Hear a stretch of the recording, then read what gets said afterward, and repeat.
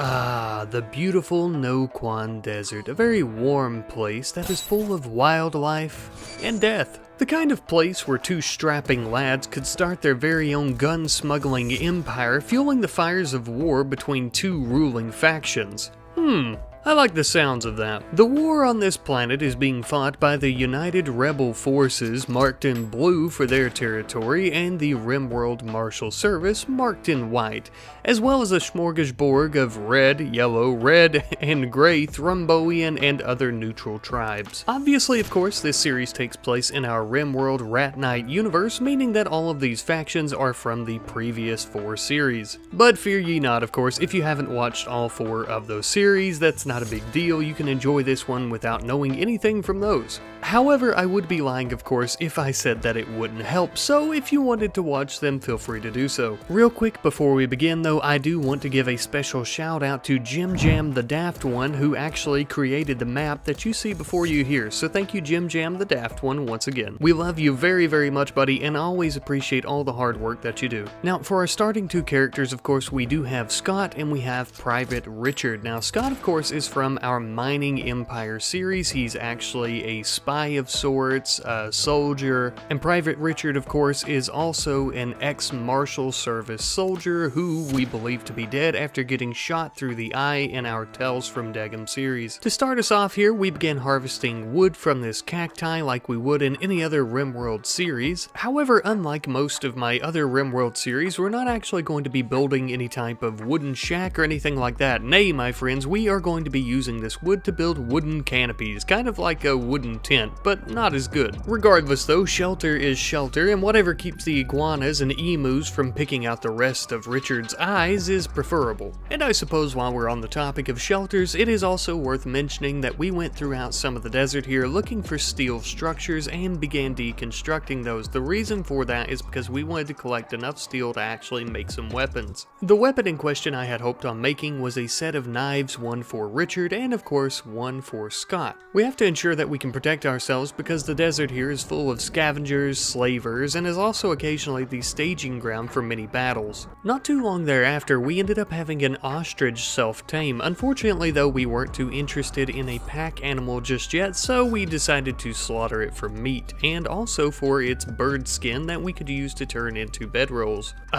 Finally a nice proper meal, and after this we can go ahead and take ourselves a little snooze by the fire. In our canopies, of course. Separately, of course. Not that there's anything wrong with them sleeping together, except for the fact that Scott's in his 50s and Richard is barely 20. And they're both straight, so could be a little weird, I guess. The very next day, Scott had a very bright and early morning, getting a head start on planting our rice. That way we don't starve to death here, and we don't have to rely on hunting those massive emus and ostriches. Just as well during this time, Richard here would continue hunting for and deconstructing steel structures so that he could finish up a knife for Scott as well, and that way the both of them are armed to the teeth, or at least to the best of their abilities. It was also around this time as well that I realized that Richard would most likely end up dropping the rank of private as he deserted the Marshal Service army and, promptly got shot in the face by the Oak Foundation. Then the both of them would go and try to get a good head start on resources by mining out a massive steel vein. As you might imagine, creating a gun empire is going to take a lot of steel, not only for the weapons themselves, but also the production areas to make them. Not to mention things that will generate power to actually power those production areas. You get the point. However, in the middle of us mining out this large steel vein, we ended up having our very first raid. This was from the Confederacy of Banah. It appeared to be a singular Thrumboian warrior with a shield as well as a gorgeous silver knife. Maybe we'll take it off his corpse after we hide behind this rock and try to rush him. Hiding in the dark just out of sight, Scott and Richard plunged their knives at this Thrumboian and he started stabbing us very quickly, but we did take him down, and as he was lying on the ground we stripped him of his belongings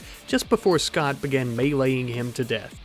Truly a happy ending of colossal proportions, like a fairy tale. For us, of course, not for him. He died. He did, however, manage to mess up Scott's face pretty bad, but that's alright, we'll bandage it. Speaking of which, of course, I think the wounds inflicted upon Richard as well as Scott really are a testament as to just how strong the Thrumboians are as a people. In the meantime, however, we are going to begin utilizing the steel that we've been mining for some storage. I hope to try and save as much of it as possible, but at the moment we don't have a lot of stone blocks to actually build any shelves. We will, however, have the opportunity to begin cutting plenty of stone blocks very shortly though, because we are mining out a section of the mountain here to try and begin building a small base. One of the first rooms we ended up mining out was a research room. Now the reason we done that is because I immediately wanted to begin researching into some makeshift weapons. So of course we immediately had Scott hop right into that. Now I do want to say though that Scott has a basically non-existent research skill, so it's going to take an extremely long time, and if we do end up having an opportunity to try and have someone with a better research skill, we should definitely take it. A little bit of time later though, we ended up spotting some Martial settlement travelers in the distance. We made sure to stay out of sight from them just in case they were to recognize either Richard or Scott from any of Scott's previous antics throughout his history, or even when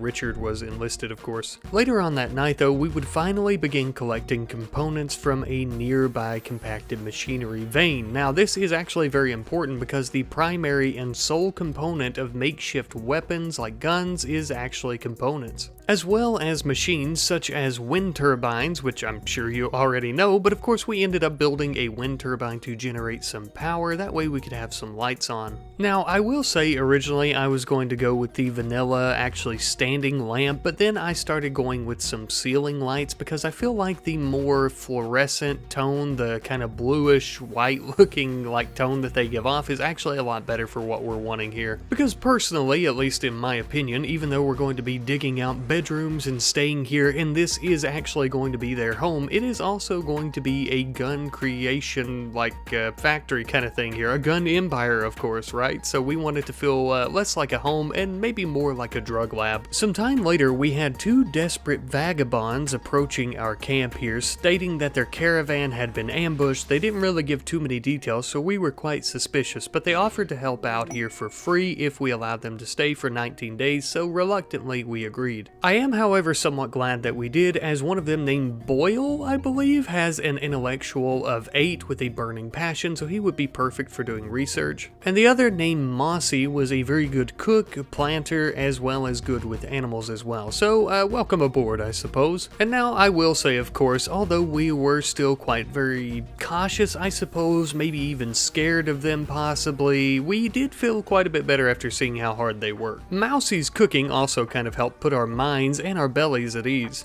And of course, with all the work that our new friends were doing, this did free up a lot of time for Scott and Richard to continue their mining throughout the mountain, which was pretty vital to getting the whole operation here set up. Unfortunately though, it is worth noting that because we didn't have a lot of space or any other canopies or wood to build more canopies, our new friends here had to sleep on the ground, and they didn't really seem to enjoy that. Quite frankly, I think they may have resented us for it. But truthfully, we really didn't care. As long as they continued doing their duties, they could stay here, like finishing up makeshift weapons, which was very nice. Now with this very bare bones understanding of firearms completed, we could actually begin on real gunsmithing in the research tree. And so of course, that's exactly what we had good old Boyle here begin doing. Now right next to him though, as he was researching, we had Richard begin fixing up some of these makeshift firearms. The first one that we ended up creating is a makeshift rifle. With Richard being the creator of our very first weapon, we also decided that he would be the owner of it. He promptly took it out into the hallway to show Scott, and Scott's eyes lit up with dollar signs. Now of course I realize it doesn't look like much, and to be honest with you, it's not, but it is a start in the right direction. Now of course we wanted to ensure that we have a strategic and firepower advantage over our two vagabonds who are staying here with us, so of course we ended up making a weapon for Scott as well. This time around we built a makeshift pistol. This way, if our new compadres here decide to get out of line in any way, shape, or form, we'll be able to handle it accordingly, if you know what I mean. Bang, bang. Anyhow though, sometime later we ended up having a slaver from the Outlands come here, which is very interesting as this land is plagued with many slavers and scavengers and things like that, of course, but these slavers in particular seemed quite familiar. Not necessarily to our characters, but to me as the narrator narrator, as I'm sure they may very well as to you as the viewer. But if not, that's okay too. Now, the area that they're from, called the Outlands, is actually this small area of land here with all these tribes and whatnot compacted into one area. They tend to not settle here in the Noquan Desert, but they do their business here, like slaving, scavenging, yada yada, all the stuff I've already mentioned. Later on into the evening though, we had our very first raid from the Thrumboian Union, a much stronger and more connected tribe of Thrumboians than the Confederacy of Banah. Also much more well equipped, I should note, and that is also why we decided to try and run away while firing at them, to try and run into the mountains so that the slavers had to deal with them on their own. And trust me when I say deal with them, they definitely did. They fired so many bullets into them they looked like Swiss cheese by the time that they were finished, and the raid was finally over. Which we were quite happy about, because now we could finally get back to working on our base here, and just as well, of course, we could collect the weapons that those Thrumboians were using to try and kill us, which are worth quite a bit of money, much more than any firearms that we could currently create, of course. Speaking of which, however, as we were digging out the area for our food storage and our dining room, Boyle finished up gunsmithing, meaning that we could actually make some more modernized weapons. Our only main issue now is going to be infrastructure. Now, I do have a teeny tiny bit of a solution for this though, since we're using so much steel to build other things. To try and compensate for that, I've built a steel stone cutting table, that way we can begin using limestone as well as slate. It is an electric stone cutting table as well, so it makes the process go by a lot faster. Now, these stone blocks are going to be our main resource for building furniture and other types of things. So of course, immediately talking about that, we began building some dressers, end tables, and stuff like that, along with some bedrolls from the emus and whatnot that we had hunted. And of course, that night, even though the floor hadn't been fully smooth, so it was quite jagged and whatnot to lay on in our bedrolls, we did have a good night's rest finally. The next morning, I noticed Mousy was having a tantrum and began trying to destroy a lot of the furniture and whatnot that we had built the night before. This only further drove a wedge between us and our Vagabond companions. But for the time being, we would leave her be and we would not take any action. It would be foolish of us to go ahead and kill them or kick them out, especially since Boyle has been doing such good research and he actually ended up finishing batteries for us. We went ahead and began smoothing our walls and floors, as well as building batteries and some shelves for storage.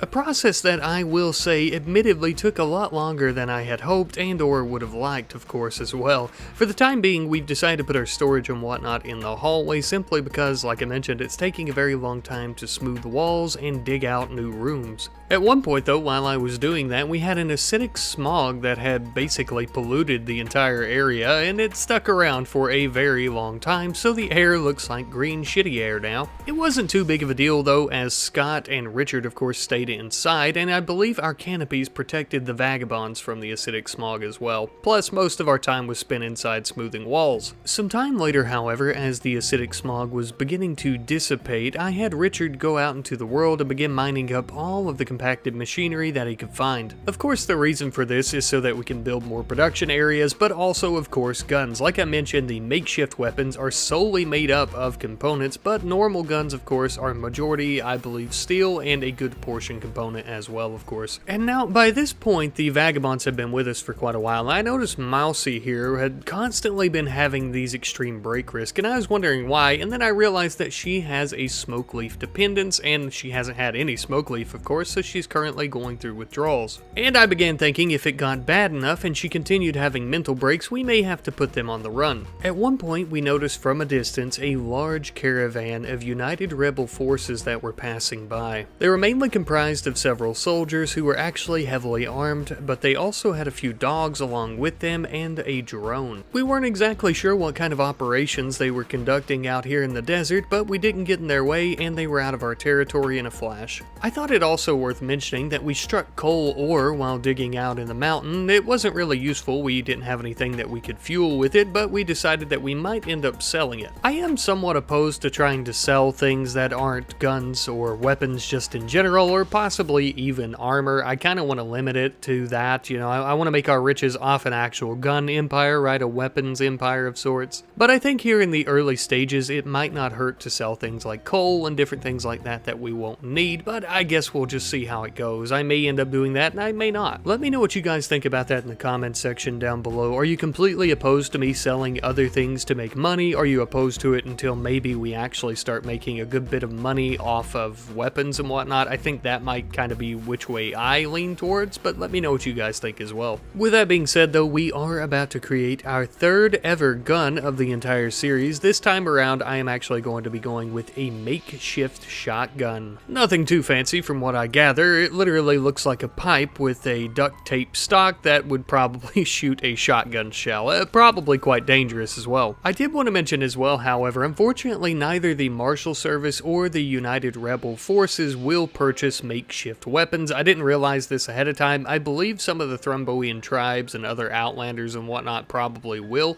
but for the two main factions, they will only buy some higher quality weapons like normal weapons. And I can't really blame them for that. Something I can blame on somebody though is this betrayal by the Vagabonds. Oh, I should have seen it coming. We should have known. Looks like these sick bastards intended to help us get this business off the ground and then catch us with our backs turned and try to kill us and take it. Well, we weren't about to let that happen. We immediately began firing upon them with our weapons, much more advanced as they are ranged guns, and they beat their little knives that they had. After we finally killed Mousy, which let me just tell you I was ecstatic about, Boyle decided to try and leave, and eventually he did escape, unfortunately. That sorry sack of dog shit. We'll see him around, I have no doubt. And as for Mousy here, we're going to remove her disgusting corpse from our doorstep and throw it in the pile with the others. I gotta say, at one point I was actually contemplating arresting Boyle before, they betrayed us, and now looking back on it, of course, hindsight is 20/20, but looking back on it, I do wish that I would have done that now, unfortunately. Interestingly enough, though, not too long after that, we ended up having a quest from one of the leaders in the Outland stating that one of their friends had been injured and that if we went to rescue them, they would actually join us here. It was apparently someone by the name of Shinichi. We had never heard of them before, but we did decide to send out Richard and Scott on a long journey through the treacherous desert mountains to try and rescue them, and not too long later we ended up arriving.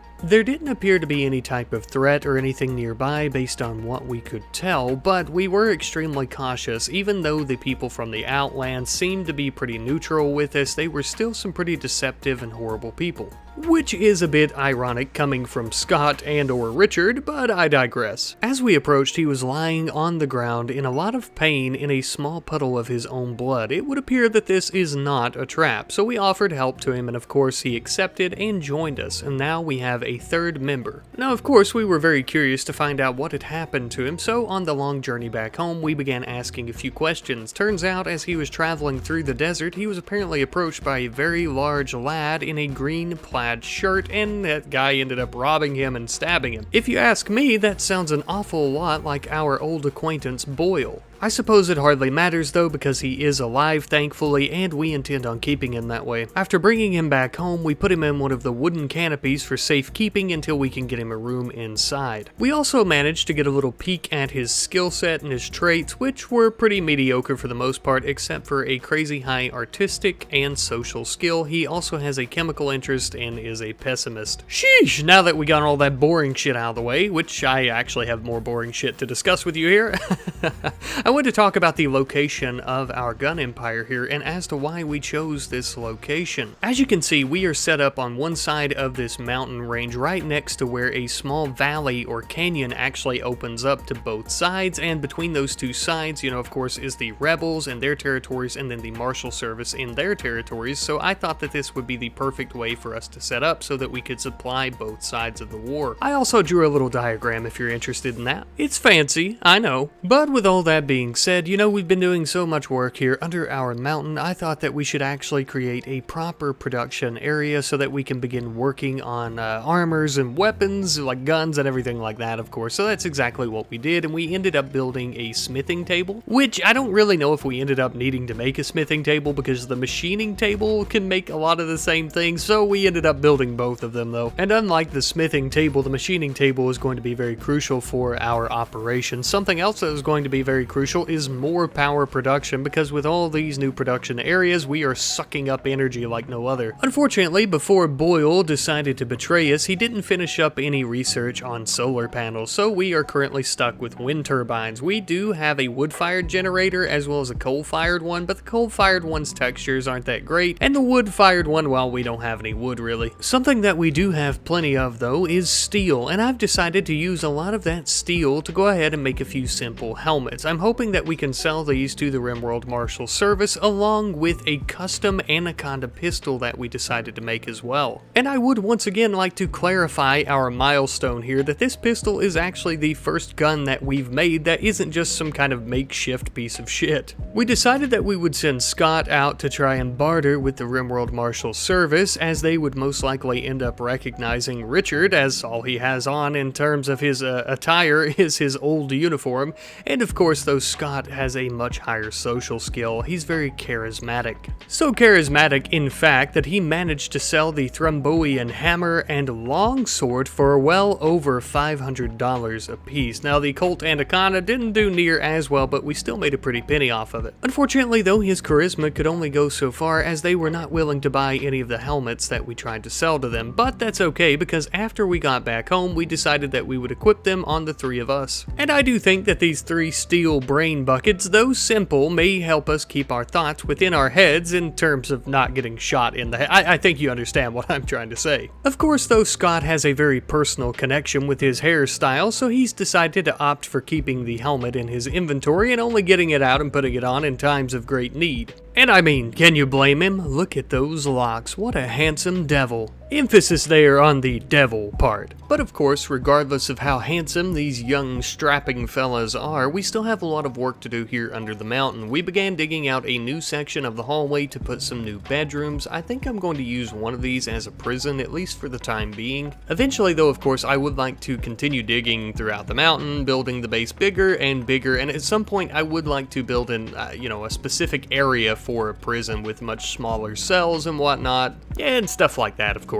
I also began finally trying to beautify our base a little bit by using some stone slab floors throughout the hallways. Now, I do instantly regret this though, because we're going to continue using this throughout the entire base. They actually cost 8 stone per tile. They have a very high beauty rating of 3, but it's a shit ton of work, so this is going to suck. However, as we're working on our beautiful, hard to build tiles, we ended up having a wanderer who offered to join us here, stating that they essentially had nowhere else to go. They were someone by the name of Downs, and although we were extremely skeptical because they're a stranger, we've never heard of them before, we did end up accepting because we could really use the manpower. And truthfully, I'm quite glad that I did. I believe that this decision may help us out in the future. We're not going to have to worry about them betraying us and attacking us directly, of course, because they are actually incapable of violence. They are a great memory, night owl, kind and delicate high mate who actually has some good skills in artistic and social, but unfortunately we're not interested in too much of that, so we're actually going to end up putting her on research duty, as she does have a slight passion for it. And unfortunately, because of her low skill for intellectual, she is going to be quite slow at it, but it is also going to be her one and only duty, so, it's better than nothing. Obviously, of course, as well, just having Downs doing research will free up Scott from having to do research on top of his mining and construction duties as well, keeping him focused in 1 or 2 areas instead of 3 or 4. Or just 3, I guess. I'm not really sure where I got 4 from, but I'm not very good at math.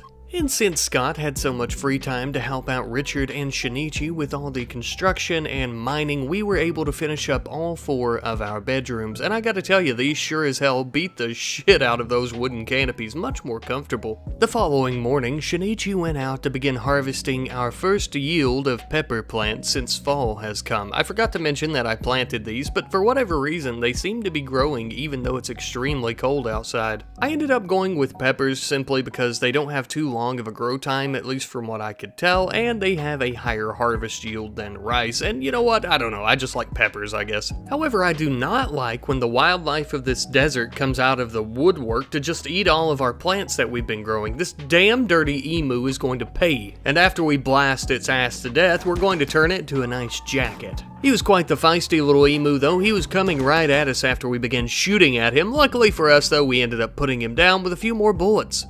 Just another factor of the Noquan Desert. Not only are there extremely dangerous people looking to enslave us or murder us and take our bones and make toothpicks and clubs out of them or something, but the wildlife in the desert is also extremely dangerous. Even the emus can't be hunted without them running straight at you, trying to claw your eyes out so they can peck and feed to their babies.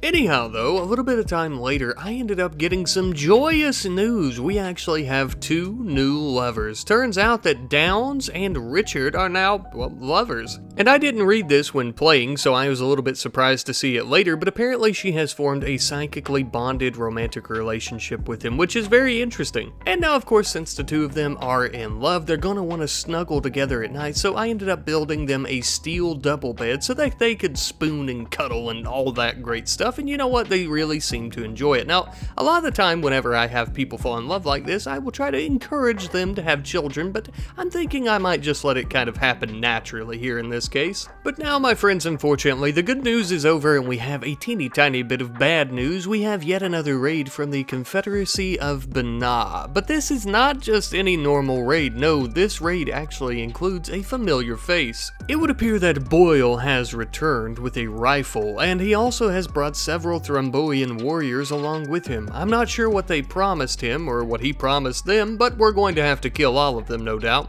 Which is something I might say that we are very, very much looking forward to be honest with you. So much, in fact, that we actually decided to strike them preemptively before they even had the chance to plan out their attack on our base. We hid behind some stone chunks and sand dunes and immediately began firing upon the enemies. We were also taking some fire, but fortunately for us, it was mostly just stone shards that were being thrown at us by the tribespeople instead of Boyle's bullets. Regardless, however, they still hurt extremely bad, and we were beginning to bleed just a tiny bit, so we started putting some distance between us and the enemies as we continued firing at them, of course. With Boyle down, the main threat was pretty well over with. He was the only one that had a decent weapon, so we started kind of charging back towards the enemies as they started trying to put some distance between themselves and us. Oh, how the turntables turn. We started trying to get away from them as one of them was charging at us, and unfortunately they did end up taking down Shinichi, and they decided to try and kidnap him and run away, but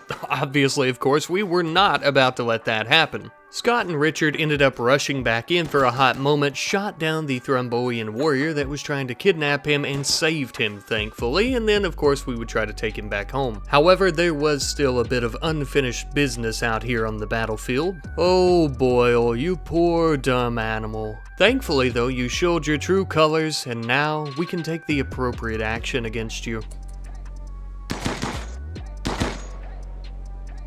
Finally, the rabid dog has been put down, and now we can go around to his comrades and begin stripping them of their nice warm clothing, as we do need some cloaks or coats or jackets or just something to keep us from freezing. Because, even though you might not have guessed this, but the desert is extremely cold during fall and winter, especially at night when temperatures drop well below freezing. And unfortunately though, my friends, I'm sad to say I have a bit more bad news. It would seem that Richard here has an infection in his right leg, a bit of a nasty infection from the makeshift SMG that Boyle was using against us. Even with that disgusting infection rotting away his leg though, Richard still took some time to have a celebratory drink of alcohol to celebrate the battle being won. God, he's such a champ. Now obviously an infection in the leg isn't near as big of a deal as something like the torso, because if it got bad enough we could cut off his right leg, but obviously I would prefer for him to keep both legs that he was born with as well. Because Richard is the only good doctor that we have, he's having to self-tend, which is a little bit of an issue as well. It's not near as good as if someone else were tending to him. But eventually his body would develop an immunity to the infection.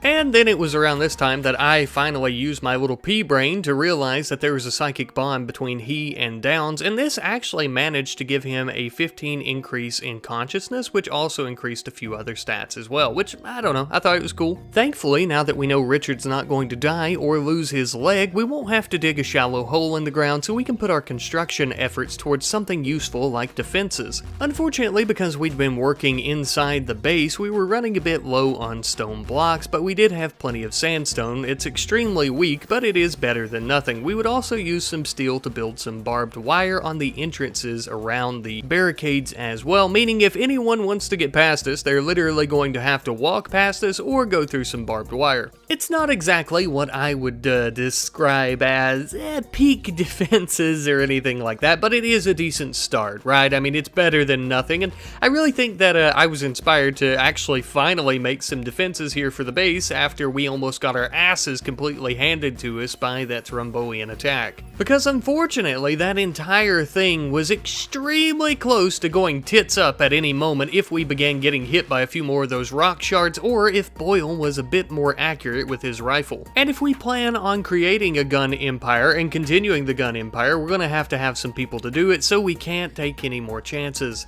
Now, of course, though, good defenses are not only defenses that are on the outside on a base, they can also be on a person as well. So, of course, we have our simple helmets, but I've also began building some ballistic shields. Now, I'm going to let Richard test out the first one, just to see how useful they'll be in combat, and whether or not we should continue building more for other people, or possibly even building them to try and sell to the Marshal Service or Rebel Forces, or basically anyone else that wants to buy them. I do already notice an issue with Richard using it, as he can't use his rifle with it being a two-handed weapon, but if he were to get into some melee combat, it'll definitely come in handy. You know, a moment ago I was talking about how I want everyone to have some nice warm clothing, and I'm glad that we managed to get this tribal wear, but it's not exactly what we're going for with Scott. Look, Scott here is our salesman for the gun empire, essentially, our representative. We need him to look bougie. And unfortunately, with his current attire, with this massive tribal wear on top of his perfect, pristine suit, he looks pretty impoverished. So I decided to make the executive decision to build a steel tailoring table. That way we can actually begin making our own outfits. One of the first outfits, of course, that we're going to be making, or articles of clothing, I should say, is a bird skin jacket for Scott. Now, of course, unfortunately, Richard here is much more of a soldier than he is a master tailor, but he did manage to cobble together a little bit of a jacket here, and it looks pretty good, even though the quality isn't all that great. And now, good old Scott here should be able to stay nice, cozy, and warm in his new jacket while not freezing to death on the icy desert sands, while also looking pretty damn good. Also, you remember how a moment ago I said, well, I might end up selling some of these shields after we test them and yada yada. Well, I've decided that I'm going to sell them after I saw the price of them. They're apparently worth a pretty penny.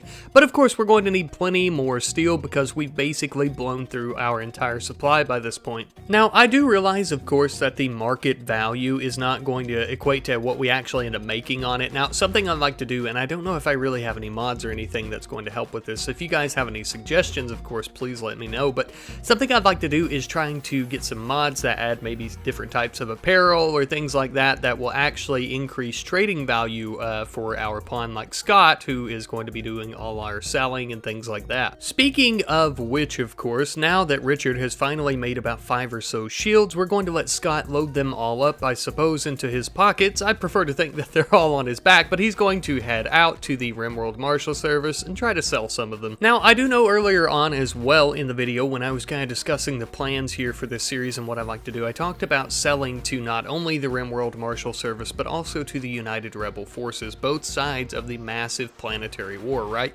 Well, I do still plan on doing that. The only issue is the RimWorld Marshal Service settlement is currently closer to us, and we don't have any roadways going through the mountains to the rebels. So at some point, something I would also like to do is build a roadway between the valley here to both settlements. That way it's just as easy for us to reach the rebels as it is for the marshals. I'd also like to try and get a vehicle at some point. In the meantime, however, as Scott was on his way to do a bit of trading, we ended up having a man-hunting pack of snow hares enter the area, which was a fair bit strange, obviously, seeing how we're in a desert here, but I didn't decide to fight them. I actually decided to lock the door and just kind of hope that they would go away eventually. Now, this plan was obviously not great. This wasn't exactly the brightest idea for several reasons, one of which being, of course, that these animals aren't really going to go anywhere. I just kind of hoped that the Manhunter effect would wear off, and it may have eventually if I would have been able to wait it out long enough, but the problem was, while we're all staying inside under the hill here, we don't have enough food to actually sustain us for a long period of time. Since it's so cold outside, our pepper plants haven't been growing very rapidly, and that means that we didn't have a lot actually harvested and stored inside, so we have 1 pepper on our shelf. And as you might have imagined, splitting 1 pepper between 3 people isn't going to last very long, probably not even through the night. Now, we do have plenty of pepper plants outside that are ready to be harvested, but the problem is the rabbits. Of course, though, I suppose that is a solution that we'll have to come up with in the very near future. For the time being, though, I decided to kind of wait it out and just see what happens. You never know, of course, and we kind of focused on building more storage areas, more shelves, stuff like that for all of our stone blocks and any other resources that we have. Because, of course, when operations really begin taking off, we're going to need somewhere to put all of our weapons and whatnot. While we're on the topic of weapons and whatnot, of course, it would appear that Scott's caravan has actually finally arrived at the Marshal Service settlement known as Antioch, where he would then begin selling the ballistic shields that we had produced and made a decent little bit of silver off of them. Sometime later, while we were waiting on Scott to return, we had already split that pepper into about 3 parts, and we'd already ate it, so we needed to go outside and get more food. So of course we engaged with the snow hares, began murdering them with our weapons, and there was very little damage done to us, thankfully. Now we can finally access our beautiful pepper plants. And not only, of course, would we be able to harvest and begin eating our delectable spicy red bananas that we have out here, we would also finally be able to eat some of these rabbits. Well, one of the rabbits that was not rotted from the crazy man-hunting disease that they all had, making them lust for human flesh and or blood. Of course, finally though, with all these ingredients, Shinichi would be able to quell our hungry little bellies by fixing us up some meals out of peppers and what teeny tiny bit of rabbit meat that we actually managed to get. However, our brief period of having to stay inside all the time made me realize that it's very easy for our people here to get bored when they can't go on walks outside, watch sunsets and things like that, so we need some forms of recreation. I thought our dining room here would be the perfect place for one of those forms of recreation that is actually a radio. Now, the style of radio that we ended up creating is a bit dated, as our schematics that Shinichi had to work with were from an older model, yada yada, you don't care about that. The only reason I bring that up is it may take a little bit of tweaking and tuning before we're able to tune in to either Rebel Radio, which is the propaganda radio for the rebels, or Regime Radio, which is the corresponding counterpart for the RimWorld Marshal Service, but don't worry, we'll get around to it. Now, of course, sometime later, we were still awaiting Scott's arrival with all the silver that he had made from the RimWorld Marshal Service with selling the ballistic shields, of course. It would take quite a while, over a day's worth of traveling, but eventually he did finally make it all the way back home. Finally, after arriving in our territory as the moon had come up into the sky, he began entering the base where he would begin unloading his inventory, dropping off the silver that he had made. This, of course, marks the second time that we have actually made some money off of our products like guns, shields, etc. Hello one and all, and welcome back to the RimWorld Gun Empire series. Might I just say, my good friends, I am ever so glad to see you here today. I'm so glad that you're joining me once more for yet another episode. Though I do plan for this episode to be much shorter than the first episode, I still have a lot planned for us to do today. We still have a lot of work, of course. First and foremost, we're going to get started today by mining out several different coal ore veins from the sides of these mountains. Now, the reason that we're doing that is because we are actually going to begin selling some of this coal for components, which of course is very crucial for making firearms. Based on the comments from the first episode, it would seem the vast majority of you guys are okay with me selling things like coal and stuff like that, as long as I'm doing it to actually buy components and other resources that we need to make guns, so we could think of it less as buying and selling and more of just bartering one resource for another, I suppose. However, after Richard went back home to the base and Scott was still out mining that night, we ended up getting some monumental news. It would appear that Scott and Downs are now engaged. Looks like Richard told Downs that he wanted to spend the rest of his life with her, and she completely agreed. Well, apparently it is that easy. I'm very happy for them. In the meantime, of course, however, as Downs is waiting on her marriage to take place, I could really use her help in researching some basic vehicles. Now, this is going to allow us to build several different car parts to build some basic vehicles like a truck, a bike, things like that. Of course, though, I think we're going to end up going with the mule. It appears to be some type of flatbed truck, and honestly, I just think it is the perfect smuggling vehicle. I mean, take a look at it here. It's amazing. Now, as one might imagine, it is going to take Downs quite a bit of time to finish up the research that is required for basic vehicles. So, in the meantime, we're going to try to better our base, beautify it, and things like that with new flooring. A lot of you guys were letting me know in the last episode, of course, as well, that I shouldn't bother smoothing the floors and stuff.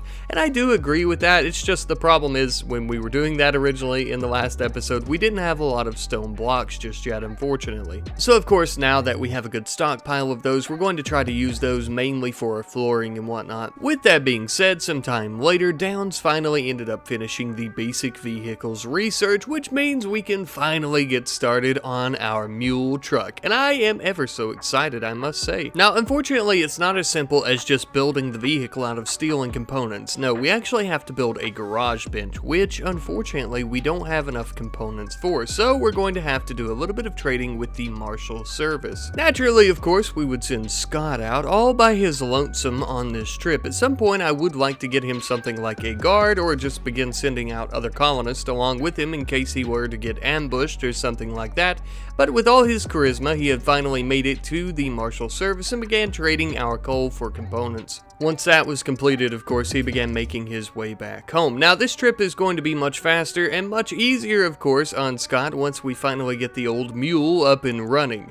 Unfortunately, we weren't able to buy enough components to actually build the vehicle components on the garage bench. We had barely made enough to build the garage bench itself. But we did end up getting that completed, however. Now, I decided to check in on some of the components that we would need to build a vehicle itself, and the majority of them did take a decent bit of components, so we're going to end up having to do a bit more trading. I apologize, I know this episode is starting off quite slow with a lot of trading. We would sell anything and everything we could find, including a Gorlin seed that had sprouted just near the base, and we had quite a few other things in storage, some things that were left as gifts by visitors, and just basically anything else we had, really. Essentially anything that was worth a shiny little penny was loaded up into Scott's pockets and taken out of the territory with him all the way to the Marshal Service base once more. At some point, we're gonna have to do some trading with the damn rebels, otherwise they may catch on and try to take us down. Plus, it would help out quite a bit seeing how the Marshal Service settlement here has to refresh their resources after a while. Regardless though, after a good bit of trading and traveling later, Scott had finally returned home and was unloading his inventory onto the shelves. He got a good bit of components as well as a good bit of fuel. Obviously, of course, components were extremely crucial to the car parts. I would say about 95% of the car parts that we built required components, but some of them also required the fuel, but mostly the fuel was used for gassing up the mule after we actually created it. It was at this point I was beginning to wonder if maybe I should have tried to save some resources, and instead of building a flatbed truck, maybe just build something like a dirt bike or something to try and smuggle these guns into these settlements, but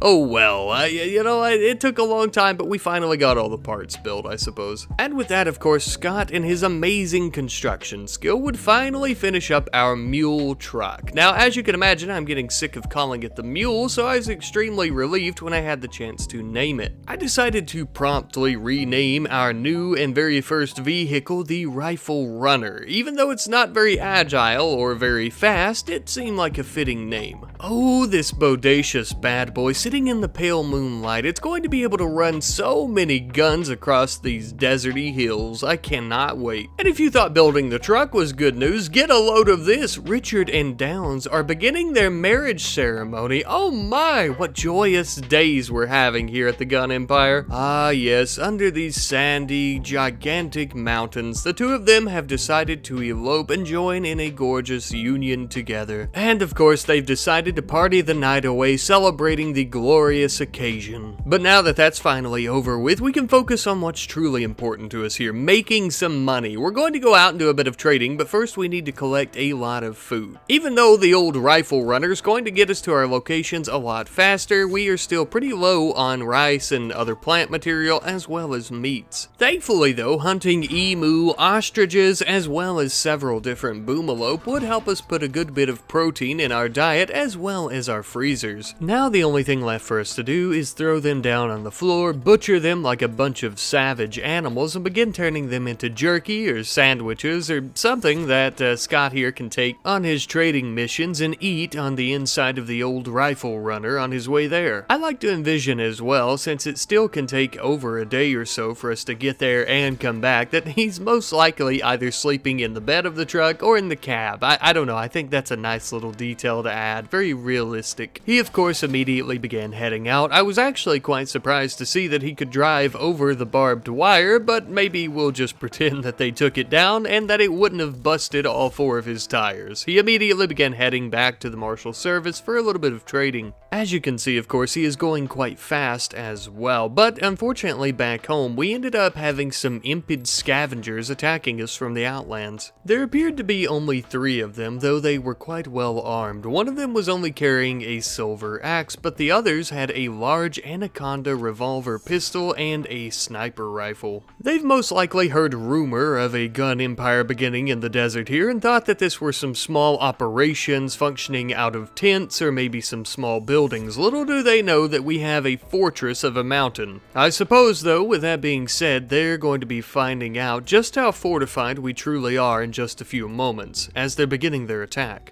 Unfortunately, they have been here for hours planning out their attack because we don't have enough manpower to try and attack them directly. We're going to have to try to defend the base from our barricades and barbed wire. One of the foolish little rapscallions was trying to charge directly at us with his axe, and he ended up catching a bullet to the head a few times and dropped to the ground. The others, though, were continuing to fire at us, so we began trying to move to cover where they couldn't hit us. Shinichi went down, unfortunately, but Richard scooped him up into his arms and ran to cover where they were safe. At least for the moment, it would appear. Even as the 2 of them had taken cover, though, and were trying to hide, they were still experiencing heavy fire from the enemies. We would have to figure something out, and quick. But for now, Shinichi is literally bleeding to death, so Richard is going to try to stop that bleeding by tending to his wounds, even without medicine right here on the field. Even as we were still under heavy fire, Richard began tending to Shinichi up until the point that Shinichi was actually able to walk once more. However, unfortunately, this did not last very long.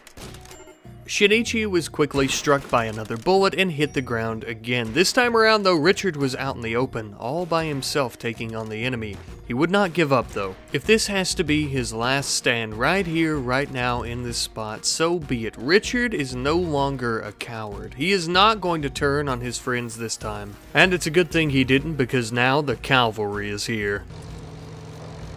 That's right, Scott has arrived back home, and there's going to be some hell to pay. But first, Scott is going to distract the scavengers so Richard can carry Shinichi to safety. Damn, that was a close call. We're not going to be able to sustain too many more bullets hitting the old rifle runner, though. It's going to be best if Scott kind of gets them off the trail of Richard here and he goes and parks it and starts fighting. Thankfully, it would appear that Richard has got Shinichi inside the base where Downs can begin tending to his wounds to ensure that he doesn't die. Richard is now running back onto the battlefield. Scott has also parked the truck and is running inside our walls where he can meet up with Richard to provide cover fire. The 2 of them, of course, would immediately begin engaging in a firefight with the 2 remaining scavengers that were still alive. Luckily, they both seemed to be quite injured, so even if we were to wait them out, they would die, but we decided to take matters into our own hands. Scott began moving into position alongside Richard. The 2 of them ended up killing another of the impids while downing him, and then the last remaining one with the Anaconda pistol decided to flee. We would also begin retreating just a little bit to ensure as she was fleeing that she wouldn't get a lucky shot in at us, and after she was gone, we decided to come in and begin putting out some fires. But before we did that, we had an impid to strip and then, of course, stabbed to death here on the ground. Once Scott was finally finished taking out all of his rage on this filthy impid scavenger, then we could begin putting out some fires and trying to haul all of the equipment that they dropped back into our base. Oh, and let me tell you, this has been a very exhausting night, exhausting battle, so I'm very glad that we all get to lie our weary heads down and rest with everyone intact. Nobody died. We were a little bit injured, but nobody's dead. Truthfully, though, I don't think that would be the case if Scott and Hatton came in when he did and saved us. Sometime later, though, I realized we didn't exactly have any way to easily access the inside of the base when we're actually driving our vehicle, so we began mining out a small section of the hill here. That way we can put an automatic garage door in. That way we can bring the mule in anytime we like without having to get out. Obviously, of course, it wasn't very ideal for us to have to go around to the one side of the base where the opening was large enough for the vehicle, especially driving over the barbed wire, and this will help us from having to be exposed to enemies if, say for example, just like Scott was earlier, they were nearby, he was having to get out of the vehicle and run inside. After bringing the rifle runner in, it was time for us to unload our cargo. We had a bunch of silver, a good bit of components, and a good bit of chem fuel as well. We were going to haul all that inside, and now all we really needed to get started with our gun production was plenty of steel. So of course we immediately began mining out several veins of steel that we could find within the mountains. At some point though, we're going to have to start going to different places, maybe setting up some camps and whatnot to try and retrieve components and steel. First though, before we end up doing something like that, I think I'd like to increase our population. Now I do also want to mention I have added a new mod to the series. By your all's recommendation, it would seem a lot of you have said that I should add one of the mods that actually increase the price of weapon cells. So I've decided to add the full gun cell price mod. Now this mod, basically what I assume here, of course, based on the name, is that weapons are going to sell for their full price, which does end up making sense to me, of course. I think I would like to have something where I could make it sell for a little bit less, and then as we establish credibility, we sell them full price, but I'm a bit too lazy. I'm not gonna lie to you. I didn't find any mod that would allow me to do that, though I didn't look too hard, so I'm gonna go with this one. I hope that's okay. And with that being said, it is finally time for us to begin working on some firearms. Yes, we are finally going to be making some guns here in the gun empire. Not necessarily guns, they are weapons, of course. We're actually going to be making some incendiary launchers. We may end up making a few anaconda pistols as well to sell, though. Now, of course, you may be curious why I am making the incendiary launchers first. Those actually have a very high sell price. If I'm not mistaken, I believe it is 380 silver, which is one of the highest prices for the types of guns and whatnot that we can make currently. So obviously, of course, whatever gets us the largest and fastest profit, we are going to go that route. We will end up doing some research at some point, I believe, on different types of weapons, but for the time being, we are actually going to have Scott here do a bit of mining under the base. Well, under the mountain, which actually is our base. For the time being here, I actually have 2 small storage rooms planned out, as well as 6 small prison cells. As one might imagine, this project is very large and tedious, especially for Scott alone, so once Richard has completed his tasks of creating weapons, or once he runs out of resources, we're also going to get him to help out as well. In the meantime as well, I'm going to have Downs begin researching into blowback operations, which will end up unlocking several different types of weapons. Now there are other different research trees as well that will end up going down at some point that do the same thing. The same thing in theory, of course, as it will unlock many different types of weapons per research branch. And now, my dear friends, as you can see, it would appear that Richard has run out of components to continue building weapons and is now helping Scott with all the mining here on the new section of the base. Normally, I would be pretty excited that he's able to help out and that this isn't going to take near as long. Richard doesn't have a crazy high mining skill, but he has one that's high enough that, this project will go a bit faster with his help. But, with that being said, we're also out of components again, meaning we're going to have to go back out on a trade mission at some point. Now, I know I have mentioned several times that I am actually going to begin trying to trade with the rebels just as often as I do the martial service. Truthfully, we don't give a shit about either side of the war as long as we are making a good profit. This would be a good time to do so, I believe, as well as the marshals, or at least the settlement that is nearby to us under the martial service, is running very low on components and other resources. So we may end up basically just trading with the rebels to give the martial service time to refresh. At some point throughout this episode, I would also like to try and begin building at least some dirt path to both of those settlements. But of course, with that being said, we've done a good bit of work in the base under the mountain here. It's time for us to load up a bunch of stuff to take off to one of the rebel settlements to do a bit of trading with Scott here. So of course, he loaded up the old rifle runner and headed on out. The journey, of course, was long and treacherous. Actually, it was neither of those things, because this truck is really awesome and keeps us safe for the most part, so it's not really a big deal. But while Scott's doing a bit of trading, I wanted to mention something here that's not really too big or important per se, but I still wanted to mention it nonetheless. I'm actually going to be changing the faction type of the Oak Foundation, which is basically the secretive branch of the rebel forces. No particular reason other than it was just interfering with gameplay and stuff like that and causing me a few issues for you as the viewer, there really won't be any change at all except for this new icon, as you can see. It's the exact same faction, leader, gear, stuff like that. The only difference is it has went from the savage settler icon, I believe, to the rough outlander icon. So I mean, none of that really has anything story-wise, any implications, but I just want to mention it in case you were wondering why it changed. In other news, however, it was time for Scott to head all the way back home after trading with the rebel forces. Now, if you have a keen eye, just as Scott, you may notice this small mining operation in the desert hills not too far from our base. Well, my good friends, you, just as well as Scott, are correct. It would appear that we do indeed have some mining operations going on here in these mountains by the Thrumboian Union. Funny enough, looks like they're mining components, just what we were hoping for. I decided that I would give our people some time to kind of rest and recuperate and kind of just get their stuff in order before we decide to go out and attack that mining work site.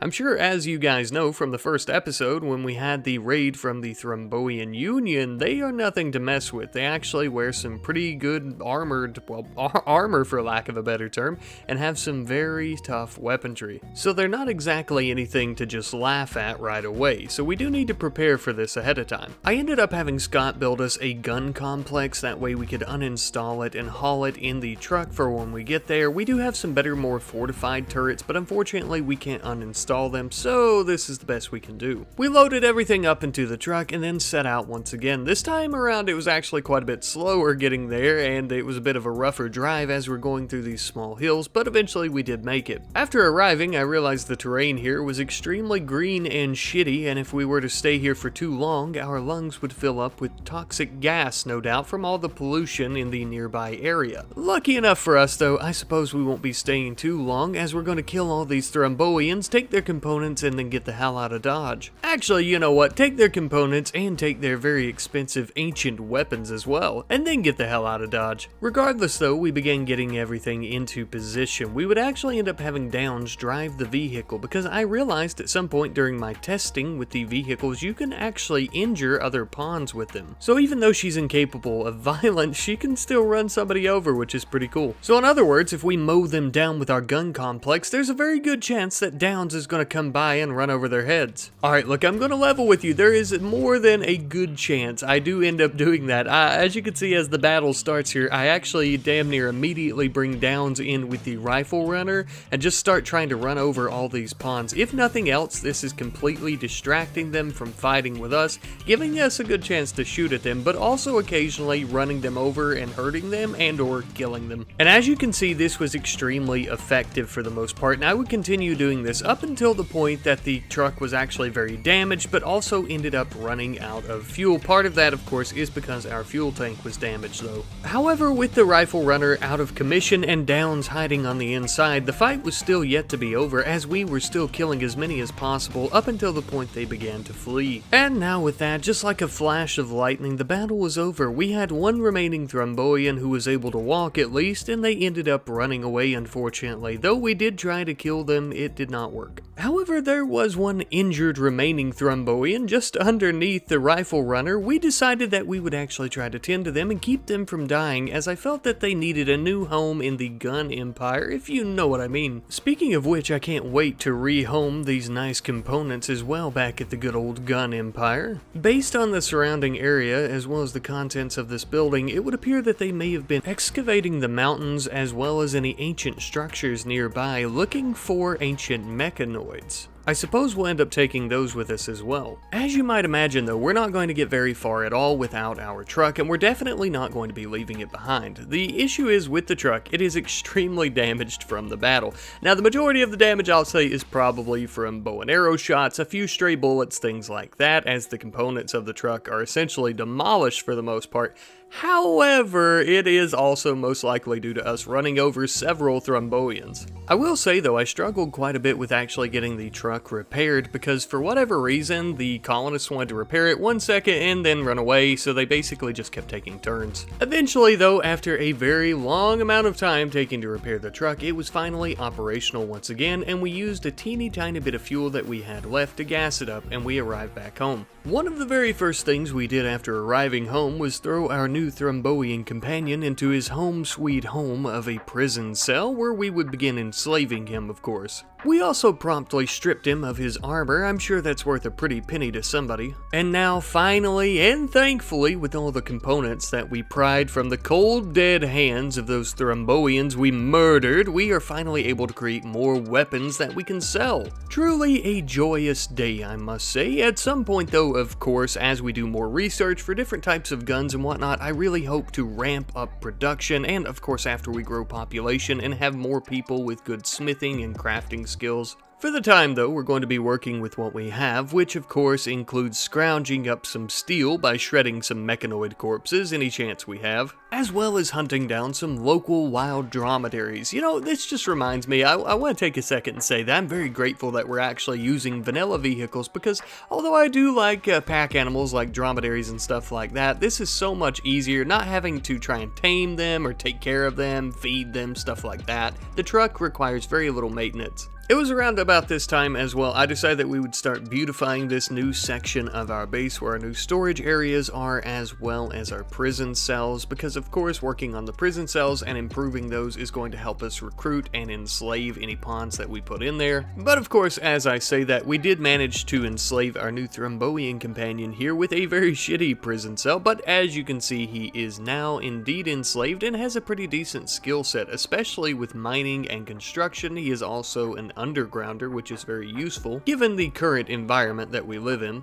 And boy howdy, just let me tell you that construction skill immediately came in handy. He's also wearing one of the suits that we had in storage. I really don't know why, but to be honest with you, I don't think we have any other apparel or attire for him, so we'll allow it for now. But we also did end up making him a slave collar to ensure that he is properly suppressed and won't try to rebel anytime soon. We finally started moving many of our shelves into our storage areas, which was basically the entire purpose of having a storage area, of course, and we also kind of started working to try and finish up a lot of the flooring in these cells, but we ended up running out of stone blocks, so it looks like this project's going to be on a little bit of a hiatus for the time being. Interestingly enough though, sometime later we ended up having a combat supplier from the United Rebel Forces that had entered the area and were looking to do a bit of trading with us. It was your basic standard Rebel trade caravan, a few drones, a bunch of soldiers in camo, though I must mention that their camo is not desert camo, so I'm assuming this is a traveling caravan that primarily does trading, probably sees very little battles, because it would appear that they are maybe from an arid shrubland or possibly a temperate forest settlement. Regardless though, there appeared to be a very familiar face among the soldiers of the rebel caravan, a purple, handsome, thrumboian looking gentleman carrying a rifle some of us may find familiar. Okay, yeah, I said the word familiar like 6 times there, but it's true, he is very familiar, of course.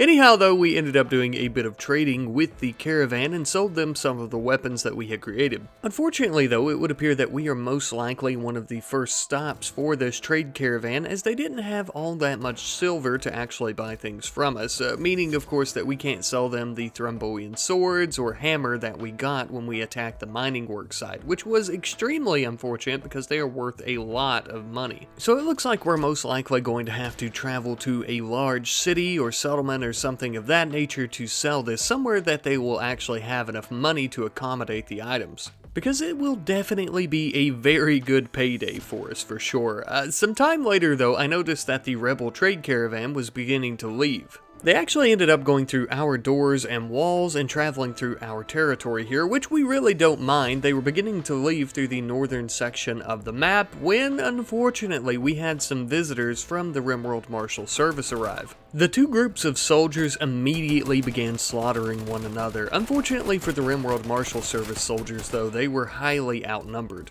And the rebels ended up killing 2 of the 3 soldiers that had arrived, with one of them easily escaping as soon as they had entered. They basically left. But this does mean that we actually have quite a few weapons lying on the ground here. Most of them of poor or normal quality, but some of them actually with masterwork, as well as a legendary knife, which is pretty insane. So of course we had Scott and Richard swoop in and begin grabbing up all these weapons to take back home. Some of them we would use for us, and others of course we would keep in storage. The ones that we ended up keeping for our soldiers here, or I should say giving to our soldiers here, were mostly rifles, except for a Glock pistol that we actually gave to Shinichi here. I ended up giving Richard the assault rifle style rifle, of course, and I ended up giving Scott a more desert tech sniper rifle to replace the survival rifle that he had been using for quite a bit of time there. Now, of course, I could end up selling these weapons, and I'm sure we most likely will at some point if we are able to get better weapons for our people here just, later on down the line. But for now, this is what we're going to be doing. It sure beats the hell out of those makeshift weapons that we're using, even though Shinichi is dual wielding one of those, you know what I mean. For a gun empire, there is something of a severe lack of weapons, or at least there was a severe lack of weapons in our storage. Currently, we have plenty of makeshift weapons and Thrumboian ancient weapons like a bow and swords and things like that, but very little actual guns that we'll be selling. It is, of course, very possible, though, if we have a trade caravan from the Outlands at some point in the near future, we will trade them our makeshift weapons, as they basically take anything they can get their hands on. In the meantime, however, I've decided to have Richard try his hand at making some metal armor, which is actually worth a lot of money, and if it begins turning out fairly well, we may also end up selling that to both sides of the war, as well as other factions, basically, of course, anyone that's willing to buy it. But for this first set of armor, I've decided to give it to Shinichi. Not only are we actually making him his very own set of metal armor that he'll be wearing, but we've also decided to give him Richard's ballistic shield from the first episode that we created. I do realize that it may seem a little bit strange for me to just give away the ballistic shield, especially so quickly since Richard has only had it for a very short period of time, but within that amount of time I've realized that Richard will not really be using that in any actual situation, as he never has a one-handed weapon. While Shinichi here, you'll notice, has his Glock pistol that goes right along with it, and of course if he wants to put the shield away, he can actually dual wield his makeshift machine gun along with his pistol once again. I see Shinichi becoming something of an enforcer here for the gun empire, but let me know what you guys think about that. Should he have his own kind of task squad, his own mercenaries or something like that at some point? A little bit of time later, we ended up having a group of travelers from the RimWorld Marshal Service once again that were passing by. Now, these folks weren't exactly passing by, nor were they just visitors. No, these two people, my friends, are RimWorld Marshal Service soldiers, but they are not like any other soldiers. These are actually of the specialist class. The best way that I can think to explain the specialist among the RimWorld Marshal Service is maybe like the Juggernaut from the Call of Duty series, but also kind of like a detective in some situations. My best guess is that the Marshal Service has decided to send them here after their group of soldiers was attacked by the rebel caravan. They're most likely investigating the situation, and they're most likely going to have quite a few questions with us. Hello my friends, welcome back to the RimWorld Gun Empire series, where at the moment we're actually on the outskirts of the Marshal-controlled city of Antioch. District 4 to be exact. District 4 actually houses all of the impid slaves that work throughout the city. Just a fun little tidbit for you. Currently it seems like a nice and sunny day, not much going on. Unfortunately for the policemen and policewomen of this city though, that was all about to change.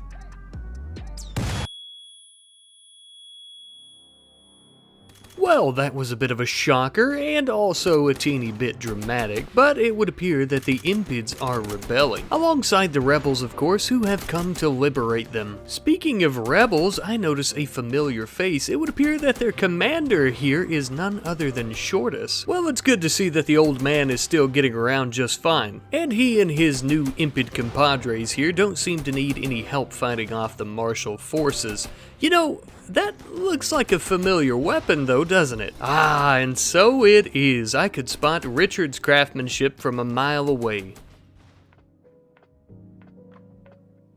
Today though, my friends, we have a lot of work to do here at our bunker, our base of sorts. I think the first thing we're going to be doing is working on some research though. With the city of Antioch not being too far from the base, it's actually one of our closest trading settlements. There is a possibility that we should worry about our own safety with all these impid uprisings and whatnot. Sure, they have no reason to attack us here, but it could happen. So with that being the case, I have went ahead and made the executive decision to begin researching gun turrets. Simply, of course, to try and help us better protect ourselves. Now, however, with this research, there are a few other things that we can actually sell, like pre-charge gun turrets, things like that. Not too long after we began this research, if not to further reinstate my point, we ended up having a faction assault between the Marshall Settlements and the Thrumboian Union. Now, take into account, this is not the Marshall Service per se, it is actually a large group of their settlers led by a few police officers. When there are not only uprisings, but there are large militias of settlers and just citizens in general coming to fight the foes of their government, that's how you know shit's really hitting the fan.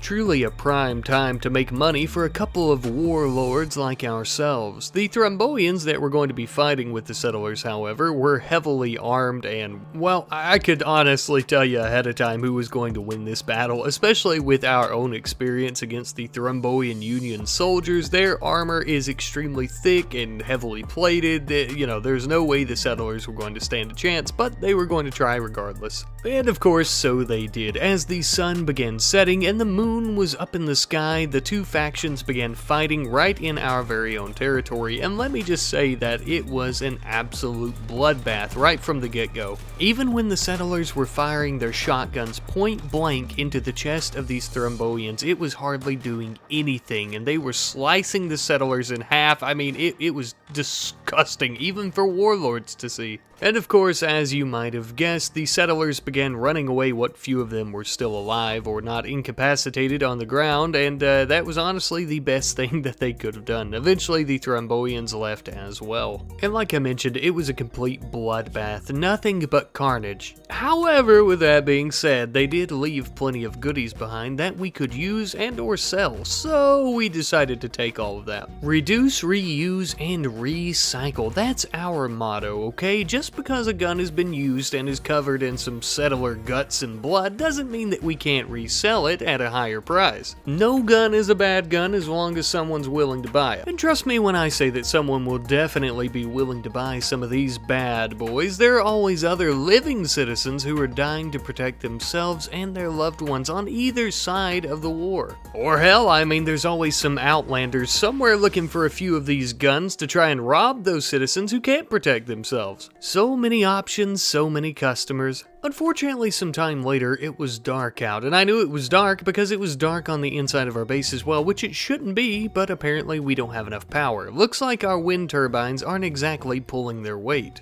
Unfortunately, I'm sad to say this is an issue that is much more common than I would like for it to be. Luckily for us though, in the last episode, we did manage to research solar panels. Personally, I think solar panels are going to be absolutely perfect given the environment that we're actually in here. There's a whole shit ton of sunlight at all times, and they're going to be a great alternative to our wind power, which we are also going to be keeping. That way we have both, just in case something happens with the other one. Sometime later though, we did eventually end up finishing them, and for now I've only built 2 of them, which should give us plenty of power, at least for the time being with our current production areas and lights and things like that. Ironically, just after I built them, we ended up having an eclipse, so it's going to be a hot second before we get any power from them. Now, you may have noticed that I built something of a small box around the solar panels, and most of you probably already know that this is for defensive purposes, but just in case you're wondering as to why and thought it was a little bit strange, that is why. I want to protect our power source, and since solar panels are most likely going to become our main source of power for a while, I want to ensure that someone can't take that from us, of course. Especially, of course, since we finished our research on gun turrets, and speaking of which, we are actually going to begin building one. Now, this is not a standard minigun turret, this is actually a bunkered minigun turret, essentially just meaning that it's heavily protected by sandstone blocks in its own little stone bunker. Sometime later we finally ended up finishing it, and it does look pretty good. I'm just hoping that it performs its duties as well as it looks. For the time being, of course, as well, we've also only built one. After this one proves itself during a battle or to protect us just in general, we may end up building a few more of them, but that is yet to be seen. It was, however, however, a pretty expensive piece of hardware to build, so for safety's sake, I also decided to go ahead and build a few extra security barriers around it to just try and help keep gunfire off of it. Now, in other news, I have finally decided to start keeping good on my promise to build some roads between us and the settlements that we've been trading with. The first settlement that we've actually decided to build a small dirt path to is the RimWorld Marshal Service controlled city of Antioch. Yes, the same one that's just so recently had an impid uprising. And now look, call me crazy if you want. I can understand your concerns. Maybe you think the city of Antioch is extremely dangerous, and you're right, it very well is, but that does also mean that they are a prime customer for people who just basically need firearms and any other type of weapons to protect themselves. So where you see danger, I see dollar signs. You know, speaking of impid slaves, we actually have a slaver arriving back home, but they're not very friendly. They've actually come with their impid slaves to crack open our skulls and to take all of our goodies. Obviously, of course, raids such as these will always be a common occurrence, and maybe even more than a common occurrence as we continue to grow here. But that's nothing that we didn't expect settling here in the desert where all hell breaks loose all of the time. That's partly, of course, as to why we built our gun turret when we did, because many of our members are out building the road right now. It is going to be our first line of defense. There was, however, just one teeny little problem with that. The gun turret that we had built was on the eastern side, and this attack was about to come from the northwest, so we rushed to try and build another turret, but unfortunately we wouldn't complete it in time. Unfortunately for us as well, Richard here was the only one who would fight that wasn't out building the road. We did have something of a strategy plan though. We would try to lead these impids and their masters towards the other gun turret where it could get some shots in at them as Richard was firing at them as well. I thought for sure Richard was going to go down and we were going to lose him when he was caught on fire by an impid's breath, but thankfully he managed to extinguish himself and continue fighting on. He is one hell of a trooper, and eventually he and the gun turret defeated the raiders. The only living member of the raiding party was the head honcho himself, the slaver, and he was making a run for it. Unfortunately, Richard would try to chase him down, but due to his injuries he couldn't catch up with him and he eventually got away. But I have no doubt that that is not the last that we'll see of this pig-faced bastard. In the meantime, however, it would appear that one of the members we thought we had killed was just simply incapacitated, and he actually had a pretty decent skill set, so we decided to capture him. He would be the perfect member for a little squad I plan on building. While he was being tended to, we would try to prioritize putting out the fires that the impids had started in our fields to try and ensure we didn't lose too many crops. And I suppose the battle wasn't totally bullshit, as we had a little bit of Kim shine from the slavers as well as a few different weapons. Thankfully as well, the severest injury that we actually sustained, other than Richard's numerous gunshot wounds, was a simple hit to the old rifle runner here, and maybe a hit to our ego as well. I just want to say though that I am ever so proud of Richard for taking on basically an entire raid all by himself, minus our turret chipping in at the end. Something else that I did notice though a little bit of time later that I thought may be important to mention is that our new prisoner actually has a psychite dependency. Now it looks like he's ingested psychite about 12 hours ago, so we have quite a bit of time before he starts having mental breaks and things like that. However, of course, I thought it would be best for us to get a head start on the situation and actually add in a new growing zone specifically for psychoid leaves so we could brew the fella some psychite tea. As I always say, the best way to a waster's heart is not through his chest, nay, it is actually through his stomach with some hypnotic hallucinogenic tea. Another good way to win over our new good pal here that I'm going to be referring to as Roz is by building him a bedroom that's worth living in. So of course we ended up using some of the stone that we have to build an end table, a plant pot, a dresser. We also built him a light, that way he's not in the dark constantly. And of course this should hopefully help us get him recruited much faster. After that, we had Scott begin loading up the old rifle runner as we were going to sell many of the guns that we had gotten from the past few raids. This time around, we're mostly just going to be trading for some components as well as chem fuel. That way we can try and build better weapons to sell to them for more silver in the near future, of course. It is also worth mentioning that at this point, a big reason why we keep buying chem fuel, as you might have guessed, is because we're not producing it on our own. We're actually purchasing the fuel for the rifle runner, which is a bit inconvenient. So later on in the video, I am going to try to work on making our own chem fuel. But as for now, we have a decent little stockpile as we purchased 200 chem fuel and 36 components for our weapons, so this should be a pretty good start to get us going again. Now obviously, of course, not all of the chem fuel was just going to be for the truck. I actually had a specific weapon in mind that required a decent little bit of chem fuel and a decent little bit of steel, and apparently had a crazy good market value. Now I am actually talking about the anti-armor rocket launcher. The only issue is it required a crafting skill of 10, which we did not have. Our best crafter, of course, is Richard, and as you can see, Richard actually only has a 9. He is very, very close to having a 10 though. So I started thinking to myself, is it really worth it trying to work on his crafting skill to try and get these anti-armor rocket launchers as fast as possible? And as you can see, it is, because they are worth $1,000 a piece for a very, very small amount of resources. To get Richard's crafting skill up, as well as make ourselves a good bit of silver, I decided to have him work on several different pre-charged mini machine gun turrets. These little bad boys aren't exactly perfect in terms of how much damage or their fire rate or anything like that, but as the name entails, they are pre-charged, so they are basically a mini turret you could throw down at any time and have it on your side. Probably the best way to think about it is like carrying a box, but inside of that box is a turret, and you just throw the box down and it starts killing all of your enemies and all the people you hate for you. Man, I should really do some advertising.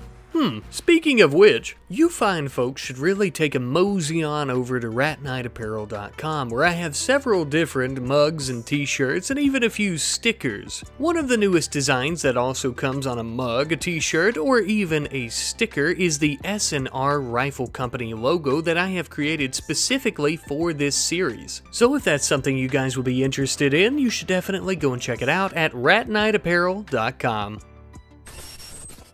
But now back to our story, of course. Richard has finally achieved a crafting level of 10, meaning that we can finally build those anti-armor rocket launchers now. Obviously, of course, we immediately began building as many as we could with the resources that we had bought and collected thus far, which was only about 3, unfortunately. But I was thinking to myself, that's 3,000 more silver than we had previously, so that's pretty damn good. But before we would actually take out the anti-armor rocket launchers and the pre-charged turrets to the nearby city of Antioch for sale, I decided that I wanted to build something of a garage for the rifle runner, somewhere safe that we could try to keep it. Not only, of course, because it seems like every single time we end up having a raid, it ends up taking a few stray bullets, or we have to hide behind it for protection, and then it takes a few stray bullets, but also because we're getting ready to put a lot of explosive weapons and whatnot in there. I really don't want any of the ammo or weapons that we have getting hit and destroying the truck, as well as our inventory. I went through a few different iterations of how I wanted this garage to look, and I finally settled on what you're seeing now, though it isn't complete, nor will it be for quite a moment, because we actually have a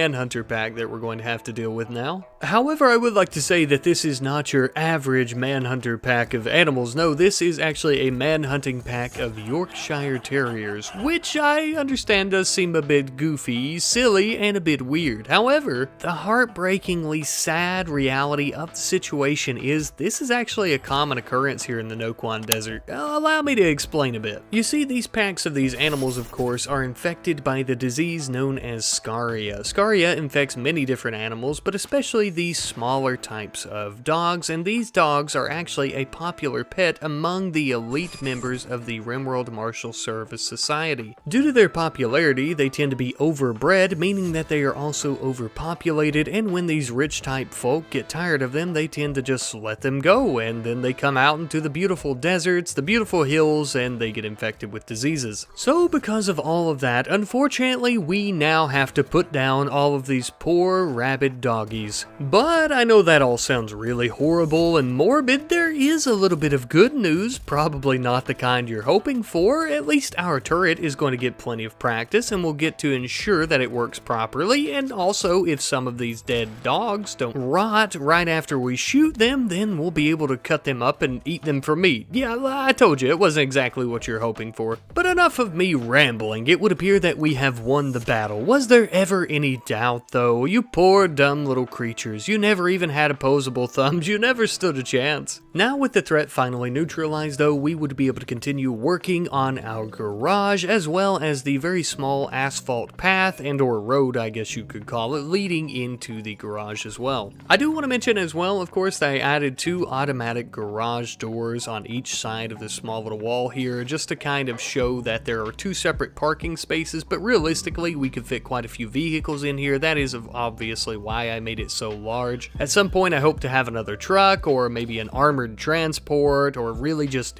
anything we can get our hands on. I would also take a good bit of time to have everyone begin digging out a section of the mountain here where I want to actually put a new production room, so somewhere we would be making weapons and things like that, as well as storing them right near the garage. That way it'll be easy for us to move everything over to our vehicles. But we would have to take a very slight rain check on that, as we actually ended up recruiting Roz, the waster that we had imprisoned for quite a while, and you know, maybe killed like all of his friends, but hey, that's not a big deal. He has new friends now. We're his new friends, of course. And what are friends for, if not to make each other some new metallic armor that they can wear so that they can actually become a part of the militia that Rat Knight is cooking up in his own head.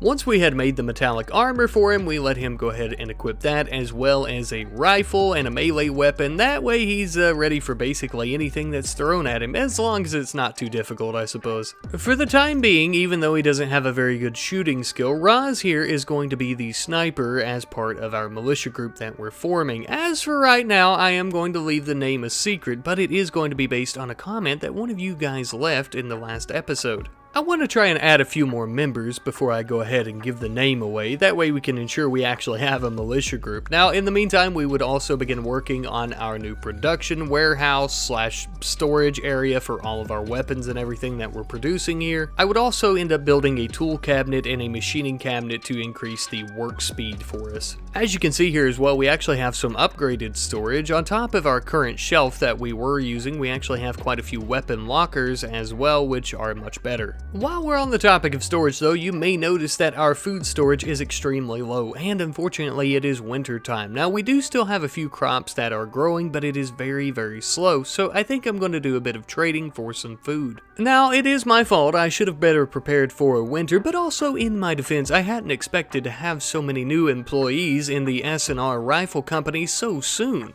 And all of those employees eat a lot of food, but luckily it's not going to matter because our anti-armor rocket launchers sell for $1,000 a piece. We should be able to buy a lot of food. Or so I thought, unfortunately. As I was beginning to sell things and beginning to try and look and see how much food we could really purchase here, I noticed that the anti-armor rocket launchers sold for $5 a piece. Now, a fraction of what it said. To be fair, it's $5.54. I'm not really sure why this is. I'm assuming maybe the mod that actually makes guns sell for the correct price or their full price doesn't really work on these. I couldn't find anything in the mod options or anything like that, so we're just kind of screwed. To be honest though, I am kind of glad that this is the case because those rocket launchers take a very, very small amount of resources. It almost didn't seem fair, but hey, if it was gonna work, hell, I would take the opportunity to make as much money as possible. But to be honest with you, like I said, I am kind of glad. It seemed unfair. Not to worry though, we wouldn't let them go to waste. I actually had a little idea in mind for one of these mining sites near the base. Unfortunately, we wouldn't really get to test them out against the full might of some type of armored vehicle like they should be tested against, but we would get to test them against these fleshy little meaty miner boys here, whatever they are. Truthfully though, this may be the best thing for us to begin doing anytime we have these large, somewhat experimental weapons. It may be best for us to find a mining camp or somebody we don't like and test them out, because we really never know when they could turn on us and use the weapons we've provided them with to try and take us down. But enough blabbering, let's begin the test.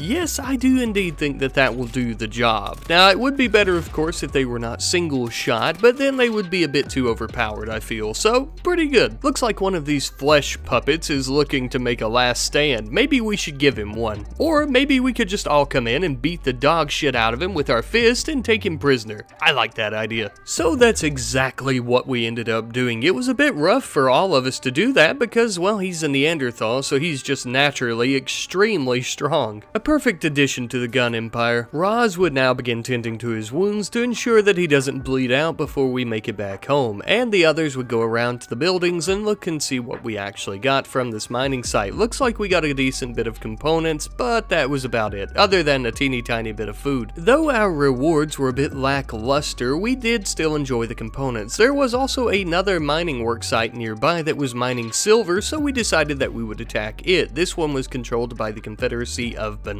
However, before we could arrive, we were ambushed by a bunch of man-hunting guinea pigs. Remember what I said earlier about the pets of the higher class and whatnot coming to the desert? Yeah, well, guinea pigs, see? They were so cute and fluffy, we almost felt horrible about stomping them into the desert sand, but we didn't, and then we continued moving on towards the mining site. And I must say that we've started our gun empire in the perfect place. Not only are we between the two warring factions who we can continuously sell weapons to, but also there appears to be a lot of mining sites here, meaning that we get plenty of silver, steel, and components. Later on that night, we have finally arrived, and we began putting the rifle runner into position. We were going to stand next to the truck, taking aim off of the side of it. This would actually steady our aim, increasing the chance of our shots hitting our enemies. Not only that, of course, but the night sky and how dark it was alongside the truck actually provided us with a lot of cover, preventing our enemies from hitting us with a stray arrow. After several hours of gunplay, we had finally killed and/or incapacitated the majority of the enemies here at the mining site, which means that we're victorious, of course, and to the victor go the spoils. Our spoils are going to be the silver that they've been mining, as well as 2 Thrumboian prisoners. We tossed their sorry horn-having asses into the back of the truck and started making our way all the way back home, and then eventually we finally arrived. But damn near immediately after arriving, the rifle runner ran out of fuel, so it looks like all the fuel we purchased had been used up. We really should do something about that. But before we find a solution to our little fuel problem, we first need to get our 3 prisoners situated. There is a little bit of an issue with these 3 prisoners. Only one of them is recruitable. I know that doesn't sound like a big issue, but I'm not really in the market for any more slaves right now, as I'm trying to build up our mercenary group, and I really don't want to arm our slaves to make them into mercenaries. So I'm thinking I'll keep them here, feed them, and get them healed up, and then maybe we take them out and sell them. But now that we've decided what we're going to do with our prisoners, it is time for us to build a biofuel refinery. Now you guys might be asking, why didn't I do this earlier? And that is a good question, but the problem is we normally would use wood to turn into chem fuel, and we just don't have enough cacti around here to,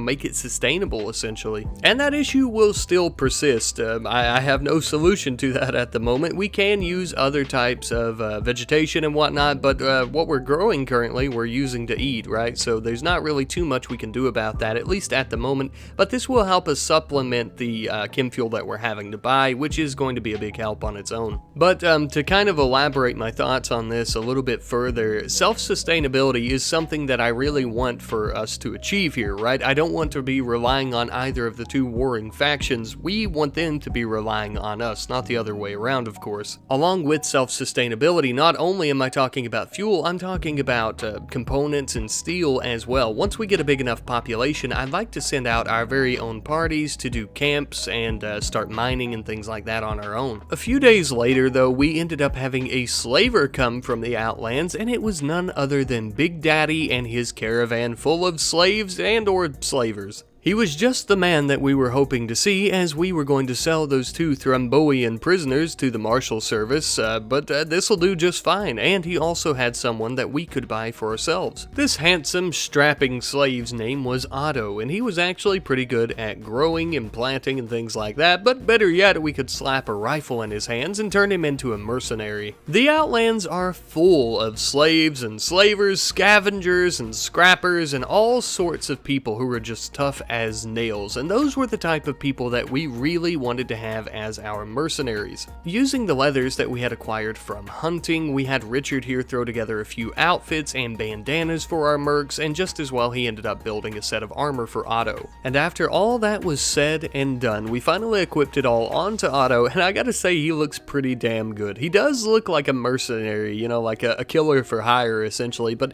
I'm not so sure about the axe. It kind of makes him look more like he's part of the oak foundation, so we may end up giving him something else. Especially with how wonderful his melee skill is, it would truly be a crime against humanity if we didn't give this man some type of really powerful melee weapon, such as one of the ancient thrumboian swords or hammers, which, funny enough, we actually have one in storage. So we ended up giving him a thrumboian sword and also a shotgun. The reason we gave him a shotgun is because his shooting skill was dog shit, and since the shotgun scatters, I thought he might get a lucky hit in. Of course though, if he completely misses with his old scatter gun, he can come in with the sword and start chopping off heads. So there's that. Of course though, Otto is going to need somewhere to sleep, and I didn't think it'd be fair to set him up in one of the prison cells for a temporary bedroom, so we ended up mining out a section for him as well as anyone else that we end up getting in the future. And you know, even though it was extremely jagged and rough in there because we hadn't smoothed the floor or the walls just yet, he did really seem to enjoy it. Though I guess anything beats the floor, even a bed made of limestone, which I do know has a lower rest effectiveness, but it was the only material we had. Now, some time later, we actually received word of a faction bombardment going on nearby. Essentially, one faction was about to bombard another, and the two of them had two groups of raiders, essentially, or fighters in the area, about to go at it. So, we actually decided to send a small caravan out, not to fight, but to observe. For you see, my friends, where there are two large groups of soldiers about to tear each other apart, there are bound to be guns and blood that is bound to be shed, and when that blood is shed, that means they're going to drop their guns, and we're going to sneak in like a little desert serpent and steal them.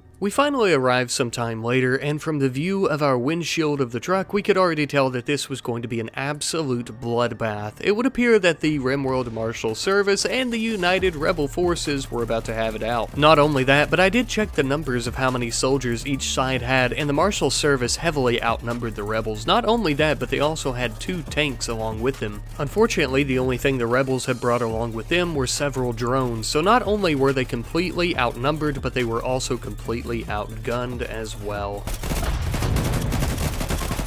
Their defeat was imminent, even though they had brought along with them a well-known rebel leader known as Oakley, who happens to be the daughter of the leader of the United Rebel Forces, Tree. She, as well as her remaining comrades, would begin trying to escape the area, and there was an absolute bloodbath left in their wake. The loss of life here was absolutely catastrophic. It was hard to look at, even for a bunch of seasoned, warmongering warlords such as ourselves. We would still stay on the sidelines in our truck and just kind of watch for a bit longer, as the RimWorld Marshal Service most likely would get very upset if we were to come in at this moment and try to take any of the weapons. They were going to take what they wanted from the area and then they would leave, and eventually they did that, giving us the perfect opportunity to swoop in and collect any scraps. I will say though that unfortunately after the dust had cleared and whatnot, they hadn't really left us much to take in terms of weapons, but we did get a lot of steel, some food, things like that, and we also had several weapons from our attacks on the mining work sites that I forgot to unload as well, so we had a bunch of stuff. After returning home, it would also appear that we had finally recruited Rulant, which was one of the prisoners that we had taken from the mining work site. It looks like Downs promised him brotherhood, and he accepted, so now he is part of the team. He immediately began chipping in around the colony. We took him and clothed him and put some armor on him, put a weapon in his hand, and he is now part of our mercenary group. Now this mercenary group that we formed is actually going to be referred to as our asset acquisition group, and this comes from a comment by our good friend user-HK2FI6VZ1E. I like your name, it's very long, but thank you ever so much for the wonderful term and or title for this group. I love it so much. Now, of course, every good mercenary group needs their own vehicle, and since we're already using the rifle runner to deliver our products to nearby settlements through Scott, we're going to have to build them their own. So, of course, we immediately had Richard begin working on several different vehicle parts for a brand new vehicle specially tailored to our mercenaries. We would end up creating for them what is referred to as a highwayman, essentially a very lightly armored APC vehicle that is pretty fast for how heavy it is, of course, and has a very large turret up top for protecting itself. Along with that, of course, it actually has a higher crew capacity than our truck, of course, as it can carry 3 people and our truck can only carry 2. It is one bad mamma jamma, or at least I hope it is, of course. I haven't named it just yet, so if you guys have any suggestions on names, and I'm sure that you do, I would love to see some of those, and I'll try to name it by next episode. So feel free to drop those in the comment section down below, of course. But honestly, I'm very happy with how it turned out, and I do think that it is the perfect vehicle for our mercenaries. Now, I think we're kind of forming something like a little private army for ourselves here, which I also very much like, and it does seem like something a warlord such as ourselves would have, especially given all the raids that we've been facing in the last few episodes. But not only that, the Impid uprising in Antioch, as well as any other uprisings that we may very well see, that could be a future that we might experience ourselves with our own slaves, or I mean basically with any other settlement who their people rise up, they come to attack us, they don't like the fact that we're selling guns to the opposite side. Anything could happen. We need to basically just be able to defend ourselves here. Not only defend ourselves, but defend our assets and defend them well. Look, we're not a massive empire just yet, not like we would like to be and not like we plan on being, but it is very much true that there are still many interested parties praying for our downfall. For a whole host of reasons, essentially. There is a very complex political network across this entire planet, the planet of Degum. Besides, I'm sure that one of the factions in this massive global war would have loved to just have their very own personal gun empire, their own producer of weapons, to try and give them the leg up in this battle. So of course, so that we can stay neutral, we would have to be able to protect ourselves from not only political pressure, but also from militaristic pressure. So, I mean, obviously, to reiterate, once again, I keep yapping, we have to be able to protect ourselves. Hello, one and all, and welcome back to the RimWorld Gun Empire series. My good friends, I am ever so happy to see you here again today. Today, my friends, as every other day thus far, we have a lot to do, but the majority of the work that we're going to be doing throughout the beginning of this video is actually going to be construction and mining and things like that. So in other words, the beginning half here is going to be a little chill and whatnot. One of the first projects we're actually going to be doing is digging out something like a large tunnel here right next to our garage. As I've mentioned in the previous episodes, we do have some issues on occasion trying to get across the barricades and the barbed wire with our vehicles, so I thought a little tunnel with a large automatic garage door would be perfect. However, immediately after that was completed, I did realize that we were having a few teeny tiny issues with our power, so that means that it's time for us to begin building some more solar panels, which coincidentally, just as I had mentioned, are now going to be our primary source of power, since they're just so much more reliable than the wind turbines, of course. I guess they kinda already were our primary source of power since they were the only ones that we could actually count on, but now technically it is official because we've built many more of them compared to the wind turbines. Once those were finally completed, we would then begin working on batteries. We need to store a lot more power as we're constantly creating new production areas that suck up all that power, so we have to compensate. I mean, I will say it probably doesn't help our power situation, the fact that after smoothing our walls in the tunnel and building the floors, I also built a beautiful string of lights on both sides to light up the entire thing so we can see while we're driving. But hear me out, it was definitely necessary. Well, somewhat necessary. I mean, but damn, look at it. It does look really good, does it not? I'm actually genuinely very proud of this. These floor lamps are absolutely perfect for this exact scenario and situation. I want to try to use them more often in the future. At some point, I might even want to do something like a little highway through our territory, especially since we're building roads that will come right through here anyhow. I really like the broken asphalt as well. I just really like all of it. And as you'll be able to see here with the footage of our brand new Highwayman ACP vehicle that we built last episode, it all works perfectly as it should. I also like the fact that the tunnel is right here next to the garage in case we have to make some sort of daring escape or last minute escape if we're being overwhelmed or something to that effect, of course, by outlanders, or if one of the factions decides to turn on us with their massive military. Now that we've completed the project of our large tunnel there, we can actually begin focusing on improving the internal sections of the base. Specifically, in this case, we ended up working on the prison cells. The reason being, of course, as I'm sure most of you know, but just in case there is somebody watching who is not familiar with RimWorld or how it works, if you have a nice prison cell, there is a higher chance that your prisoner will join you because they'll actually have a mood buff. They'll be in a much better mood instead of some shabby ass hole in the wall that they really hate, and they hate you for putting them there, of course. After that was completed, we would actually begin working on a slave slave quarters down on the other section of the base not too far from the prison, because many prisoners that we actually take tend to be unwaveringly loyal to their home faction, meaning that we're going to have to make them be our friend by force. And of course we don't want our enslaved workforce mingling with our prisoners, as they may end up giving them, or end up getting from them, some harebrained ideas like a revolt or something crazy like that could end up getting them all killed. Regardless of their status in our colony and in our gun empire as an enslaved worker though, we do want to give them the best that we have to offer to keep them happy and keep them from revolting. So we tried to make their bedrooms as nice as possible, just as nice as our actual colonist.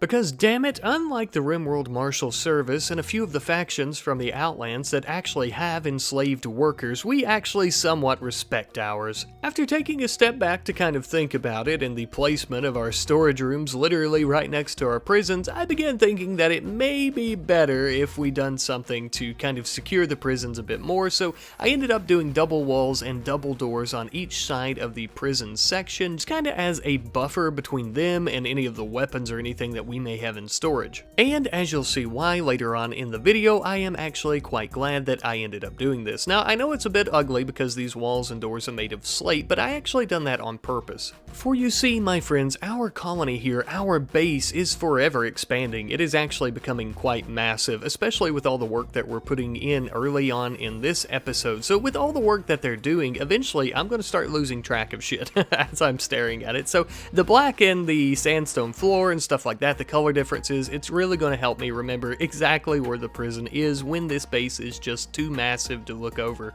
Or, you know, I mean, that's the idea at least. I'm not exactly a master planner. I like to just kind of add things as they go, sometimes, you know, planning things out slightly, like different locations that I think would be good. For example, I'm not very good at planning because I put our storage rooms right next to the prison. That's probably a good example, but here is a new addition that I actually put in, which is a recreation room, and as you can see, they all very much love the poker table. But obviously, of course, we couldn't stop there. No, no, no. Our mercenary army and our enslaved workers only have the best of the best here. Not only would they be able to play some sweet-ass poker with their compadres, but they would also be able to bet their salaries on some billiards games if they really wanted to. I'm just kidding, I don't pay them, nor will I. To my surprise, the recreation room was one of the rooms that actually took the longest. We finally put the finishing touches on it with some smoothed walls as well as some sandstone flooring. And then some time later, something very surprising happened. We actually had our very first encounter with the Oak Foundation since we settled here. It was a very small group simply traveling through the area, and they were actually being led by the faction's leader, Lurkot. Obviously, of course, for any other faction, it's not surprising to see them travel through the area, though it would be to see their leader leading the group, of course. But for the Oak Foundation, they tend to be very secretive, almost like the CIA if we're comparing to the real world, of course. Except in this case, it's for the United Rebel Forces. Regardless, though, they didn't speak to us, they just traveled through the area. It almost seemed like they were scouting out the area, looking for something, though we weren't very sure as to what they would be looking for here. But in the end, we minded our business and they minded theirs, and to be honest, that's pretty well how we liked it, unless they were looking to buy some weapons, of course. After that, I decided that we would actually begin working on hydroponics as our current research. The reason for that, of course, is, as you've seen, we've been having some issues with our food supply as our population just continues to grow, and it's going to continue doing that, of course. And since our population is becoming somewhat unpredictable, except for the fact that we just know that we're going to keep getting new people, we do need a way to grow food through the winter, and hydroponics is the perfect way to do that. Now, a lot of you guys have been telling me I should grow mushrooms and stuff like that, and I do like that idea, but I just feel like if we're going to turn ourselves into a true warlord with something like a private army, we would probably want a way to grow something other than just mushrooms and stuff. But mushrooms are a good last-ditch effort or something if, you know, it gets really hairy. Speaking of the shit hitting the fan and things getting ever so hairy, I've decided that we would upgrade our defenses just a little bit by adding some new sandbags in front of our barricades, and just as well we would also end up building a new turret on each side of our defenses. The turret turrets are pretty expensive in terms of steel and sandstone, but they only cost 3 components, so honestly, in my opinion, they're well worth it. And then finally, for the end of our construction for the first half of the video here, I ended up digging out large sections in the mountain here so we can actually do our hydroponics basins. Now, of course, I'm not going to do those right away because they are extremely expensive in terms of resources that we would end up using for guns, armor, weapons in general, blah blah blah. Basically just things that we could sell for lots and lots of money instead of feeding our people, of course. But of course, I think all of the extensive work that we have done thus far will make for some wonderful new additions to our base. All the new rooms, the recreation items, the new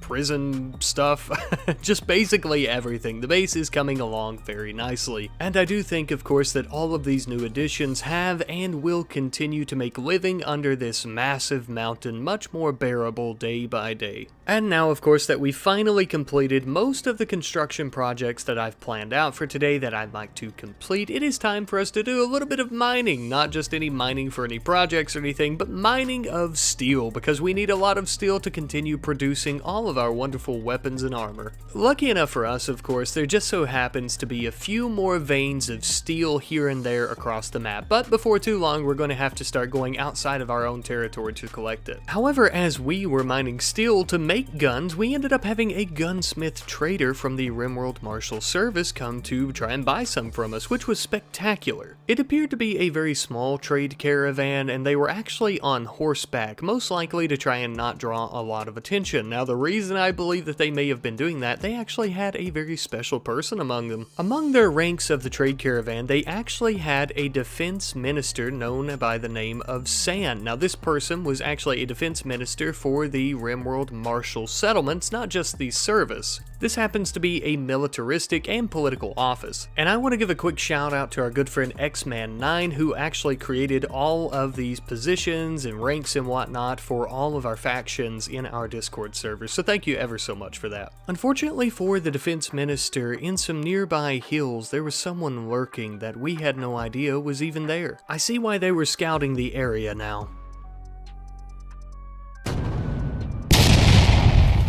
Good God. Well, it looks like they were lucky enough, most of them, not to die in the initial blast, but that blast did crack open an ancient danger, and now they're all getting shredded and burnt by mechanoids. And now it looks like they're coming to attack us. Great. I'm not really sure how these mechs are functioning because it looks like their masters are long gone, but I don't know. I do, however, have a sneaking suspicion that that large melting mech doesn't give a shit that its masters are dead, and it's more concerned with coming over here and crushing our bones into dust and then turning them into some sort of burnt liquid. But what do I know? Call me crazy. I did make a pretty dumb decision before I knew the true strength of this mech. I decided to try and send Richard in to use an anti-armor rocket launcher, and he did manage eventually to get a shot off, but he completely missed and got caught on fire, which really sucked. Thankfully, though, the mech was a lot more concerned with our turret, so Richard managed to hide below the ancient danger and begin trying to tend to his own wounds while everybody else came out trying to fight off the mech. But honestly, this was all in vain, and I was very scared for us. But then as I began to lose hope, I remembered that last episode we built a really kick-ass ACP vehicle. The only problem was I was still extremely inexperienced with my own mod pack, so I didn't know how to load up the gun, unfortunately, so I had an idea that I was just going to ram the damn thing.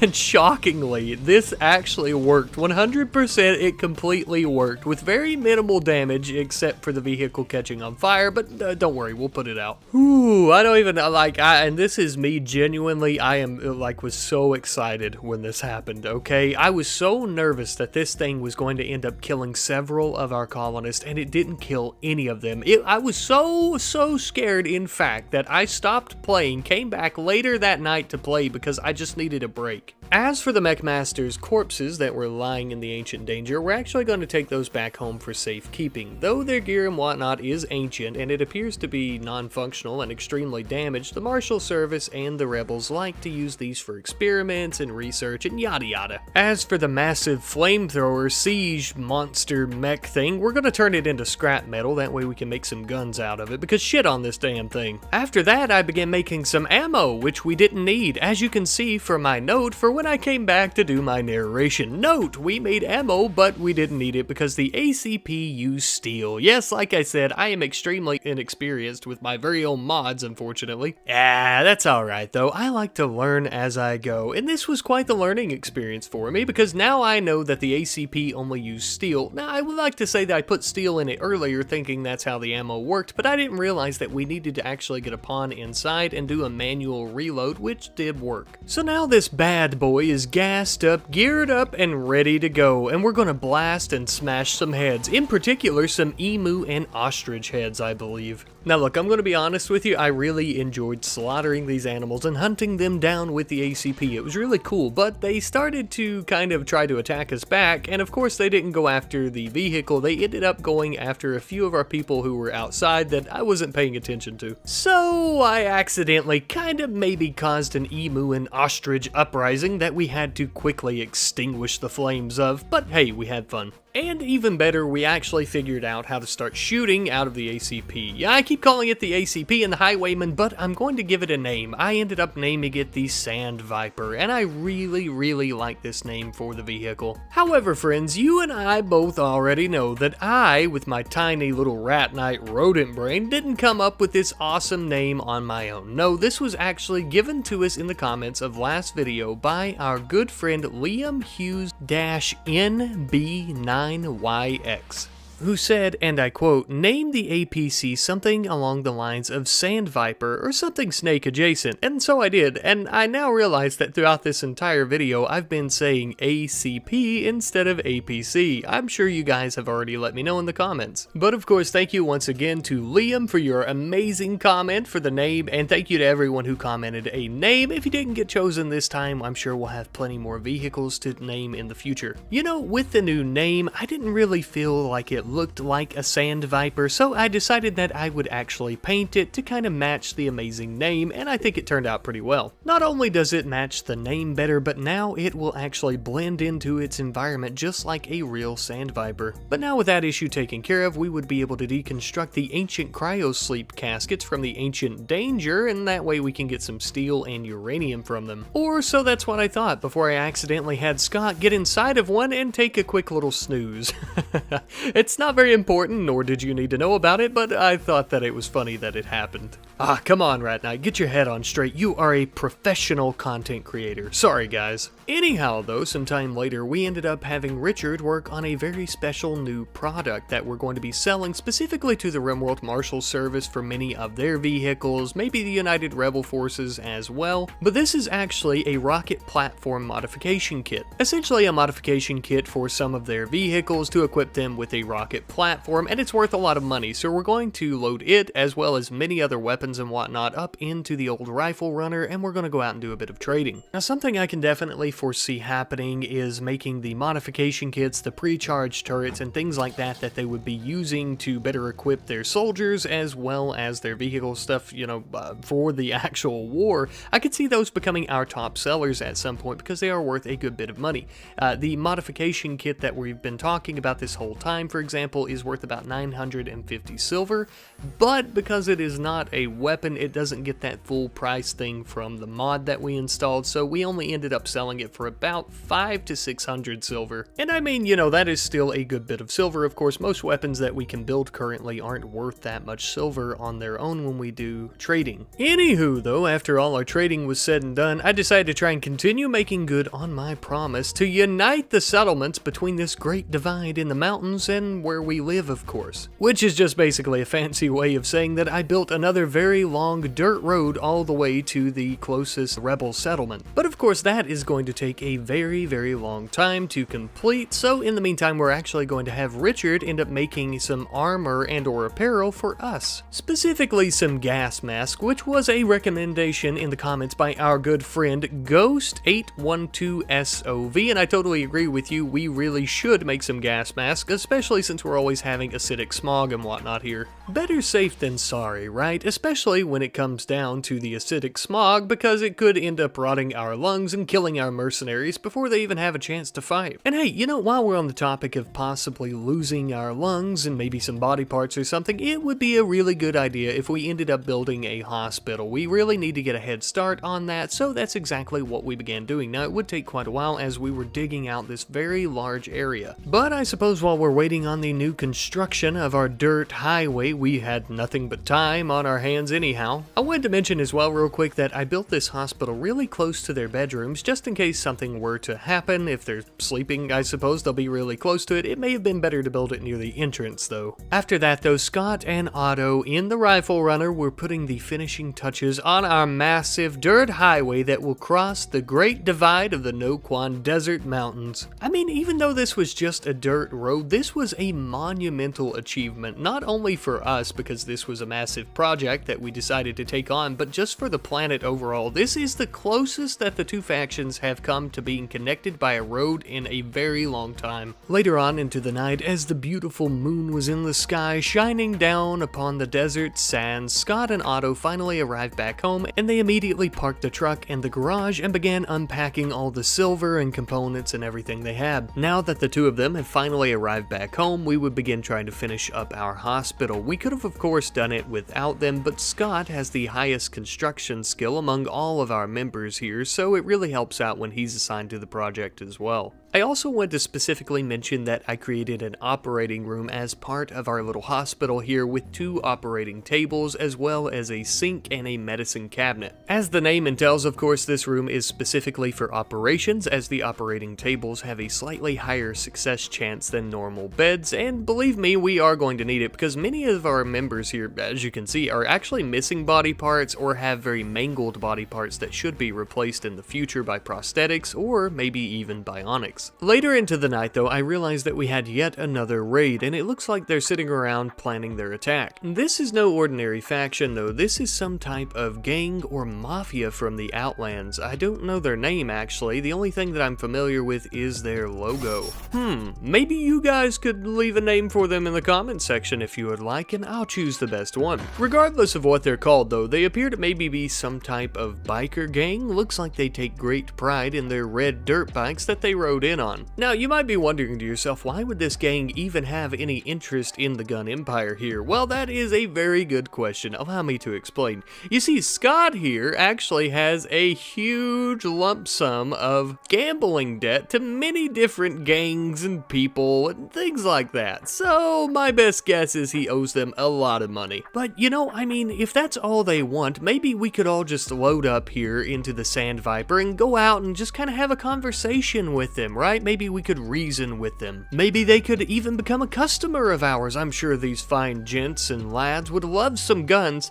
Well, we went out and they didn't feel like talking, so we immediately began firing at them. Ah, what a shame. I had really hoped that we could work out our differences. They were really bombarding us with bullets, and one of the bullets, just lucky enough for them, ended up hitting our fuel tank, so we had to run off. We had just barely managed to pull the Sand Viper back into the walls of our base before it ran out of fuel, and it would be decommissioned for a short period of time, and we're going to have to battle on foot from here on out. Thankfully, as our men were arriving at the battlefield, our turrets had already pulled a lot of the weight for us. One of them ended up getting destroyed, unfortunately, but the other was still going. But now that all of our members have arrived upon the battlefield, we are raining down a Hail Mary of bullets upon the gang members, and after some time of doing so, they would end up attempting to flee. Though I will say this attempt by most of the members was extremely futile, as we blasted them into oblivion, although in the end a few of them, around about 3 I believe, ended up escaping the area unfortunately. But now finally, with the threat neutralized, we would actually end up taking 2 of the raiders as prisoners because they had some pretty good stats, and one of them really sucked ass, so we would end up just stabbing him to death. These 2 on the other hand though, I believe will make excellent additions to our gun empire. We brought them both into their prison cells and immediately began tending to them so that they wouldn't bleed to death. The one on the left here is a Thrumboian fella by the name of Machu, who actually has a really good cooking skill and also has a burning passion for it, as well as a burning passion for animals. Unfortunately, he does have unwavering loyalty though, so he's not going to be recruitable, but that is okay, because we can still enslave him. Then finally, here on the right, we have an impid woman who goes by the name of Min, and her skills were pretty okay for the most part, except for her melee skill, which was very high with a burning passion, so she'll be an excellent addition to our mercenaries. Speaking of which, that does remind me that our Merc-mobile, the Sand Viper, needs its fuel tank repaired, otherwise we're not going to be using it anytime soon, so we had Shinichi as well as Richard start doing so. I would then end up choosing flak armor as our next research project. The reason being, of course, is because there are several different types of armors and apparel that come along with this research, like ballistic armors, flak armor,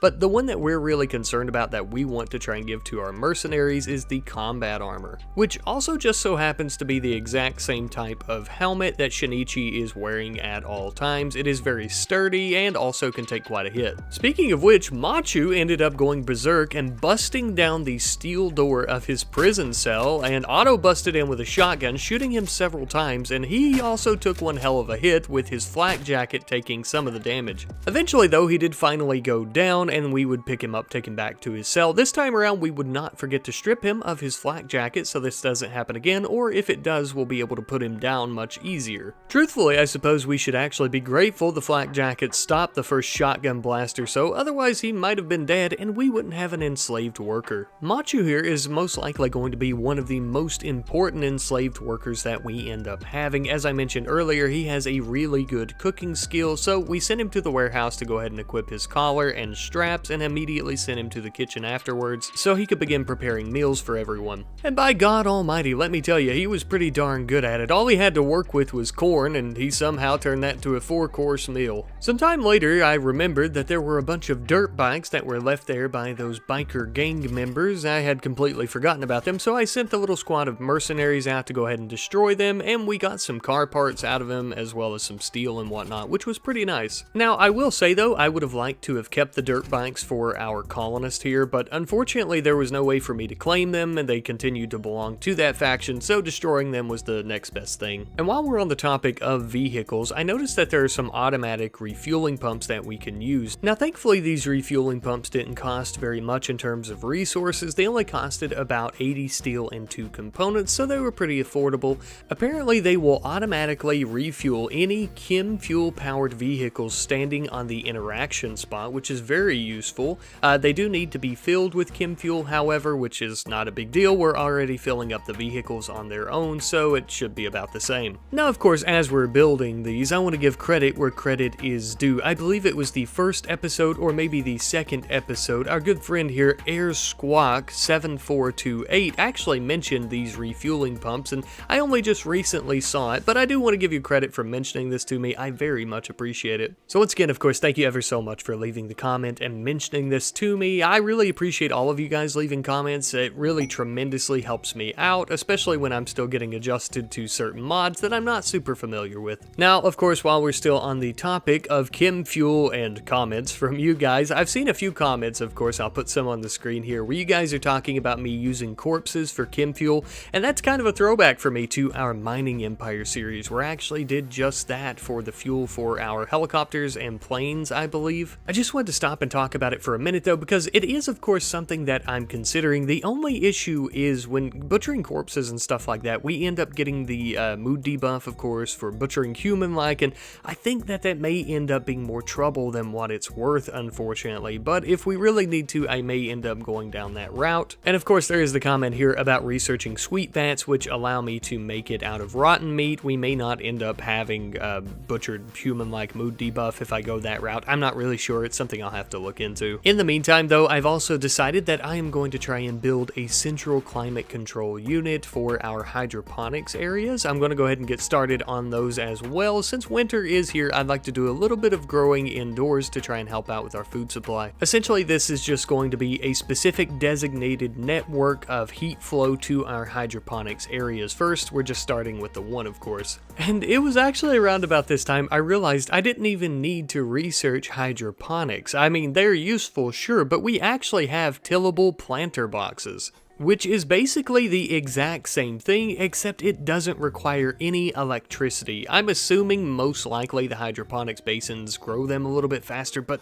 you know, for it not to cost any power, the planter boxes are going to be phenomenal. And just as well, of course, something else that's phenomenal about using these over the hydroponics basins is we can actually make these out of stone. So all of the limestone and sandstone that we have saved up in storage that we've been cutting, we can use those instead of components and steel. It's awesome. I would end up going with a pretty generic, basic circle shape here on the outer walls in the hydroponics room. A little bit later on, I ended up adding a few more in there. I was just afraid that the pawns might not be able to walk over them or something like that, and it might cause some issues. So naturally, I was just trying to ensure that I didn't stuff this room to the absolute brim with these planter boxes where they would be in the way of everyone trying to walk through and plant more crops. Unfortunately, of course, it is going to take quite a while for the rice to grow, so for the time being, we're going to be supplementing our vegetables with a little bit of boomalope meat. Not exactly our best choice, as boomalope meat is noted to actually have a hint of chem fuel taste to it, but they were the only wildlife in the area. Later on in the night, we would actually begin tackling our largest research project yet, geothermal power. Yes, we are indeed going to tackle this beast, and we are going to finish it. It will take a very long time, though, of course. So in the meantime, while we're waiting on that to be completed so we can completely fix our power issues, we had Richard begin working on our very first set of combat armor. This is actually the heavy combat armor as well. It does also, of course, have a light armor counterpart, but for now we just made the one heavy armor, as it is actually pretty expensive in terms of plasteel. It requires some leather, normal steel, and about 20 or so plasteel. We would also end up making a frag grenade belt, because the belt and the armor is actually for Shinichi. It's kind of like a test, right? We want to give him this heavy combat armor, and if it does well, we may end up making some heavy or light armor for our other mercenaries. Not only is it functional and protective, it's also very useful. I think it'll be good to give him and the other mercenaries a very uniform look, so these other factions will begin taking us very serious, not just a small-time gunsmith. I'm not sure how I feel about the frag grenade belt. It only gives him 8 grenades. He can throw them at any time while using any weapon, of course, but we do have to refuel it with an entirely new thing of frag grenades when, if we just use the grenades as normal, they don't run out. Not only was I glad, of course, that we could get Shinichi a uniform set of armor, but I was pretty glad that Richard ended up having a uniform set of steel armor. This looks so much better on him than a hideous jacket that he was wearing ever since his camouflage broke. He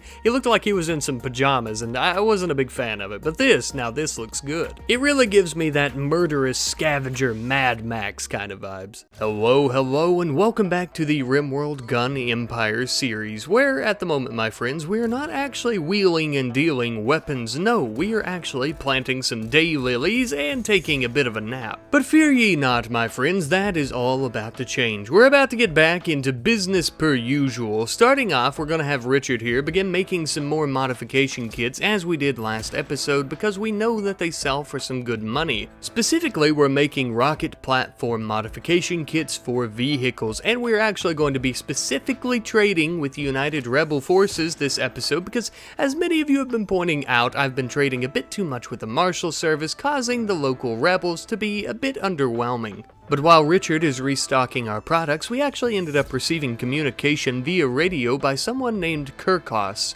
Kirkos here is actually being held hostage by the Confederacy of Banah in a nearby area. They stated that if we came to rescue them, they would actually join us here, and we hate the Confederacy of Banah, and we're also looking for more help, so we decided to accept. This would be the perfect job for our mercenaries. We decided to send out Shinichi, Rulant, as well as Otto. All three of them would gather up into the Sand Viper and head out on this journey to save the prisoner. We would of course have to be quite cautious, as there could be an ambush around any corner. The desert is notorious for ambushes by scavengers and local tribes. However, it was nice to take the Sand Viper out around the area here on the road patrolling to show our dominance over the area and just flex our muscles a bit. By nightfall, we had finally arrived at the prison camp, and there were no enemies in sight, which is never a good sign, of course. That may sound foolish to you, but if there are no enemies in sight, that means there are indeed enemies out of sight, possibly hiding among the dunes of the desert, or in the blackest of shadows where the moon's light has not yet reached. Reluctantly, we slowly crept forward in the Sand Viper, eyes peeled, forever aware of our surroundings. However, in front of us, we began to see the shadows shift just above the sand. Turns out there were enemies here, and the bastards seemed to have planned this from the get-go.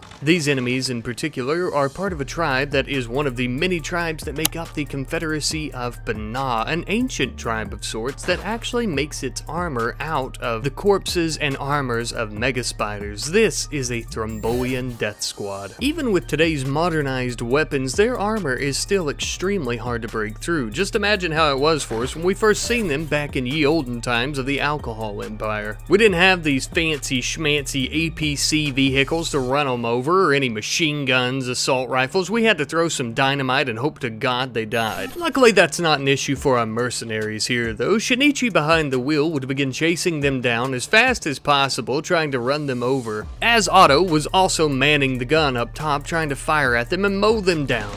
And so he did. Eventually, we had defeated all of the death squad. The only thing left to do now, though, was clear the area, ensure there were no more enemies, and then send Shinichi in as the leader of the mercenaries to greet the prisoner and to see if they would like some help, to which of course he did, and they accepted. I, for one, believe that Kirkos here will make a wonderful addition to the gun empire, but first we're going to have to get them back home, so we began heading back. And in the meantime, while we've been gone, looks like Richard has been hard at work. I see several modification kits as well as many pre-charged turrets. I think that this will be a splendid addition to the Rebels' arsenal, as well as a splendid bit of silver in our pockets. Now, I did want to take a moment to kind of expand as to why I plan on only trading with the Rebels, or at least mainly only trading with the Rebels for a good period of time. A lot of you guys have brought it up in the comments, and of course we had a poll on the channel recently where the majority of you guys said that the Rebels are going to lose this war. Well, we just can't allow that, because if the Rebels lose the war, then there's not going to be a war, then there's not going to be a need for weapons, and we're not going to make any money. Not to mention the fact that if they're not fighting with each other, they very well may turn their sights on a small little gun empire here in the desert where there's a lot of crime and slavery and other horrible things going on. In the meantime, however, it would appear that we finally recruited the impid known as Min into our ranks. We immediately sent her into our production room where she would equip an assault rifle and a massive concrete warhammer, along with her old bandit gang flak jacket that she was wearing when we captured her. Now, she of course has her alliances set with us, but we didn't have any other armor for her at this time. If memory serves, she has a really good melee skill, so once we get her some armor that can actually sustain damage, we'll probably have her be our melee horse. Most of our mercenaries are pretty versatile, though, in combat. Sometime later, Downs finally ended up researching geothermal power, which was absolutely amazing. This is going to be uninterrupted power from the geysers of Dagum. We immediately tore down our filthy old wind turbines that we're no longer going to need, as the geothermal generator is so much more reliable. We did still keep our solar panels, of course, though, just in case something happens to our geothermal power during a battle or something along those lines. It's always good to have a backup plan in case things go south, even if that backup plan requires the sunlight. A little bit later into the night, we could see the Sand Viper arriving in the distance. Finally, our mercenaries were back home. And of course, along with him was our new friend. Now, one might imagine that the Sand Viper was quite damaged from having to run over all those Thrumboians in their massive insectoid armor, so we had men begin repairing it, as well as scraping and washing all of the blood, guts, and brain matter off of it. I almost forgot to mention as well, we actually took one of those Thrumboians from the Death Squad hostage by the name of Fox, and we would actually end up recruiting them into our ranks so that they could become a mercenary, joining yet another Death Squad, but this time it's ours. We would also end up doing the same with Kirkos, who only had a 4 in melee and shooting, so we ended up giving her a knife and a Glock pistol, as well as letting her equip a flak jacket. She sat down in the dining room enjoying a meal while Downs downed a fat blunt, just getting to know each other, I suppose. Sometime later, we ended up having some Thrumbos enter the area. You know Thrumbos, the massive, mystical, almost deity-like beasts that are worshipped by many of the tribes of this planet, considered sacred sacred and have a very, very strong connection to the planet itself. Yeah, well, anyway, so I started blasting. We just started shooting the absolute shit out of this giant-ass creature because we really wanted its horn to sell for components and fuel and other things like that we needed, and of course we wanted to cut it up and eat it, so there's that. Not to mention the fact that its fur also goes for a pretty penny, so we could sell that, and you know, I mean, I also kind of wanted to do it just to do it, to see how strong our people really were as a combined force. Turns out, as a combined force of massive bullet barrage, they were pretty strong. Ah, I truly love the desert. One day you're getting burnt to death by a 1,000-year-old mech, and the next you're eating some thrumboian steaks. Or if you're like Richard here, you're finishing up the supply drop that we're going to provide to the rebels for a little bit of moolah in our pockets. Of course, we're going to need to load all of this up into the rifle runner and set out to go about trading with them. Hopefully, this is the beginning of what will begin changing the tide of war, or at the very least, the local battles around us. This first trip, as well as many, many more, I'm sure. There was one slight hiccup though. As Scott was leaving in the truck,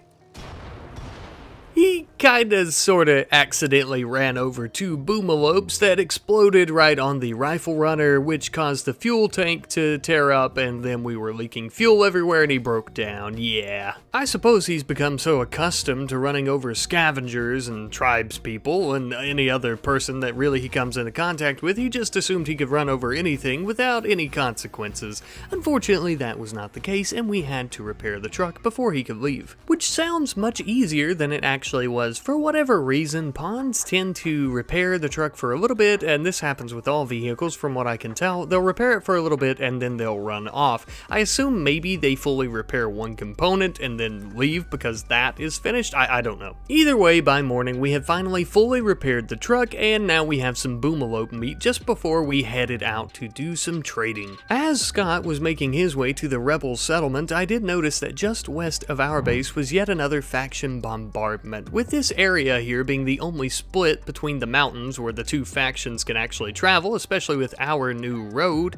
It does make sense that it's quite the hotbed, if you will, for these battles. After finally arriving, we would end up selling all of our pre-charged turrets, as well as the modification kits and a few scrap guns here and there that we actually had, and of course we ended up buying our standard of chem fuel as well as components to continue our production. Sometime later, I decided that we would begin research on ENIAC, which is basically some early industrial era electronics for computers, things like that. Essentially what this is going to do is allow us to create a radio transmission station as well as an antenna. As Downs was working on that, about a day or so later, late at night, we heard the brakes of the rifle runner screeching as it entered the garage. It was Scott and Rulant, and they had finally returned home with many of the things that they had traded for, such as silver, components, and fuel. Now that we finally have a lot of silver though, something I like to do in these Empire series is build a safe or a bank or something like that where we can actually keep all of it. So that's exactly what I decided to do here.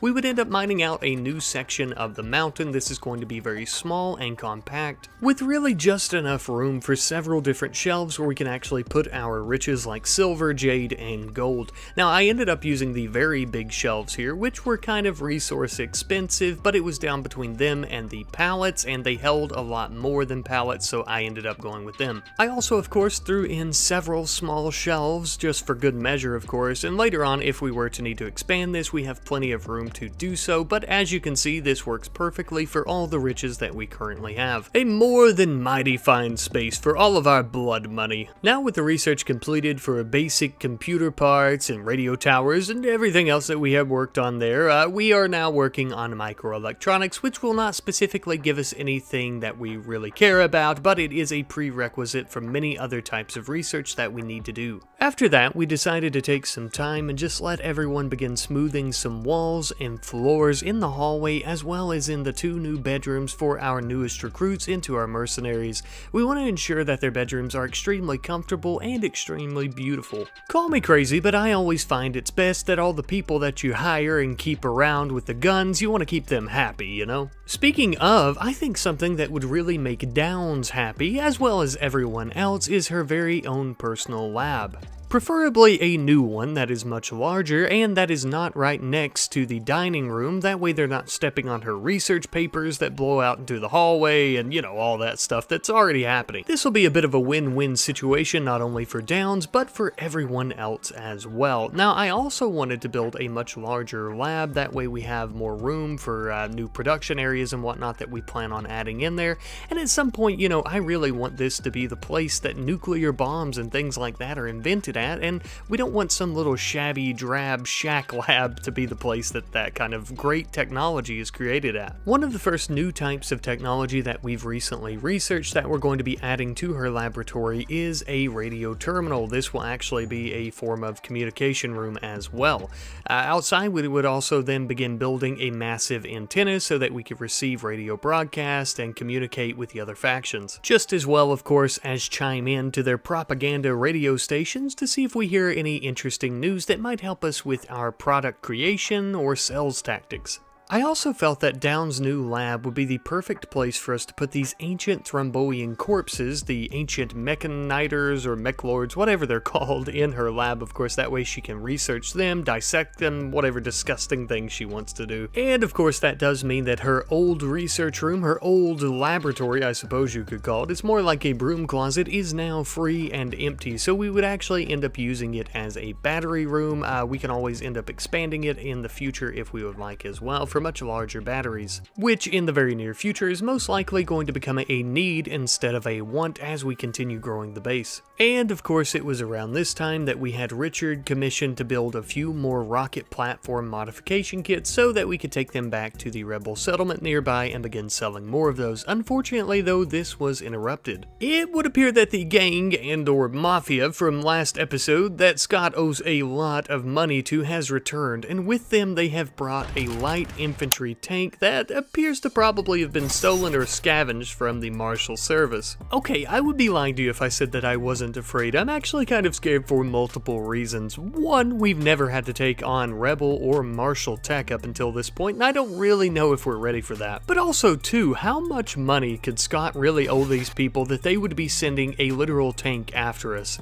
Just a teeny tiny bit concerning. But before we actually begin this battle, last episode I asked you guys to give me some names for this gang, and we actually have a comment here by our good friend Jar Aki. I apologize, I probably butchered your name, but you stated that we should name the Mafia the Mountain Devil Mafia, MDM for short, and I absolutely love it. It seems pretty fitting as well, since the majority of their forces seem to be impid, so thank you ever so much for that, and thank you to everyone who left a comment. But now getting back into the extremely hellishly dangerous situation that we find ourselves in. Originally, I was going to have most of our forces try and engage their forces that are on foot and just basically fight them like that, and we would have the Sand Viper come around from the side and engage the tank.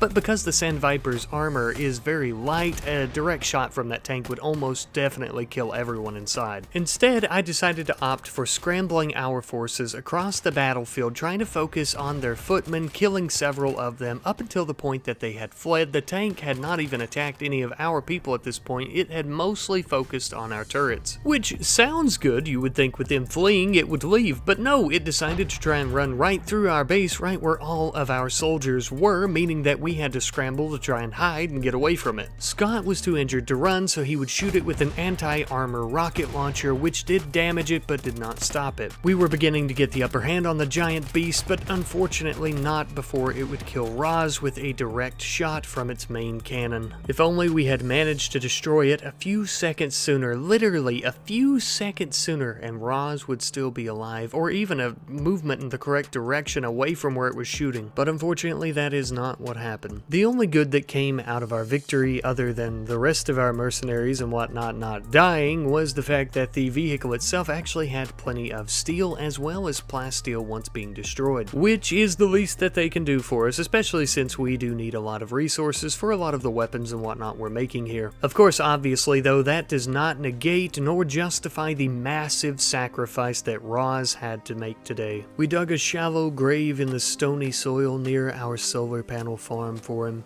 Though he hadn't been with us since the beginning, he had become an important member of the team, a beloved member of the team. So of course, it's not shocking, I'm sure, to imagine that the funeral was heartwarming for everyone. The +8 move buff we received from the heartwarming funeral does not completely heal the wound caused by his death, but it does make it hurt a little bit less. Now, of course, the death of Roz was still heavy on my mind, but I did realize that the battle had taken Scott's suit from him. Now, I thought about buying or making him another. Of course, we'd have to research those types of suits, but I may end up just giving him some metal armor, something of a Mad Max Warlord vibe. It seems fitting with what's been going on. Besides, we've been peddling weapons for quite some time now. I'm fairly sure that Scott is well known. And at this point, I highly doubt any potential customers are going to worry about how dapper he looks in some type of suit. Wearing our products, such as metal armor and whatnot, may be the best option. For protection, but also for showmanship, I would say. Regardless of Scott's attire though, as he's out trading with the rebels once more and arming them, we ended up recruiting Fox, the Thromboian, who was actually part of the Death Squad earlier on in the video. As you can see, he's a quick sleeper, a fast learner, and has some generally decent skill sets, of course, but he is butt naked, so we had Richard here go about making him some clothing, as well as some bandanas for all of our mercenaries once more. He quickly put on his clothing, and then we had him go into the production area and begin equipping some weapons as well. Nothing too fancy, of course, we just gave him the standard assault rifle, and we actually ended up giving him a plasteel bowie knife that I believe one of the martial soldiers dropped last episode. I ended up finding a good way to test his skills when I spotted some dromedaries eating our corn crops that were on the ground, so of course naturally I done anything any sane person would do. I made a firing line of all our soldiers and we just started letting them have it. These disgusting creatures hadn't come to buy any of our guns, but they were sure gonna take some of our bullets, if you catch my drift. A few hours later, Scott had finally returned home in the rifle runner with a lot of silver, chem fuel, things like that, but also quite a few guns. Looks like the rebels didn't have enough money to buy all of our products that we took. Some time after that though, our radio terminal began buzzing and lighting up. It looks like it's picking up a global transmission. This is Greg Fulton, your host of Rebel Radio, and today we've got some great news, as President Tree has announced that she'll be cracking down on the Impid slave trade in the Nuke Desert, in which she is calling it an Impid rights violation of gargantuan proportions. Well, it would appear that we've actually lost the signal of the broadcast, but I think we get the gist. Looks like the rebels plan on cracking down on the illegal Impid slave trade. I couldn't imagine that the president running for re-election very shortly would have anything to do with that. Regardless of rebel politics though, we would begin making some combat armor for our mercenaries. Just as well, we would also begin making them plenty of helmets. Now, as I mentioned earlier, I am by no means happy that we were attacked by that Marshal tank that was with the Mafia, but I will say that none of this would have been possible without the plasteel that we got from it. And by God almighty, look what we've managed to accomplish with those resources. Finally, a uniform that matches for all of our mercenaries, minus Shinichi. He does have a different helmet since he's the leader, of course. Just as well, Shinichi has a heavy variation of the combat armor. I also gave Rulant and Otto a sturdy variation of it as well, as I kind of see them as Shinichi's right-hand men. And of course, all the other mercenaries have the standard set of combat armor. The real difference between them, the sturdy and the heavy, obviously have much more protection. Then, since fall and winter is quickly approaching, I began working on some limestone planter boxes in our other growing zone under the mountain here. That way we can actually grow through winter. I think at some point I would like to make sure that it's all under the mountain because of the acidic smog and whatnot, but also because during raids our crops tend to get caught on fire and we end up losing a lot of them. Later on that night, as the sun had begun to set, I noticed yet another faction bombardment. This time, though, it looks like it's just outside the city of Antioch. No doubt another skirmish between the rebels and the marshals, of course, and the best part about it, it's right next to the road, so we could get there pretty quickly and pick up the pieces. But unfortunately, it looks like we're being raided first, so we're going to have to deal with that. If it isn't our old friends from the Confederacy of Banah. Looks like they've actually sent out quite a large raiding party, with many of their members sporting some Death Squad armor. Nothing we haven't seen before, of course. Though I do see some armor with a medieval style flair to it as well. It looks like we may have some warriors from a few different tribes here. Very interesting. Among their ranks as well appears to be a chieftain, sporting some plasteel plate armor as well as 2 massive plasteel warhammers. No doubt he is a massive foe. We very quickly sprung into action trying to construct an anti-aircraft gun that would rain down the mortar shells that we have in storage upon their heads, but unfortunately they began attacking before we could finish it. As the massive group of Thrumboians came to us, I noticed that their group had very little formation, showing that the chieftain most likely has very little experience. You see, Richard actually studied Thrumboian formations of their war parties in the academy, and we're being attacked, never mind. Without any real formations, our enemies were beginning to scramble across our barricades and sandbags, many of them being killed and or incapacitated by our turrets before they could even get there. It appeared to me that they were extremely disorganized, as many of them tried to stay behind and attack from a distance, while others were coming right at us trying to throw firebombs at us as close as possible, resulting in a lot of friendly fire. Now I will say though, this disorganization made it very hard for us to run them over, so I suppose that was something of an advantage they had. Realistically, the only issue we had is when this handsome devil on the back of an ash shot his bow and arrow so fast at Shinichi he didn't have time to pull out his shield, eventually leading to him hitting the ground, but he was alive. Now, I'm making the battle sound much easier than it was. It was still incredibly easy though. At one point though, we did have to take cover behind our geothermal generator and begin firing at them from back there. Eventually we ended up killing enough of them that they actually began running away, and we would begin firing at them with the Sand Viper and our people as they were scattered trying to flee. Among the cowards trying to flee the area was their chieftain. You poor fool. Come back next time, you little demon, with a strategy and more men, then we'll talk. Now with the threat of being shot in the back with a bow and arrow is over with, we have the threat of starvation if we don't put out these damn fires, so that's exactly what we began doing. Also because, of course, we wanted some of the resources that they had dropped, like jade and some of their shitty bow and arrows. And of course, we were also trying to rescue Shinichi as well as Fox, our only 2 members to hit the ground as far as I'm aware. Now, I'll be honest, I was talking a lot of shit during the battle, and I was very arrogant, acting like they didn't even make a scratch on us, but 2 of our members were severely injured. They also destroyed all of our turrets, and they almost destroyed our geothermal generator, which is no bueno. I made sure to keep a good eye and oversee the medical treatment as best I could to ensure that nobody ended up bleeding out, and to ensure if anyone got an infection we would take care of it quickly. Unfortunately though, I did notice a little bit of a health problem on Fox. It would appear that he ended up catching an arrow to the brain, and he has a mangled scar that makes the spot itchy. Ouch. Well, that really sucks for Fox, and for us, because that means he's going to be a terrible shot and whatnot, but I mean, he's really one of the only mercenaries that we still have, so that we're going to have to deal with it, I suppose. He's still an able body that can help us out around the base and stuff like that, as well as in battles, even if he can't hit shit. Speaking of helping out around the base, we're going to try to clean up the area, as well as begin repairing our turrets, and basically just kind of get back to business as usual. Or, at least that's what I thought was going to happen, until late one evening we had a massive faction assault. This time around, however, it's not the usual suspects of one of the Thrumboian tribes, the rebels, the marshals. No, this is actually the Mountain Devil Mafia, and it would also appear that the slavers from the Outlands are here as well. Not exactly sure what they would be fighting about, but these filthy bastards on either side could literally kill you for your golden tooth if you had one, so it's hard to say. I will say though, if I were a betting man, I would put my silver down on Big Daddy and his massive group of attackers here.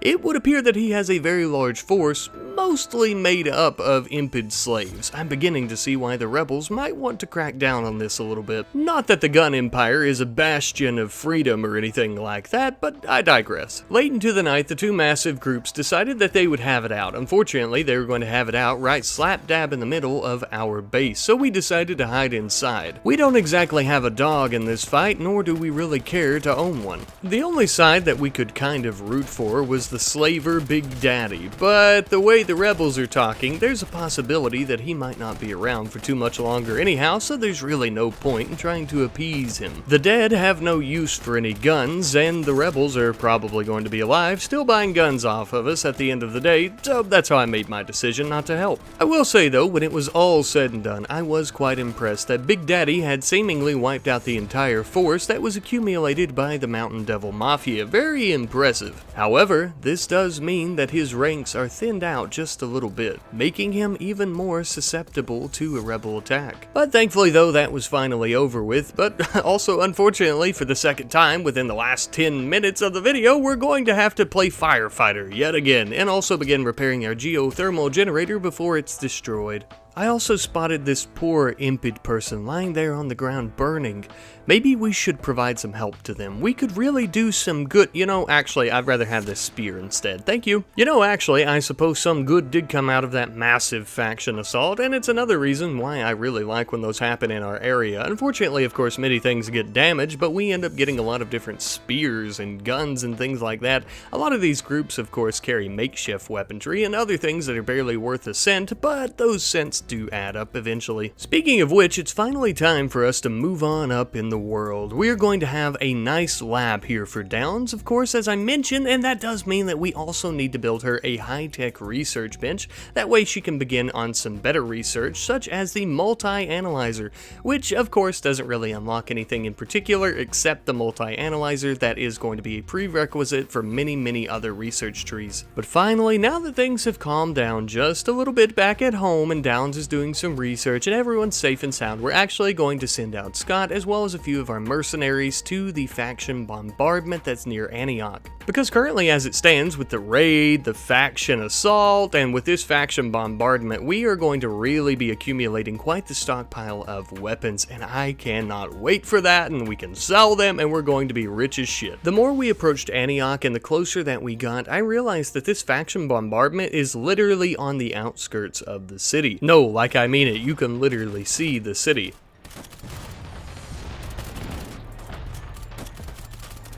It looks like we made it just in time to catch the tail end of this battle, but this place was really going to hell in a handbasket and quick.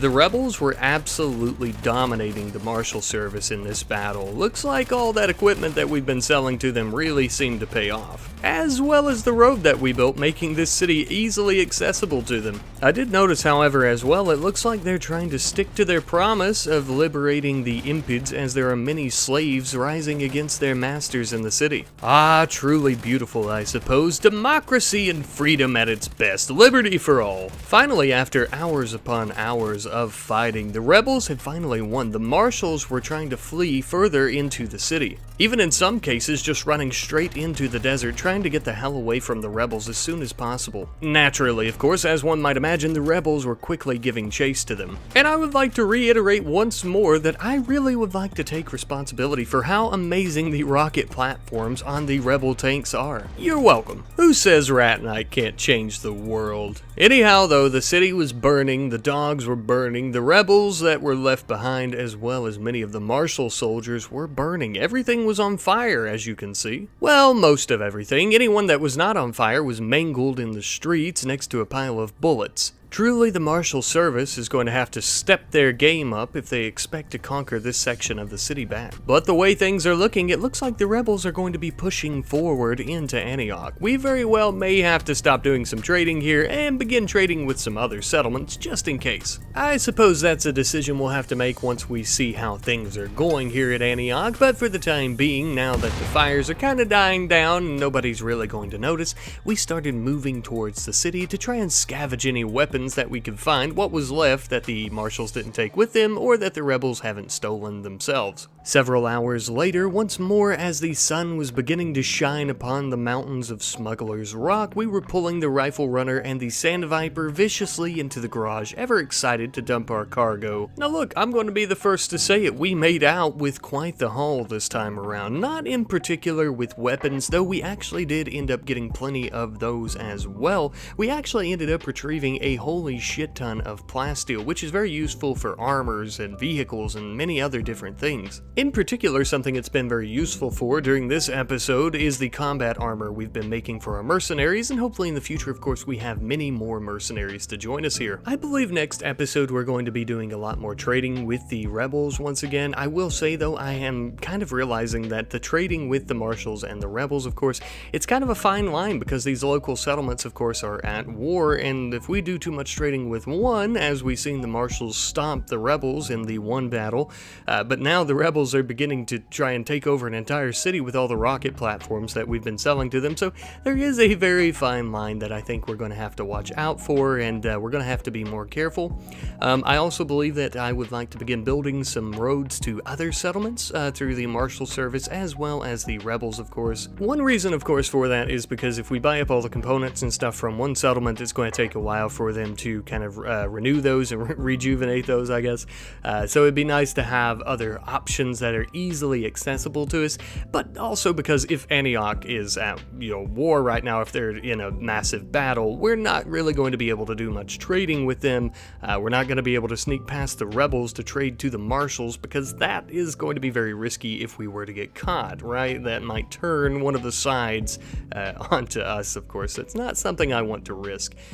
Well, hello, welcome back once again, my good friends, to the RimWorld Gun Empire series, where we are wheeling and dealing weapons all the time, as well as many different types of fine wares and products, such as armor and vehicle modification kits, turrets. We got a little bit of everything, and we're going to be making a little bit more of everything today, but first, I do have a bit of a mining project under the mountain here. As I'm sure we've all seen in the previous episodes, and we could all agree, things are really beginning to heat up here, and with that, we have a good offense, but we should really think of some escape strategies out from under the mountain so that it doesn't become our tomb. As it stands currently, anyone that would want us dead, if they were to get inside this mountain, inside our home, our base, we would have to fight them off, and if we couldn't fight them off, we're basically all dead. We don't have any other way out except for the front entrance, so I'm going to dig out a side entrance that's kind of secret, but not really. The mountain is sandstone and the door is sandstone, so hopefully it blends in, but regardless, we're going to fill this small section here up with many turrets. That way we'll have a way to retreat, and the turrets should distract any enemies if they were to break in, of course. As you can see, I also created 2 layers of defense with a large turret in the front, and we could run through the doors there and get into a small hallway with 2 mini turrets that could protect us as well if it were to come to that. But of course, as I mentioned, the main focus here and the purpose of this is an escape route for us to try and get outside away from anyone inside the base. Unfortunately though, after we had completed our massive escape tunnel, I got some devastating news. It would appear that Downs has been having an affair with Rulant. Rulant apparently wooed Downs by making an observation about eels, and she's just all about eels, I suppose, and anyhow, the two of them are having an affair now.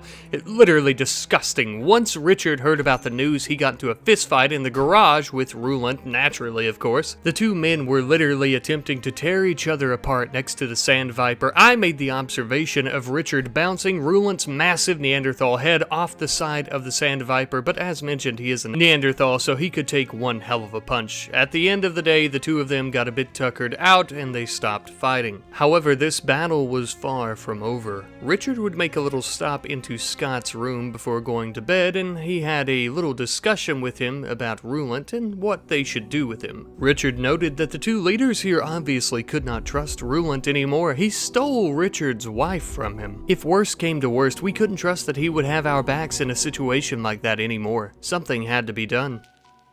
That night, as Rulant lay next to Downs in Richard's bed of all places, Shinichi came into the room and immediately arrested him. Rulant's fate was sealed from the beginning. Why would he decide to do something like this? Richard and Scott are the leaders of the Gun Empire. This poor fool must think that he's indestructible. So we're going to enslave him. And the following morning, that's exactly what we did. Scott came in brandishing his rifle, having a little chat with Rulant, and of course he was enslaved shortly thereafter, not that he really had any other choice. I would then begin having them load up a few small weapons as well as Rulant into the rifle runner. I was actually going to take him out to a marshal service settlement and sell him. I was genuinely going to sell him because I was so upset. Not the characters in the game, although I'm sure they're upset as well, but I I, Rat Knight, was so upset about this, I was going to sell him into slavery. I suppose maybe I am becoming a bit too invested. Anyhow though, we began building a road to the main road here that leads to many of the martial settlements, and during that time I began thinking to myself that maybe it actually would not be worth it to sell Rulant, as this could very much upset Downs as well as any of the mercenaries that were kind of friendly with him, stuff like that, and we really don't need an uprising. So I've decided that I may just let him stay as Scott's personal slave. He would go with him on these trading missions and things like that. And I felt like that was a pretty fair compromise all around, of course. In the meantime, back home, Richard would very angrily begin building a multi-analyzer in his wife's lab. Yes, the two of them are still married currently, but they are of course sleeping separately, as one might imagine.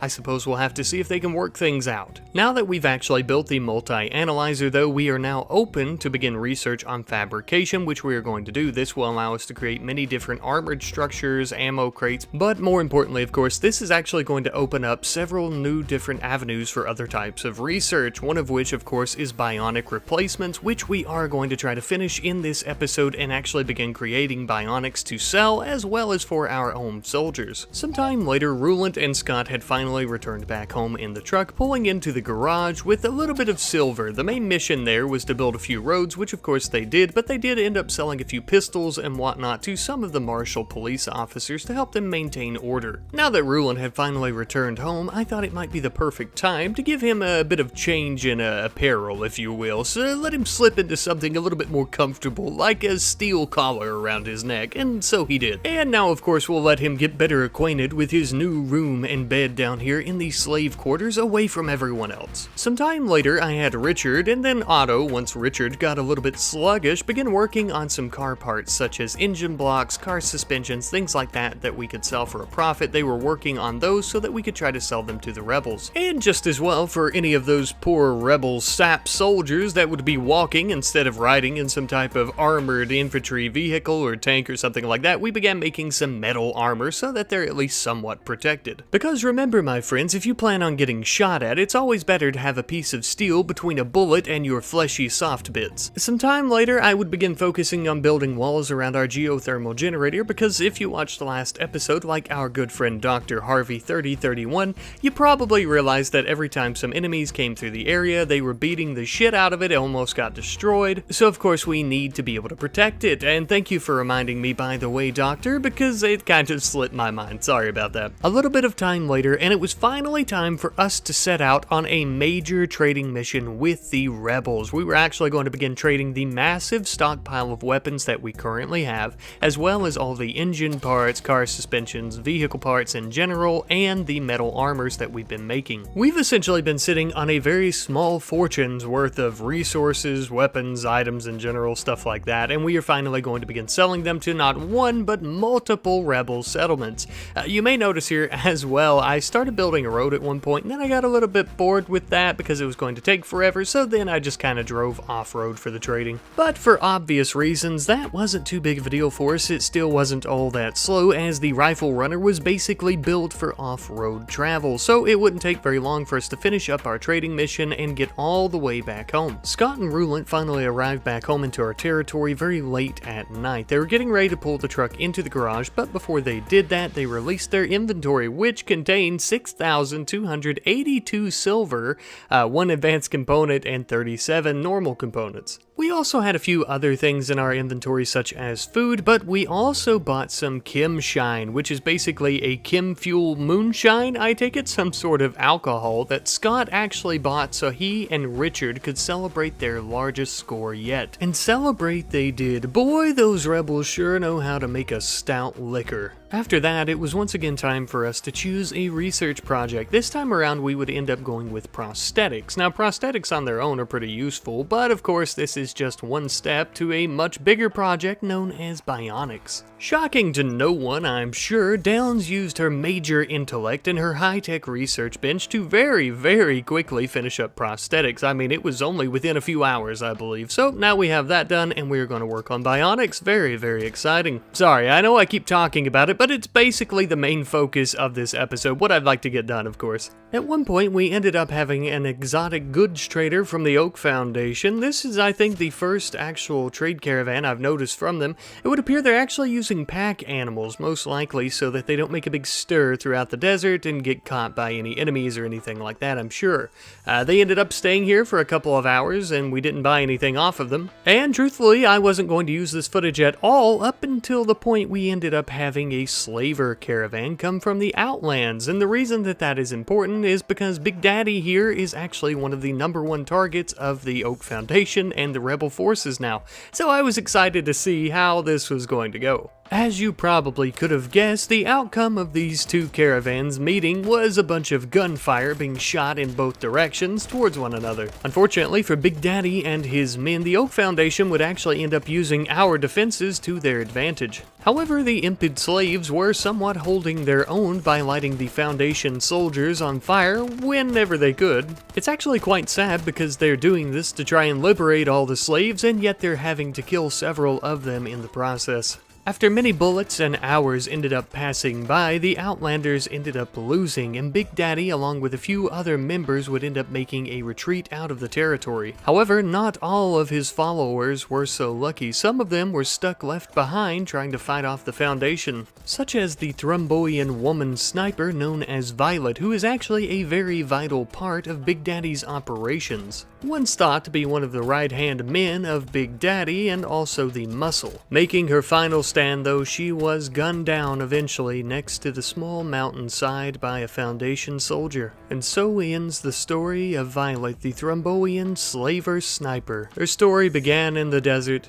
and so it ended in the desert. Now, after they got done liberating all of those impid slaves, the Foundation was finally finished using our defenses and getting bullets hurled at them, so we came out to put out the fire as they began to leave the area, leaving a massive wake of bodies. Bodies, of course, that we get to haul and clean up. Thanks, guys. We did at least get all the weapons that were dropped, though, thankfully. Moving on though, we are finally going to be creating a third vehicle for our mercenaries and basically just the Empire in general here, the S&R Rifle Company. We could really use something of a tank. Now this is a sentiment that most of you guys seem to be sharing as well. I assume it has something to do with me almost getting my ass completely handed to me last episode when I let Roz get killed by that tank that the Mountain Devils were using. So yeah, we're going to build a tank here. We're actually going with one by the Vanilla Vehicles mod. This is actually a medium armored tank that goes by the name of Roadkill, but of course I'd much rather name it something that you guys choose, so be sure to leave your names in the comments section. After creating it, I done something that didn't exactly fit the music that is currently going on in the background. I decided to test how fast it is on some beggars who came here looking for medicine or something. Anyways, I tried to run them over and it didn't work. Well, we now know that this tank is very tank-like. It's not exactly extremely fast, not something that will be running people over with, I suppose, unless they're extremely close.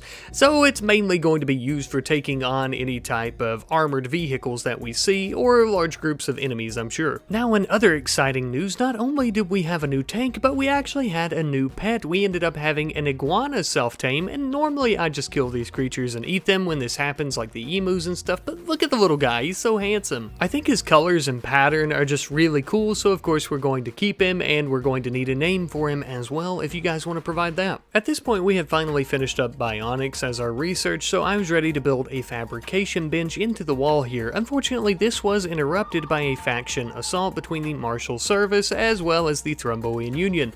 There were a few Marshal members and a few Thrumboians, and they kind of just started going at it. Nothing really of note here, except the Marshals got their asses handed to them. They absolutely wiped the floor with them. To be fair, though, they were outnumbered. The one remaining soldier that survived ended up escaping, and it looks like it's time for us to clean up their little mess that they couldn't handle. There were only 3 Thrumboians, 2 of them had a bow and arrow, and the other one was melee, so of course we'd come in and just start slaughtering the shit out of them with our automatic weapons. Easy peasy lemon squeezy. Now with those filthy savages out of our hair, we can finally finish up our fabrication bench, or at least that's what I thought. Turns out we don't actually have enough resources. We have 1 advanced component and we need 1 more, as well as some steel, unfortunately. I guess when I bought the first advanced component early on, I assumed that the fabrication bench only needed 1. I don't know, I'm not very good at math, unfortunately, but something I am very good at is trading weapons that can kill people to rebels and, people like that, of course, so that's what we're going to do for some money and also advanced components.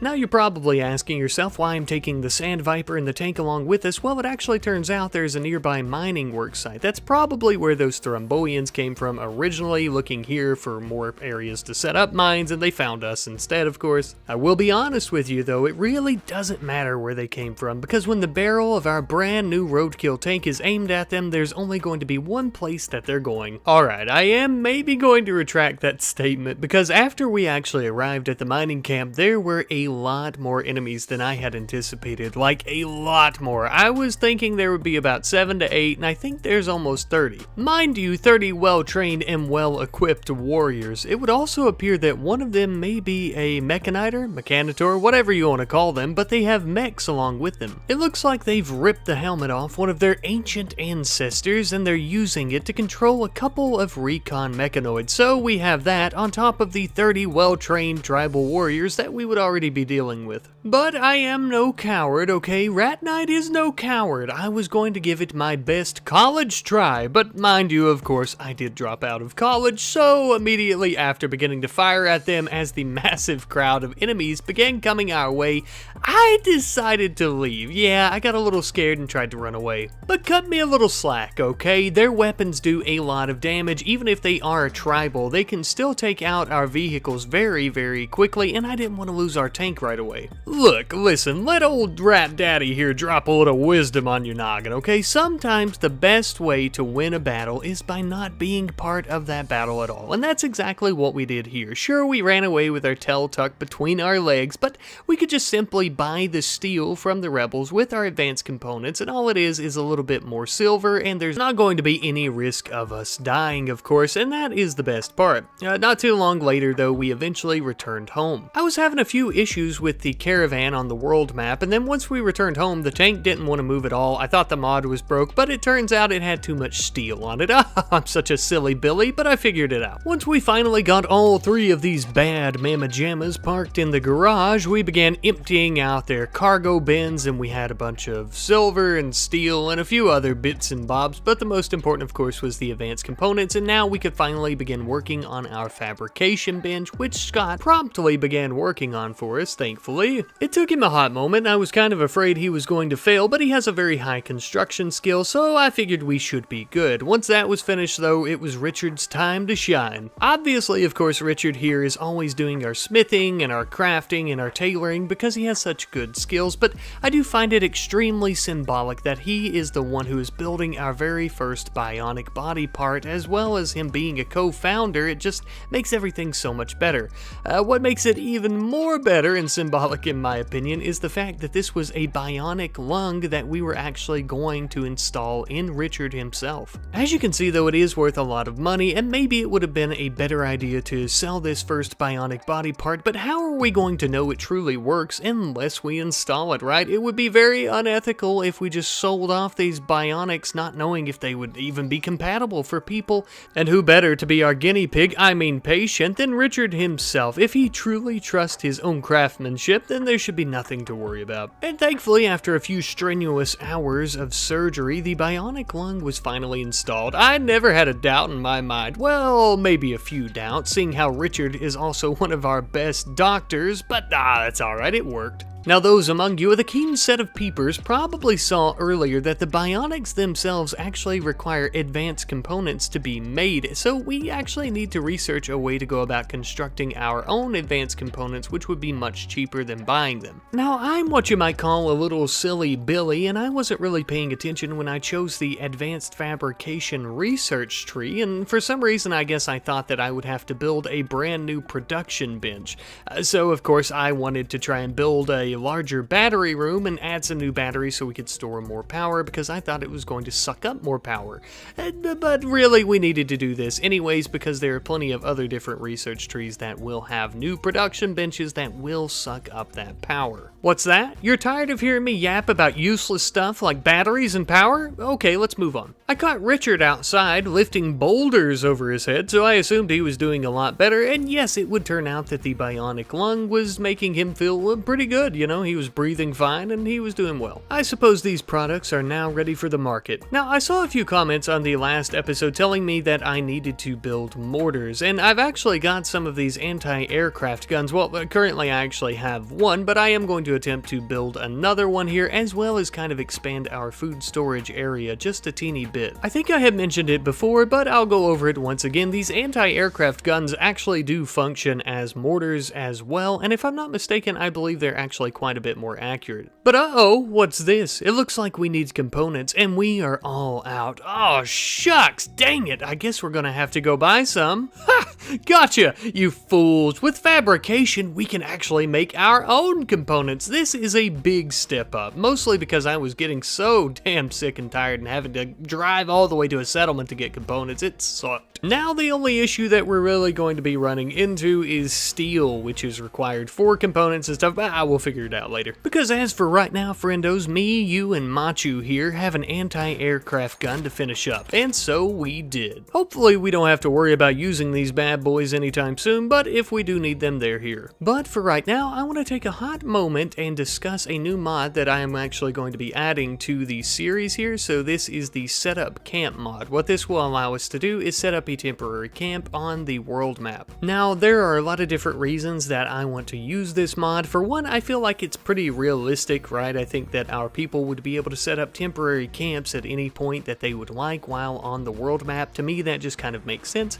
But the main reason that I want to add this is because, like I was discussing earlier, we're going to be running into some problems with resources, mainly of course steel in particular, because it's required for components and things like that. So using this to set up camps in mountainous areas, we will be able to have our colonists there begin mining and, you know, load it up into the truck or whatever vehicle and then bring it all the way back home for production. To me, that also makes more sense. You know, we would be doing that instead of constantly buying these resources off of other factions, because we don't want to be reliant on any other faction for our resources. We want them to be reliant on us, of course. And now with all that being said, we're actually going to be testing out the mod here. We have Scott and Ninal who are going to be setting up a temporary camp in a temperate forest for the night. Now, of course, this is not for steel. We're actually going to be collecting some concrete from some ruins that are here, as well as cutting down a lot of trees for wood. The concrete, of course, I just plan on using for some asphalt roads for our vehicles back at the base. Now, the wood, though, with the trees and everything, that's going to be fuel, and I also have a few construction projects in mind, and of course what little cacti we harvest back home we use for fuel, so this is going to be very useful for not having to rely on other factions for chem fuel as well. If you can't tell, in this episode I'm really trying to get to Bionics, which we did, and after that I'm really just trying to become self-sustaining with our base and whatnot, because we really need to do that. But of course we are on the right path, it just takes a little bit of time. We'll get there. Now that we're back home though, we're going to drop off all this smorgasbord of wood that we've collected. Now the main focus of this wood is actually going to be to help us improve our defenses, particularly around these barricades and sandbags and things like that. You know, that's going to help us with cover, but what if we have, say for example, another small or even a large tank that just rolls right over those, right? So we're actually going to build some wooden tank traps that should prevent that from happening. I do think this is going to be pretty useful for us from, you know, preventing larger vehicles from coming across our barricades and stuff like that and just coming straight into the base. My only concern is that these are made of wood. We get a lot of fires down this way during raids, and it's going to be one big box of kindling, I suppose. Of course, though, with that being said, there is a very low chance of them actually catching anything on fire if we add in a new turret that will blast them from very far away and will kill them before they even get the chance to light anything on fire. Well, I'm not building one of those. I'm building one of the same ones that we have, but this time around I'm going to put some embrasures around it. Furthermore, of course, I'm actually going to be deconstructing a lot of the barricades that we've placed around our previous turrets, and I'm going to begin putting embrasures around those as well. This is something that really I should have done early on, as we've had this technology unlocked for quite a while. Embrasures actually have a much higher cover effectiveness than barricades, so it will help keep our turrets more protected from gunfire and whatnot. Of course, the cover effectiveness also applies to our people, so if when we're in a gunfight we want to stand behind the turrets, that might be our best option now. And at this point we're kind of coming down to the end of the video, so I'm just going to begin doing some miscellaneous improvements around the base. One thing that I've been wanting to do for a while is fix this other entrance for our vehicles on the eastern side of the base. I absolutely hated how it looked before. It looked very thin. It looked like they could literally just tear through it at any given moment, and that's kind of still the case if they were to tear through the actual garage door, but I just like the design of this better. It's a bit thicker and it feels more protected to me. Not to mention, of course, I added in more of these beautiful floor lamps to really give it that gorgeous glow, and honestly this does make sense. It would help them drive through since it's kind of a tunnel and it's very dark. Now of course, while we're still on the topic and theme of miscellaneous improvements around the base, I began adding some gorgeous slate tile flooring as well as some of those floor lamps into our growing zones that are under the base. I know some people really enjoy the aesthetics of RimWorld and building a beautiful base and stuff like that, and some people don't, so I apologize if this last little bit here working on stuff like this isn't exactly your jam, but I really enjoy doing it, and I think that it turned out really well in the end. To be honest with you, I don't really know why, but this really gives me Institute from Fallout 4 vibes for some reason. I guess just because it was underground and we're under a mountain maybe, I don't know. I also wanted to take a hot moment here and just share the gorgeous sight of this snowy, icy sand of the desert here. If memory serves correctly, this is actually the first time that we've seen a snow stick on the desert floor since we've been here. For me, little events and moments like these just really make the series come to life. The following evening, though, of the next day, we would actually begin working on another large project under the base. This time around, I'm actually going to make a separate section here next to our production area for our armory, where we're going to be storing all the weapons, modification kits, armors, everything that we've been making thus far, and more things, of course, that we're adding onto our inventory. I also felt that we really needed to do this because as we add more production areas, we're going to need a lot more space, and we're kind of running out of new areas in our production room unless we just tear into a few bedrooms, which also is a possibility if need be. Then I was thinking to myself, before we really start selling a lot of these bionics and start trying to mass produce them, I should make sure that all of our people here are well taken care of in terms of their body parts. And I took a look at Shinichi, and boy oh boy is he having a rough time. He has a mangled scar in his right eye, his left femur is shattered, and he's missing a finger. So I thought maybe we should take care of him first. So naturally, of course, we began having Richard whip up a brand new bionic leg for him, and we were actually going to install a glass eye because I didn't have enough advanced components to make a bionic eye, at least for now. These bionics do take quite a while to make, I will note that. Something I think would be good later on is increasing someone like Richard's manipulation through bionics so that this process goes faster. I think Richard would be the perfect candidate for a set of bionic arms as well. Of situations like this, he's making bionics, but he's also performing surgeries. Manipulation would be a very good thing to have. His new bionic leg went in just fine without any issues, and then we would actually begin working on his glass eye, and after about an hour or so of surgery on that, it went well as well. Now, I will say though, I am glad we have the glass eye, but it does decrease his eyesight. The mangled scar actually had him with some better eyesight than a glass eye does, but it was aching and was going to cause him to constantly have a mood debuff, so it was no bueno. At this point, Richard is truly becoming a connoisseur of these bionic body parts. I'm sure these tales of surgeries and his new creations will be told far and wide, hopefully making people want to buy plenty of them from us. Hello everyone, and welcome back to the RimWorld Gun Empire series. My good friends, I am ever so excited to see you here once again today. Today, my friends, as you've most likely saw in the video thumbnail and title, unless I decided to change it to be a little bit cheeky, we have some very big goals to achieve. But obviously, we're not going to achieve anything by sitting here and talking about it. The first type of research I would like to do today is in recon armor. This will obviously unlock several different types of armors that we can create and sell, but one in particular I would like to create and provide to Richard is the Deathstroke armor from the Deathstroke armor mod, of course. Downs here would immediately begin her extensive research into the field and knowings of recon armor, but of course that's going to take her quite a while. Maybe we'll check in on someone such as Richard, who is currently making more pre-charged turrets for us to sell to the rebels and or marshals. But what's this? It would appear the dirty scoundrels from the Mountain Devil Mafia have arrived and plan on raiding us. The raiding party appears to be fairly well equipped with a stolen Marshal Service Jeep joining in. Truth be told though, the Jeep was the least of our concerns after I seen this massive hybrid between an Impid and a Thrumboian dual-wielding minigun turrets. Holy shit. Well, it looks like the MDM has really brought their A-game once again. I suppose we're gonna have to whip out our secret weapon.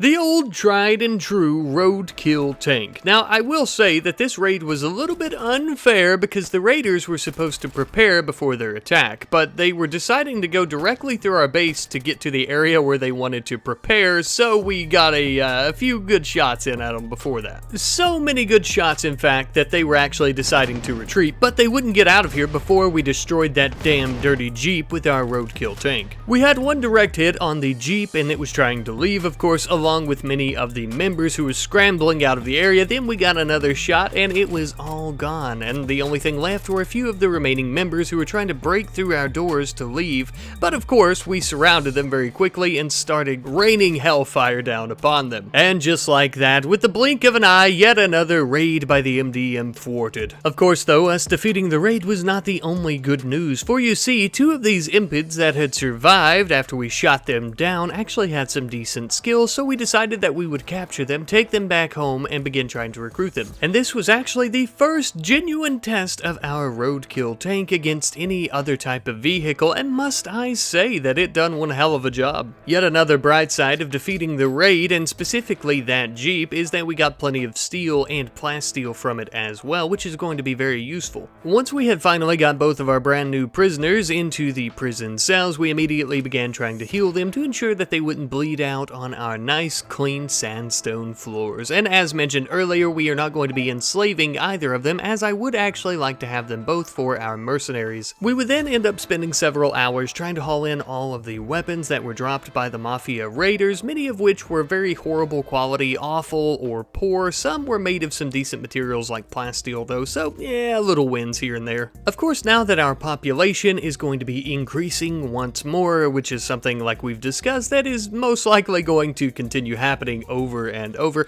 I decided to try and get ahead of the starvation curve here, especially with it being winter time and the snow already killing many of our plants outside, of course by going ahead and creating another growing zone on the inside next to our other two. This growing zone was basically identical to the other two, except the planter boxes were made out of slate because we were running low on limestone at the time. Another difference with this planting zone here, growing zone, is that we're actually going to be growing some eggplants. The reason for that is because we can't grow corn inside, but the eggplants have a similar harvest yield, meaning we'll have just as much nutrition. Now finally, with another large area to grow plants that we can consume, we're going to need a little bit more space in our food storage room to actually put all of the eggplants and whatnot that we'll be getting, so we ended up doing that as well. And then just something brief to touch on for a moment, something you guys were telling me about in the comments last episode, and something I noticed is that this solar panel up here is being blocked somewhat by the mountain, so we deconstructed that one. And I didn't actually build a replacement because I have some pretty big plans for power. As you could probably tell, this same small hill is actually blocking people such as raiders that spawn in on the northwest side from being able to come to the northeast side without going through our base, which is causing a few issues like the raid earlier. So I actually decided that I would dig out a large tunnel. That way anyone, visitors, raiders, whoever that are spawning in on that side will have a way to come through the mountain without having to go through our base, of course. It is pretty big, so that does mean that enemy vehicles are still going to be able to get through. Unfortunately, it kind of needs to be that way though, that way we can get our vehicles through if need be as well. Unfortunately, however, as we were digging out the tunnel, we ended up having a prison break. Our two new impid friends, who we thought were our friends, are apparently trying to escape, and they're doing a pretty damn good job. I would end up sending Otto and Shinichi to the left side to try and deal with the blue impid, and of course Scott came in with his rifle and started firing at him as well. This took a little while, but eventually we took down this impid, and I was very worried that the one that went through the right side may be escaping. But apparently that was no issue. If you heard those few rifle bullets there, it looks like it was Richard firing at this impid, unfortunately killing her, so no more prisoner. And yeah, I was a little bit sad about that. That news kind of sucked. We only have one prisoner there that's going to become a mercenary, but in good news, we finally finished up this tunnel, meaning that any raiders or anything will be able to come through, and we don't have to worry about them trying to go directly through our base. Haha, achievement. Of course, however, just because they don't have to anymore doesn't mean that they won't try to go through this section of our base. And honestly, this whole time, having to deal with a war on two fronts occasionally, either on the left side or the right side with raiders coming at us from either one,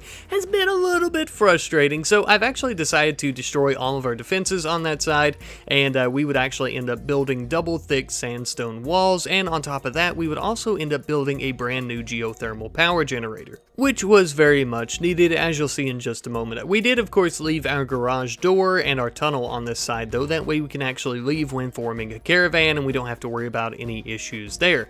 As you can see though, once we finally finished our geothermal power generator, all the lights were coming back on. We're really using up a lot of power, so 2 generators was very much needed. As you can see, with this monumentous project finally completed, we literally moved mountains, and we actually used the stone from those mountains to build more walls on the left there, but they shouldn't be coming through that side at all unless they're sappers or something and they try to destroy the walls, but if that were to happen, we have much bigger issues at hand. Of course, while we're still on the topic of moving mountains, I'm actually going to set up a mining camp nearby the base for a little bit to try and collect some resources like steel and hopefully some components. But of course, we're going to need somewhere for our people to sleep, so we built some cloth tents.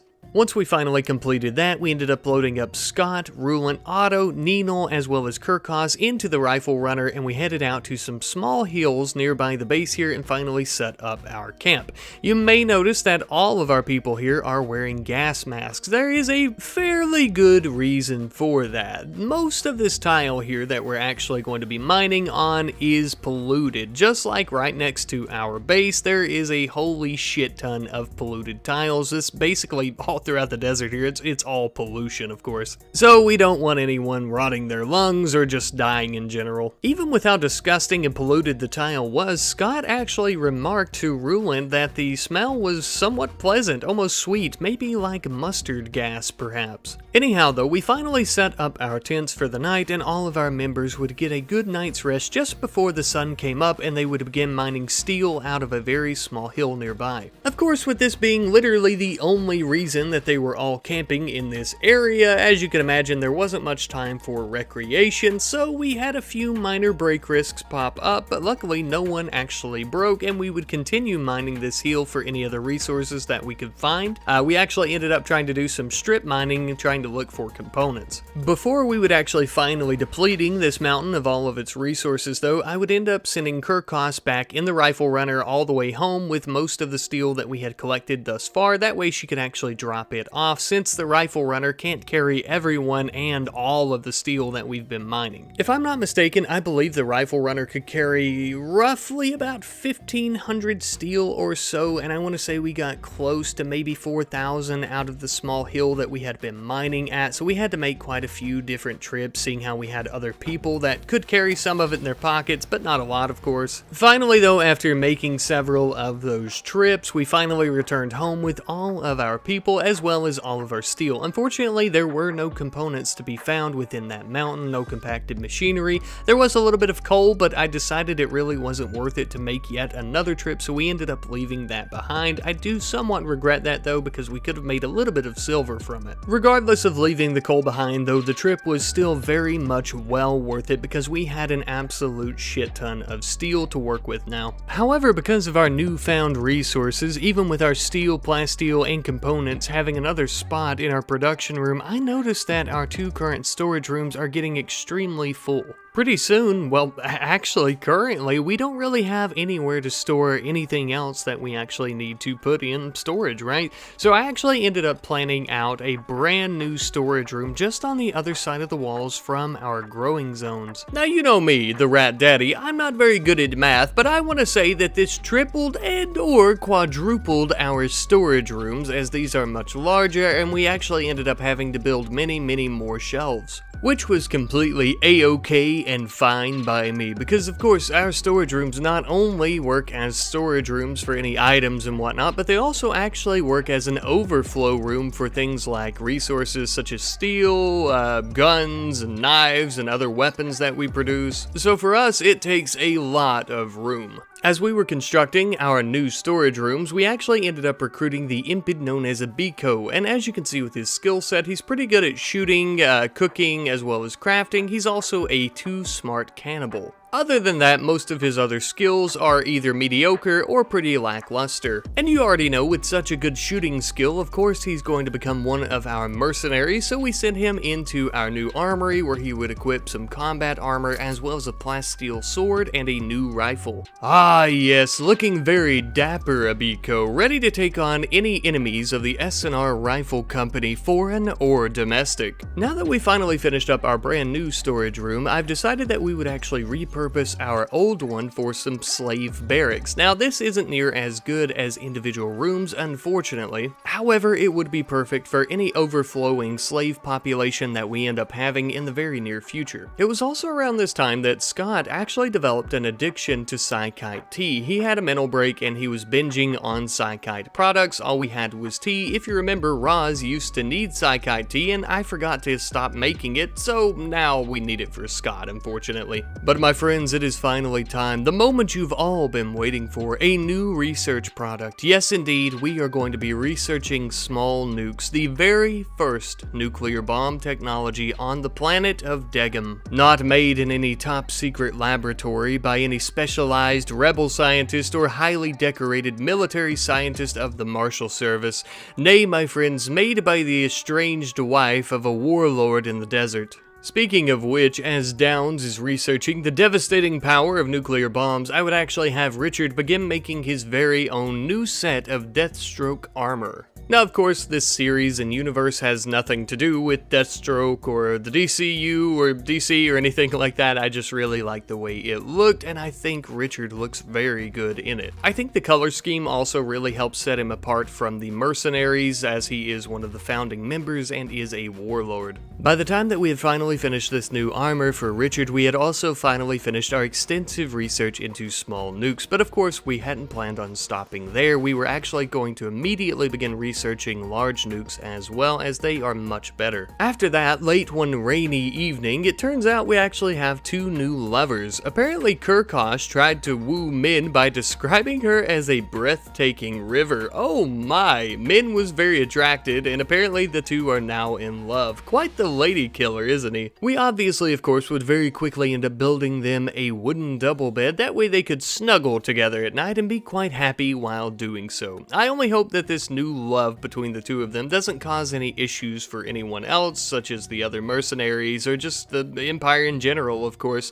Although it's not as though we're not already accustomed to having a love triangle among our ranks. The good news couldn't last forever though, because the following morning we ended up having a raid from the Confederacy of Banah. It would appear that they've gathered up just outside the small hills around our base and are preparing for an attack. Although I did see something that I don't think we've ever seen among the Thrumboian tribes thus far. It would appear that they are getting with the modern times. They're actually using some makeshift weaponry. Well, now I know that we didn't sell them those guns, and I know that they don't have the means or knowledge to create firearms, so I'm assuming that someone else has been selling them these weapons, possibly the Mountain Devil Mafia. Though we can't be sure just yet, that is the only other faction stupid enough and willing to sell to these Thrumboian tribes that are going to try to kill everyone else, of course. Regardless though, I don't really care. We had planned on shooting the shit out of them with a few mortar shells, up until the point that I realized that these anti-aircraft guns, though much more accurate than mortars, unfortunately do not have near enough range to reach them over there. I didn't know that. Ah, that's what we in the business call a classic rat night oopsie daisy. But where our AA cannons have failed us, our roadkill tank shall not. We rolled it out immediately over to the large group of enemies preparing a massive shell bombardment. We managed to fire at them twice, hitting many enemies. I ended up pulling back for just a moment because they were really starting to crowd around the area, firing at us, and I didn't want the tank to get destroyed just yet. We pulled back around to get yet another shot off, and this did severely injure several of the enemies, but now we were out of ammo, so it was time to pull the tank back into the garage and out of the way. It would appear that even though many of their members were crippled and severely injured, they were all too stupid to run away. That was quite alright though, as we still had the Sand Viper full of ammo, we would immediately bring it out as well as our mercenaries. Now, of course, don't get me wrong, I love our brand new tank that we built last episode, but nothing is as good as the classics like the old Sand Viper here, where we could fire at them as well as run several of them over, which of course you know we did. As we were taking our little stroll through enemy lines, we could hear the pitter-patter of heads and bodies bouncing off the armor of the Sand Viper. We had ran over so many of them, in fact, that they had decided to flee. The smartest idea that they've had all day, I'm sure.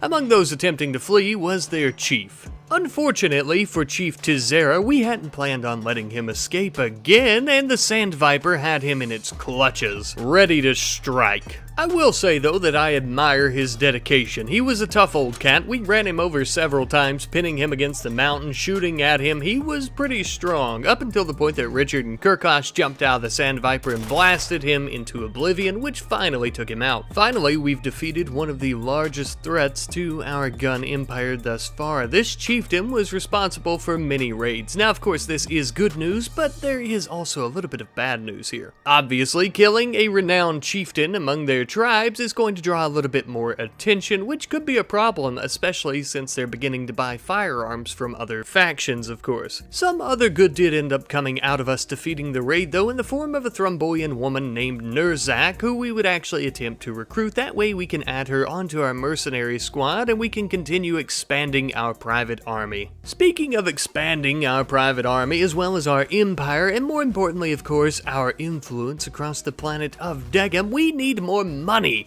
So we're actually having Richard here build some advanced components so that we can work on new bionics. The first bionic that we're actually going to be making is a bionic arm. This bionic arm is a monumental milestone for us because it is not the first bionic we've created, but it will indeed be the very first bionic that we've actually sold to someone. Bionics, of course, are not easily accessible to either side of this global conflict, and we intend on changing that. For a price, of course, a very hefty price, as you can see. That's just supply and demand, baby. If we are making them, we get to make the prices. It's only fair. We had Scott and Rulin immediately begin loading up the rifle runner with the new bionic that we had created, as well as several different types of weapons, bayonets, knives, rifles, pistols, basically everything. We had a massive stockpile of weapons still at this point, and we really needed to unload it. We would actually end up trading with the Marshal Service first, as we've been doing a lot of trading with the rebels, so we want to ensure that both sides, of course, are well armed. And in doing so, of course, that does also mean that we wouldn't sell everything to the Marshal Service. We would be sure to leave about half of the inventory to take back to a nearby rebel settlement. That way we could arm them as well, truly trading with both sides now. Back home, Downs would finally conclude her extensive research into large nuclear bombs, and they are now available for us to create. A few hours after that, Scott and Ruland had finally returned home with a smorgasbord of silver from all of the weapons and whatnot that they had sold. We are truly forming quite the little bank here in our vault, with a very large stockpile of mostly silver and jade, but also a little bit of gold. We would have more gold in our stockpile, but we've been having to use it for some electronics and different products, of course. It hardly matters though, because in this desert, baby, silver is what talks. Moving on though, last episode I asked you guys for a name for our new roadkill tank, and you guys provided those, and I've actually chosen one, of course. I'm going to be naming it the Armadillo. Now, I did end up seeing quite a few people who actually ended up suggesting the name Armadillo, but the very first comment that I had saw with this originally was from Sasha FYI, so thank you ever so much, Sasha, for the wonderful name for the tank. I do also agree that it is a very fitting name for the tank, as the tank is quite the roly-poly armadillo type, right? It's a little butterball, if you will. Along with the brand new wonderful name, I also decided to give it a brand new wonderful coat of paint. Now, I didn't really make it look like an armadillo. I actually didn't go with any camo or anything. I kind of gave it a rusted look, which I felt was very fitting here for the desert and for a private gun army and kind of mercenary militia, right? For me, personally, I very much love the new paint job and the name, and I hope you guys do as well. Last episode also, I asked you guys for some names for our new iguana, and there were a lot of really wonderful names, of course, but I ended up going with Blood Diamond as it seemed very fitting for the color of the iguana. This, of course, was also said by our good friend Seamus Finnegan 1164, who actually came up with the name Blood Diamond as well. So thank you ever so much for the name, Seamus. I very much like it, and I want to say a big thank you to everyone who left a comment. I saw a lot of wonderful names. Of course, unfortunately though, we can only choose one. At one point, I noticed that poor Scott here was lying on an operating table, and I had no idea why. Well, it looks like he's actually in withdrawal from Psychite for whatever reason. So we had to have Richard come and administer some tea into his old lips, and that way he could finally get up and go do something. It's very sad to see Scott begin spiraling down like this with addiction to Psychite, as I do believe that it's brought on by the stress of being one of the two biggest warlords in the Noquan Desert, and honestly on the entire planet. Running the SNR rifle company no doubt is extremely exhausting, especially seeing how Scott here is the face, the liaison of our trade with these other factions. Speaking of which, we're actually going out to do a bit of trading with both sides of the war, and we're going to be buying a special material. I would tell you what it is, of course, but I would like for it to be a little bit of a surprise at least, but you could probably already guess what I'm buying.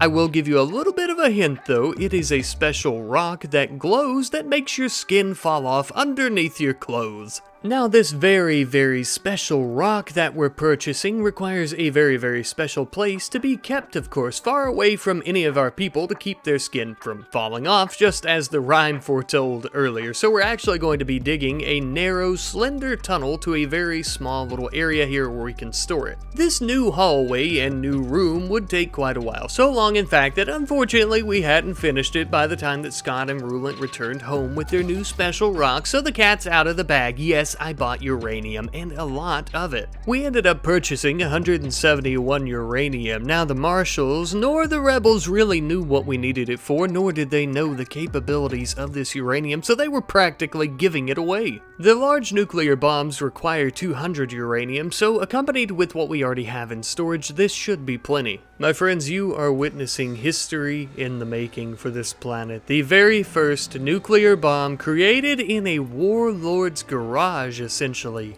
Richard has made the first nuke. As Richard slowly and very carefully took the nuke all the way to its new home in the safe room, he began to realize that nothing would ever be the same. There was no going back now. Pandora's box had finally been opened, and there was no way to close it, no way to seal it shut once more. There was only adapting to it, overcoming it, and surviving it. To think that this very small metallic item made of bits of components, plasteel, and just normal steel in our little production room, as many other things had been made before, could level entire cities. The power that now rests upon our shoulders is crushing and overbearing. I believe I'm beginning to see why Scott dulls his reality with Psychite T. The new destructive weapon that we have created required our protection from any other faction that wished to use it without our consent, of course. But better yet, we required protection from it. That is why I've buried it under this mountain, and that is also why I've decided to build reinforced blast walls as well as 4 reinforced blast doors to try and keep us safe if it were to detonate prematurely. I also ended up making some reinforced metal flooring as well, just to ensure that if it does go off, the blast will be contained and limited to a very small area. I realize that the new section here where we're actually keeping the nuke may look a little bit silly, as in addition to the base, it kind of looks like one big spaceship, and this is like a very small antenna sticking off the side or something along those lines. But my friends, you know I always like to ask you for your feedback and your suggestions because I love you guys, and I always say that this feels like our series. Well, I'm going to leave it up to you guys and your suggestions. What do we do with this nuclear bomb? I'm not really sure on the price of them just yet. I haven't really looked. I'm fairly sure that they're very expensive, of course. But what do we do with it? Do we sell it to another faction? Do we sell it to the Rebels? Do we sell it to the Marshal Service? Is it so powerful that maybe we don't do that at all? Given what we know about both sides, there is a possibility that if we were to sell it to either of them, they would start nuking each other into oblivion, and one of them would come out on top, leaving us with little to no clients, of course. But let me know what you guys think about that in the comment section down below. I would love to see what you guys think. Now that we finally reach our big goal for this episode though, I'm going to focus on a few smaller minute details around the base and just in general of course. Since our AA guns can't actually reach too far outside of the limits of our base, I'm actually going to build a mortar for any long range attacks that we may need to do for now. It'll suffice right now up until the point that we actually get an artillery cannon, which is much better.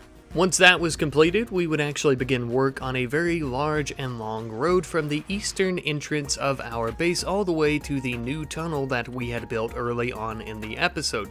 Now, of course, with us being out here in the desert, we don't really have to worry about a lot of vegetation growing and blocking our path on the road, but we do still want to have a very clear-cut and easy path to follow out of the area here when we're going to do trading or anything like that. And I would think it would go without saying, of course, but it is much faster to drive on asphalt than it is through the sand here. I also felt that this was as good a time as any to begin upgrading our defenses just a little bit. I was going to dig through this small section of the hill here right next to where our turrets and our barricades for the entrance are.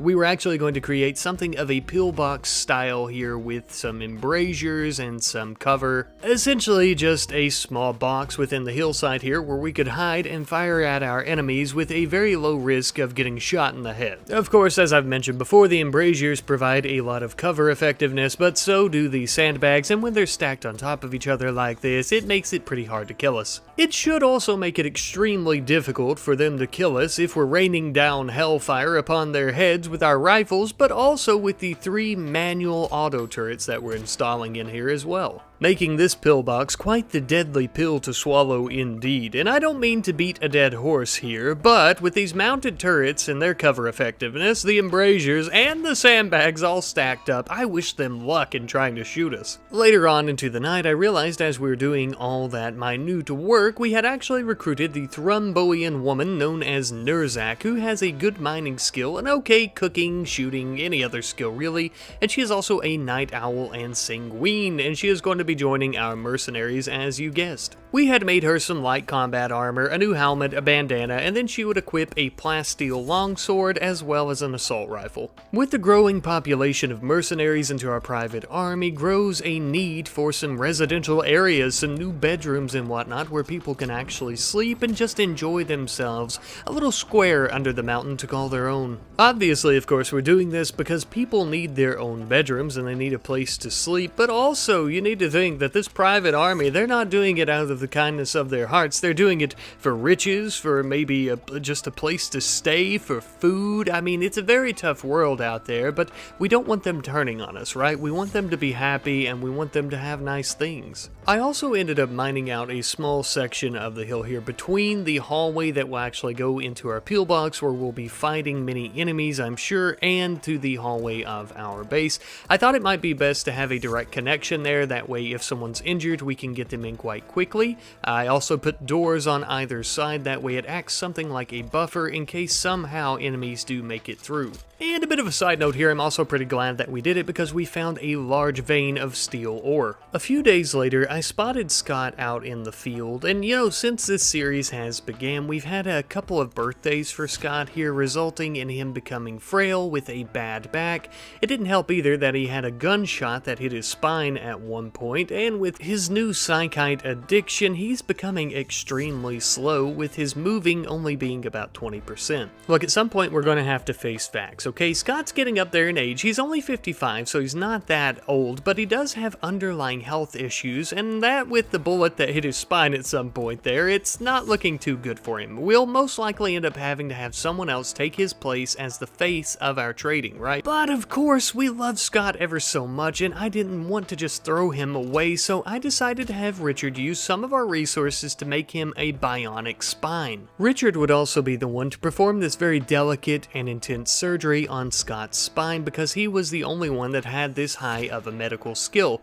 Unfortunately though, I believe I kind of jumped the gun here and the surgery ended up failing. Luckily, the injuries sustained by Scott were nothing too bad and he did survive, of course, but I shouldn't have done this so quickly, I suppose. I maybe should have waited until we had someone with a better medical skill. I just, I didn't want to lose Scott and I'm very afraid that that's going to happen. While I was a bit disheartened that the surgery was a complete shit show and was totally botched, unfortunately, as well as all the resources being wasted on a bionic spine, I was pretty excited that we were building some new types of weapons. We're actually going to be making some EMP weapons, starting out with EMP grenades. I think this type of weaponry would be perfect for our customers as they can utilize it to shut down their enemies' electronics, such as vehicles and mechs if they have any, things like that. As Richard was hard at work creating EMP weapons, Abiko was actually making some metal armors. That way we can try and have all of this ready by the beginning of next episode to sell to the Marshals and to the Rebels.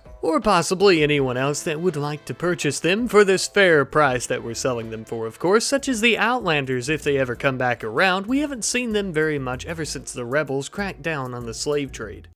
Well, hello my good friends. Welcome back once again to the RimWorld Gun Empire series. As you can see, we're currently guarding our precious cargo with our near and dear lives. Precious cargo, of course, that I still haven't decided whether I'd like to drop it on somebody's head, sell it to somebody, and see if they'll fire it off at the nearest enemy settlement, or I don't know what we're gonna do with it, maybe just leave it in the vault, who knows. I suppose though, in the meantime, while we're deciding what to do with our brand new nuke, we should at least research artillery guns. That way we have a large enough cannon that will be able to fire it at settlements if we decide to use it in such a way. Now, of course, we could fire it out of a mortar, but mortars are very inaccurate, and that wouldn't be all that spectacular, now would it? Something that would be a bit spectacular, though, is improving the defenses of our pillbox once more. We have a comment here by our good friend Yura Kabako, I believe is how you pronounce your name, who was actually saying that we should sandwich our embrasures in between actual walls, and that's a really good idea. I don't know why I didn't think to do that in the first place, so I apologize and thank you for reminding me. Essentially, when you sandwich the embrasures between walls, this does allow pawns to also take cover behind the walls, giving them a less likely chance of getting shot in the head. Or shot in general, really. Here, let me show you a demonstration. As you can see here, Min is firing through the embrasure from behind a turret, and then once completed, she can run behind the wall. Simple as that. We had some Marshal soldiers visiting, but I wasn't very concerned with them as we actually had a quest that popped up called Vagabond's Desire Alms. So essentially, there were a bunch of vagabonds or refugees or whatever, and they were requesting silver. It was apparently so they could buy back a friend who was recently kidnapped. I have a feeling that Big Daddy and his Outlander men have something to do with this. These poor sheeple must not know that their friend is most likely already digging in Big Daddy's mines enslaved. And these sheep also don't know that they just waltzed right into the lion's den. You see, they don't belong to any faction, so we're not going to upset anyone if we kidnap them, and we need more mercenaries. We immediately rushed in, attempting to try and arrest several of them, including the children, but I only wanted to arrest the children to keep them out of harm's way, and look what's happened. Unfortunately, we had to slaughter them. It was our only choice. Our hands were tied. There was literally nothing we could do to prevent this child's death. I mean, for God's sakes, he even pulled a knife out on Abiko. He had to kill him. We refused to feel guilty for self-defense, okay? The only thing that I felt now as the rain was pouring down from the sky upon these carcasses was regret. The regret that we hadn't arrested more of them, damn it. We had only managed to arrest one of them, the rest of them got killed. Speaking of which, we had a bit of good news and bad news with the one person that we did manage to arrest. The good news was she had a decent skill set, pretty good at crafting, mining, burning passion and shooting, yada yada. The bad part was she was unwaveringly loyal to her home faction, so we had to enslave her. Not that big of a deal, but I wanted a merc, not a slave. A bit of time later, I realized that we had a lot of food in storage. Even with our growing population, I think that we could sustain making some better meals for our people, which will increase their moods, of course. So I've actually decided to plan out making some fine vegetarian meals for everyone, as vegetables was our primary food source. Nino got right on that for us, and the way I had it planned out, I was going to do about half as simple meals and half as these fine meals just to kind of start us out. And as you can see here with Otto, they were immediately a huge hit with all of the mercenaries, giving them who ate it a +5 mood buff. It was nothing to write home to Mama about, but it was okay. Then I noticed, as we had been preparing all of these fine meals, we had enslaved Harriet, the beggar that I was just showing you literally moments ago, so it didn't take us very long to get her to join us at all. Later on into the night, I decided that I actually wanted to make some more improvements on our defenses, and specifically within our pillbox. I apologize, I know I keep coming back to the pillbox and working on it and making improvements, but I just keep thinking of new things that I would like to add, such as this steel barricade that we can actually take cover behind when in gunfights. I also ended up building some flooring to ensure that we can move through here properly as well. I would also end up doing much of the same in the hallway that connects the pillbox to the rest of the base here with the steel barricade and some sandbags. That way we could try to take cover if for some reason enemies were to break through. We need this buffer point to kind of be militarized. Then I suppose everyone was just so plumb dumb tickled about all the defense improvements and everything that we've been doing, they decided to throw a little bit of a party and just kind of celebrate a little bit.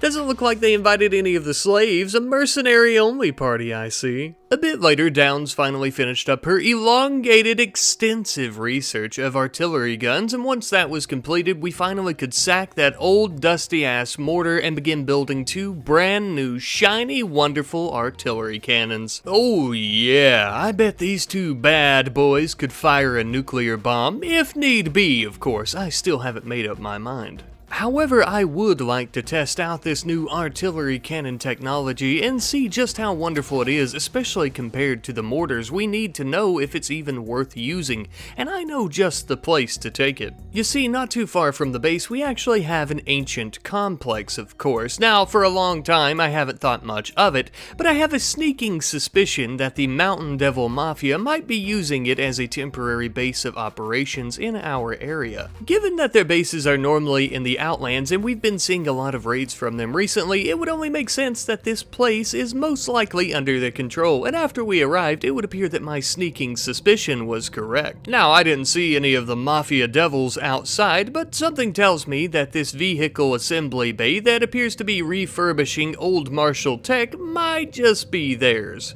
Not only does this temporary base explain the fluctuation in raids that we've been getting from them, but this vehicle assembly bay also explains why we keep seeing a lot of these vehicles attacking us as well. I wasn't sure if they were alerted to our presence or what, but I couldn't find any of them outside. My best guess is they're all inside working on something or hiding. Truth be told, I didn't really give a shit what they were doing inside either way. I planned on giving them a very big knock on the door, assuming that our new artillery cannon are accurate as described, of course. I would let Nurzak and Abiko have the fun here with the artillery cannons, loading them up, but for the time being, I'm going to have them hold fire until we can get the armadillo into position, because as soon as we start firing, I have a feeling that that tank is going to come out and try to rock our socks just a little bit for us. While trying to move the armadillo into position there, you may have noticed that the tank somewhat locked onto us, and that scared the shit out of me because as we've seen in previous battles with the Marshals and the Rebels, those things are very powerful.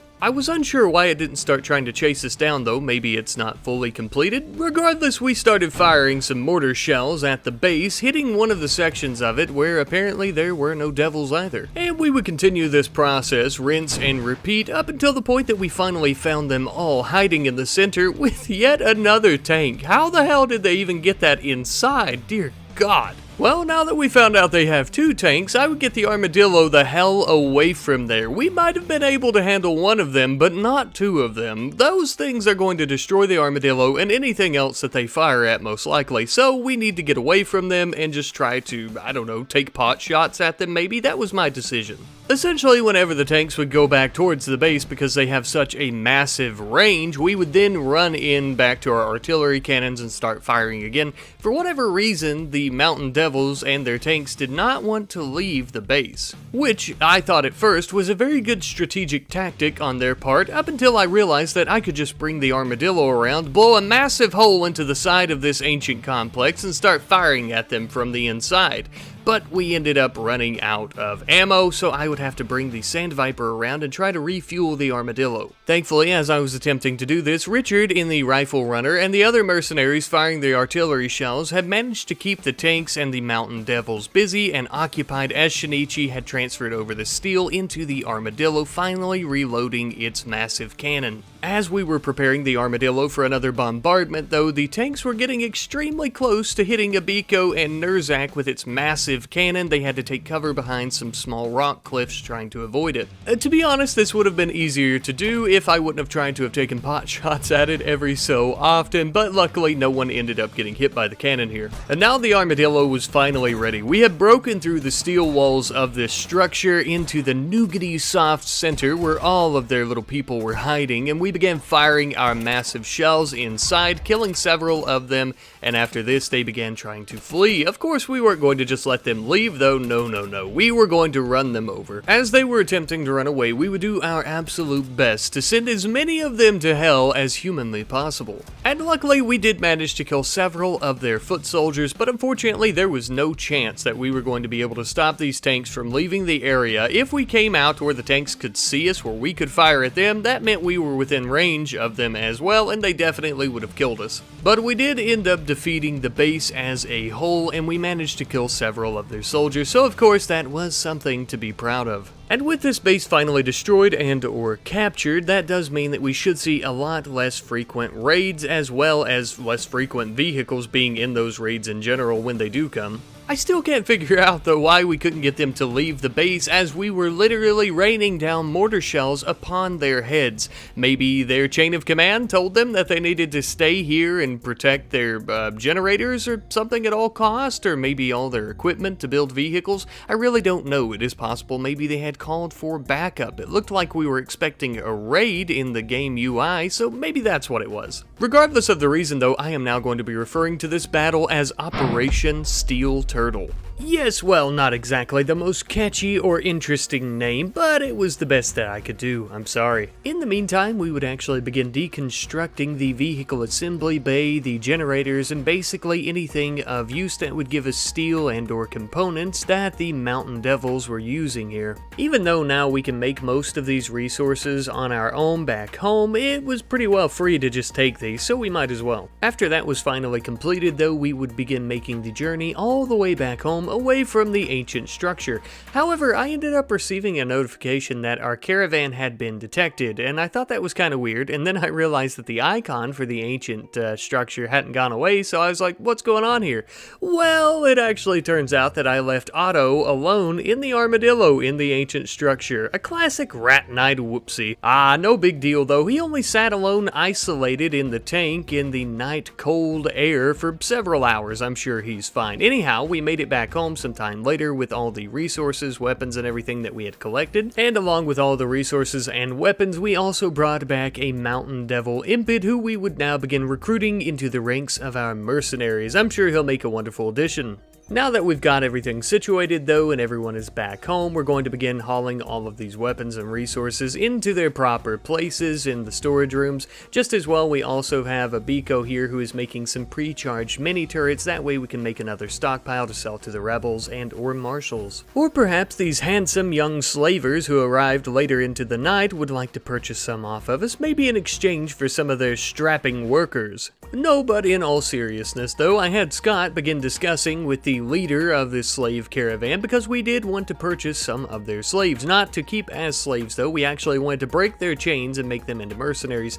The only issue was though, unfortunately, all of the slaves that they had that we could purchase would have to join as slaves. Nevertheless though, we did end up purchasing all three of them, and now we have Mathis, Jet, and Bowman in the S&R Rifle Company. All three of them ended up costing a good bit of silver. We didn't really get to sell any weapons or anything to the slaver, unfortunately, but we did end up selling Harriet, the vagabond that we had enslaved early on in the video, you know, the one we don't care about. Of course though, as I've mentioned early on in the video, I do want to have more and more mercenaries. I want to form a little army this episode, right? And I want these three to be part of that army, and it would be as simple as just throwing them into a cell and beginning to recruit them, of course, but I feel like that's a bit too easy, and they've most likely been slaves for years, so how are we supposed to know if they would even make decent mercenaries? Well, the obvious answer to that question, my friends, is by testing them. Yes, indeed, I have actually armed these 3 slaves. I know, crazy, aren't I? But we're actually going to take them out somewhere and just give them a little testy test.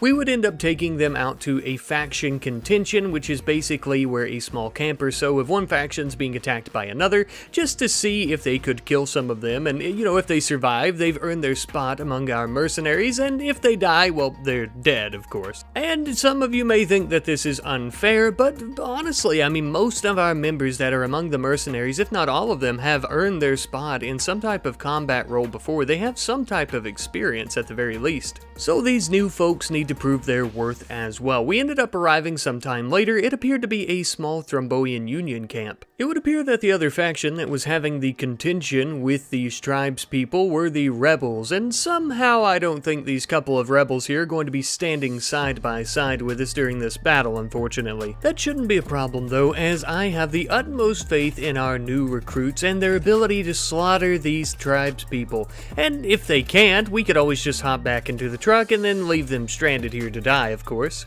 The Thrumboians were pretty quick. One of them almost took Mathis down, but luckily with the help of the others, we managed to kill them before they stabbed her through the chest. And then we would take on the rest of their little village here. As they were kind of scattered about, we began firing at them as much as we could, of course, trying to scatter ourselves. That way we're not kind of in a group, getting shot at by their bows and yada yada. At one point though, they were getting a little bit too close for comfort. Thankfully, Min used her impid fire breath on them, causing them to begin running around in circles while inflamed. However, that didn't last for too long, and then they would once again commence trying to beat us down with their horns and their swords and their hammers and so on and so forth. Of course, we started just blasting them into oblivion. Eventually, we finally killed the last remaining Thrumboian. After putting a bullet in the last sad sack of shit that was coming at us though, we had finally cleared the entire camp and it was time for us to begin tending to our wounded. After that, of course, we would also begin tending to some of the warriors that were lying on the ground very wounded, as we planned on taking them prisoner as well. After that, we would then begin making preparations to travel all the way back home around the mountains here. The only issue was this was going to take a bit longer than it normally would, as we had so many people that were walking, we couldn't fit them all into the truck. And a lot of these people were injured, which of course made them much slower. But our victory during that battle has shown us that our 3 new recruits have truly earned a spot among our greatest of warriors, and because of this, that does mean that they're going to need their own bedrooms once we actually get them recruited, of course. So while we are waiting on them to return home, we would actually begin working to significantly increase the residential capacity of our base as it currently stands. The caravan finally ended up returning home that night, with our Thrumboian prisoners immediately trying to make a break for it out of the territory. A nice attempt, I'll admit, but extremely futile. Our comrades were quite cooperative with the recruitment process. They would even go into the armory to drop off their weapons and armor before heading down to the prison for their temporary rehoming. We had Otto, Nurzak, and Fox arrest all 3 of them and just kind of put them in their beds in their cells, and they didn't fight. They were, like I said, completely cooperative, very kind of them. There was one teeny tiny issue though. Unfortunately, you see, I had neglected to even check if these 3 could be recruited, if they were recruitable, and 2 of them were, but our friend Bowman here actually had unwavering loyalty to the Outlanders for some reason. Good lord, it's almost as if they've brainwashed him. Wait a minute, brainwashed? That gives me an idea. Introducing the newest mod to our mod list, Uncle Boris's brainwash chair. We would end up having to research basic electronics to unlock the brainwashing chair, and just as well a tube television, which to the best of my understanding is also required to be able to brainwash a colonist and or pawn. Based on my testing with this mod, I've never used it before up until this point, but it looks like you can actually brainwash them into having a passion or burning passion for certain skills, new traits, all kinds of different stuff, but I was afraid that that would definitely be a little bit cheaty, so I ended up just going with a standard recruitment brainwashing to try and actually get them to join us. It already felt sleazy enough that I would be able to recruit an unwaveringly loyal pawn, so, I was out of options though. This was the only way. It was going to take Downs a little bit of time to actually complete the research required for that though, so in the meantime, I decided I was sick and damn tired of watching Scott limp up up and down the hallways with his old frail back. So since we still have a good bit of resources, I decided I would try my hand once more at creating yet another bionic spine, and we would try to install it on Scott. And if this time around it doesn't work, I don't know, we're gonna have to just keep him home all the time and choose somebody else to go out and do trading because he can barely move. Once he had finally created the bionic spine, Richard would then begin performing hours upon hours of agonizing surgery on Scott, and in the end the surgery was actually successful. Finally, the bionic spine was installed. This was going to be a big help. If I'm not mistaken, this should increase his moving speed to 70%. Not great, of course, but it's better than it was. About a day to 2 days later, we had finally finished up our research into basic electronics, which did end up making it possible for us to build the brainwashing chair, so we actually began mining out a small section next to our recreation room, ironically, for a brainwashing room where we would then build the chair, some very low-level lighting, and a tube television. We had 2 prisoners currently that were unwaveringly loyal and needed brainwashed, but of course we decided that Bowman here would be our guinea pig, as it were.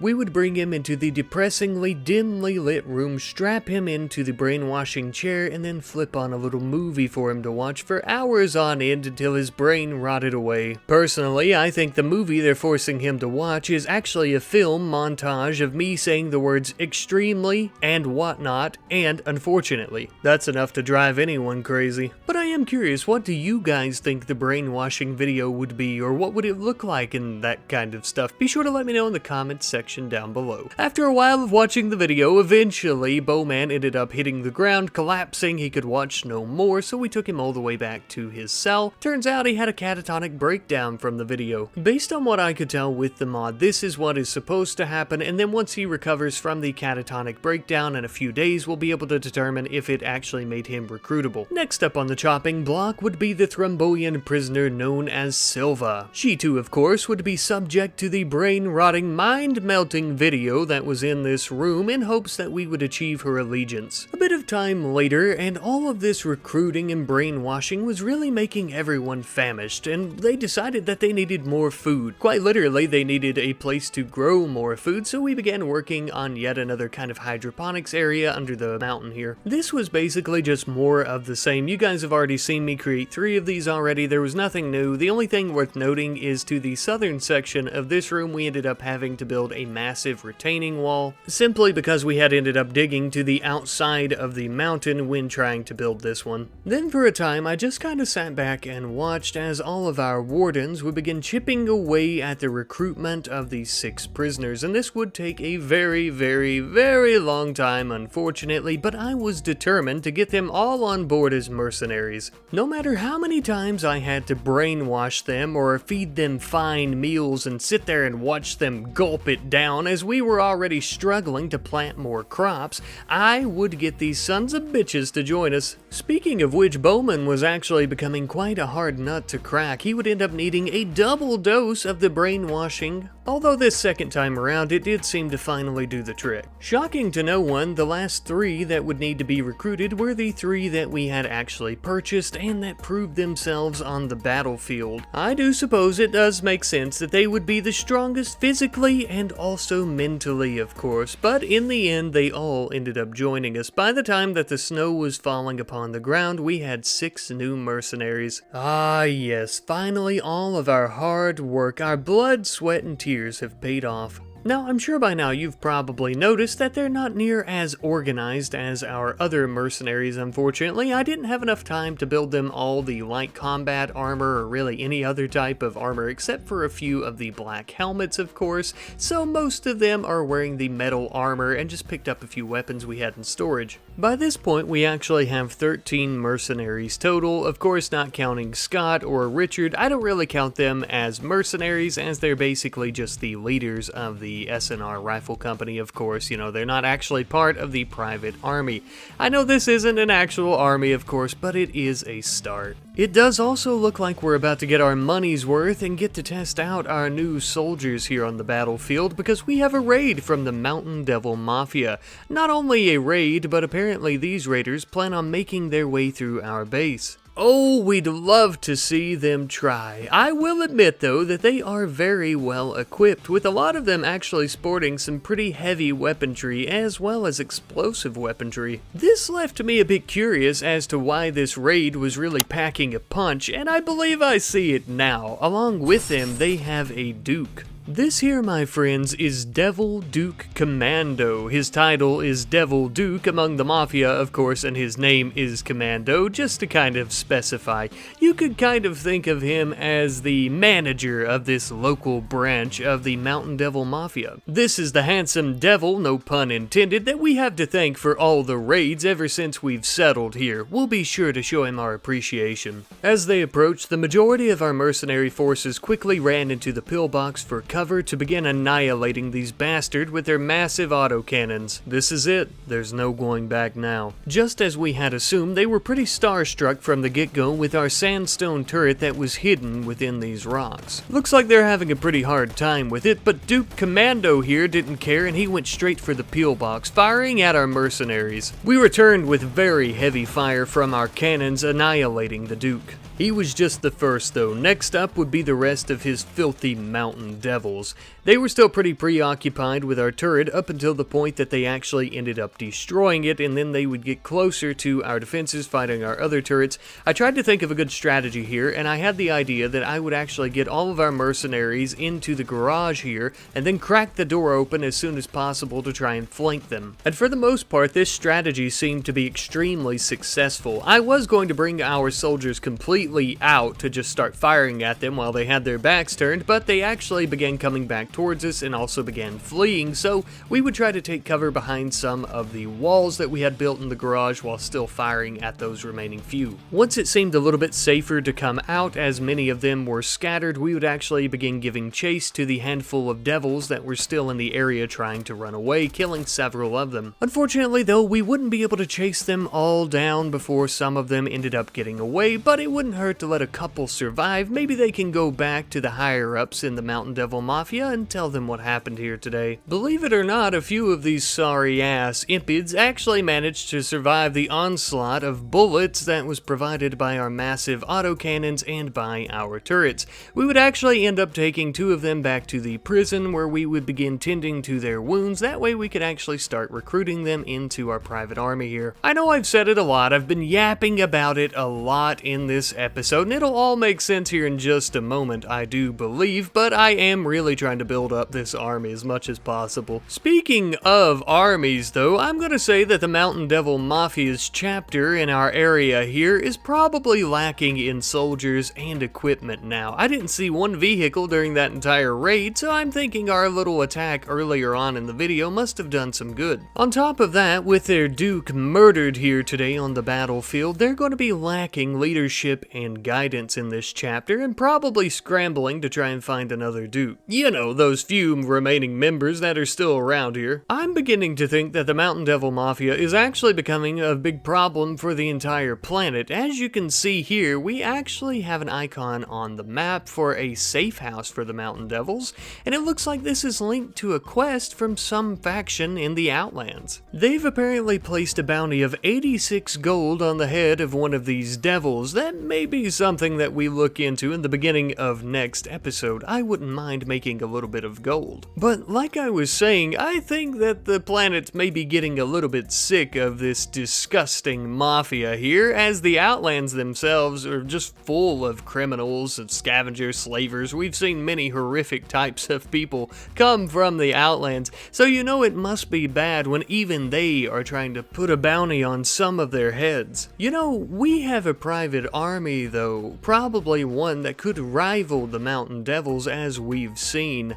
Maybe we end up taking them down, right? Okay, I'm being a little bit cheeky. Here's the thing. A lot of people have been saying, you know, what's your end goal for the series? I've seen a few comments here and there, of course, and I don't really have a good answer, or at least I didn't.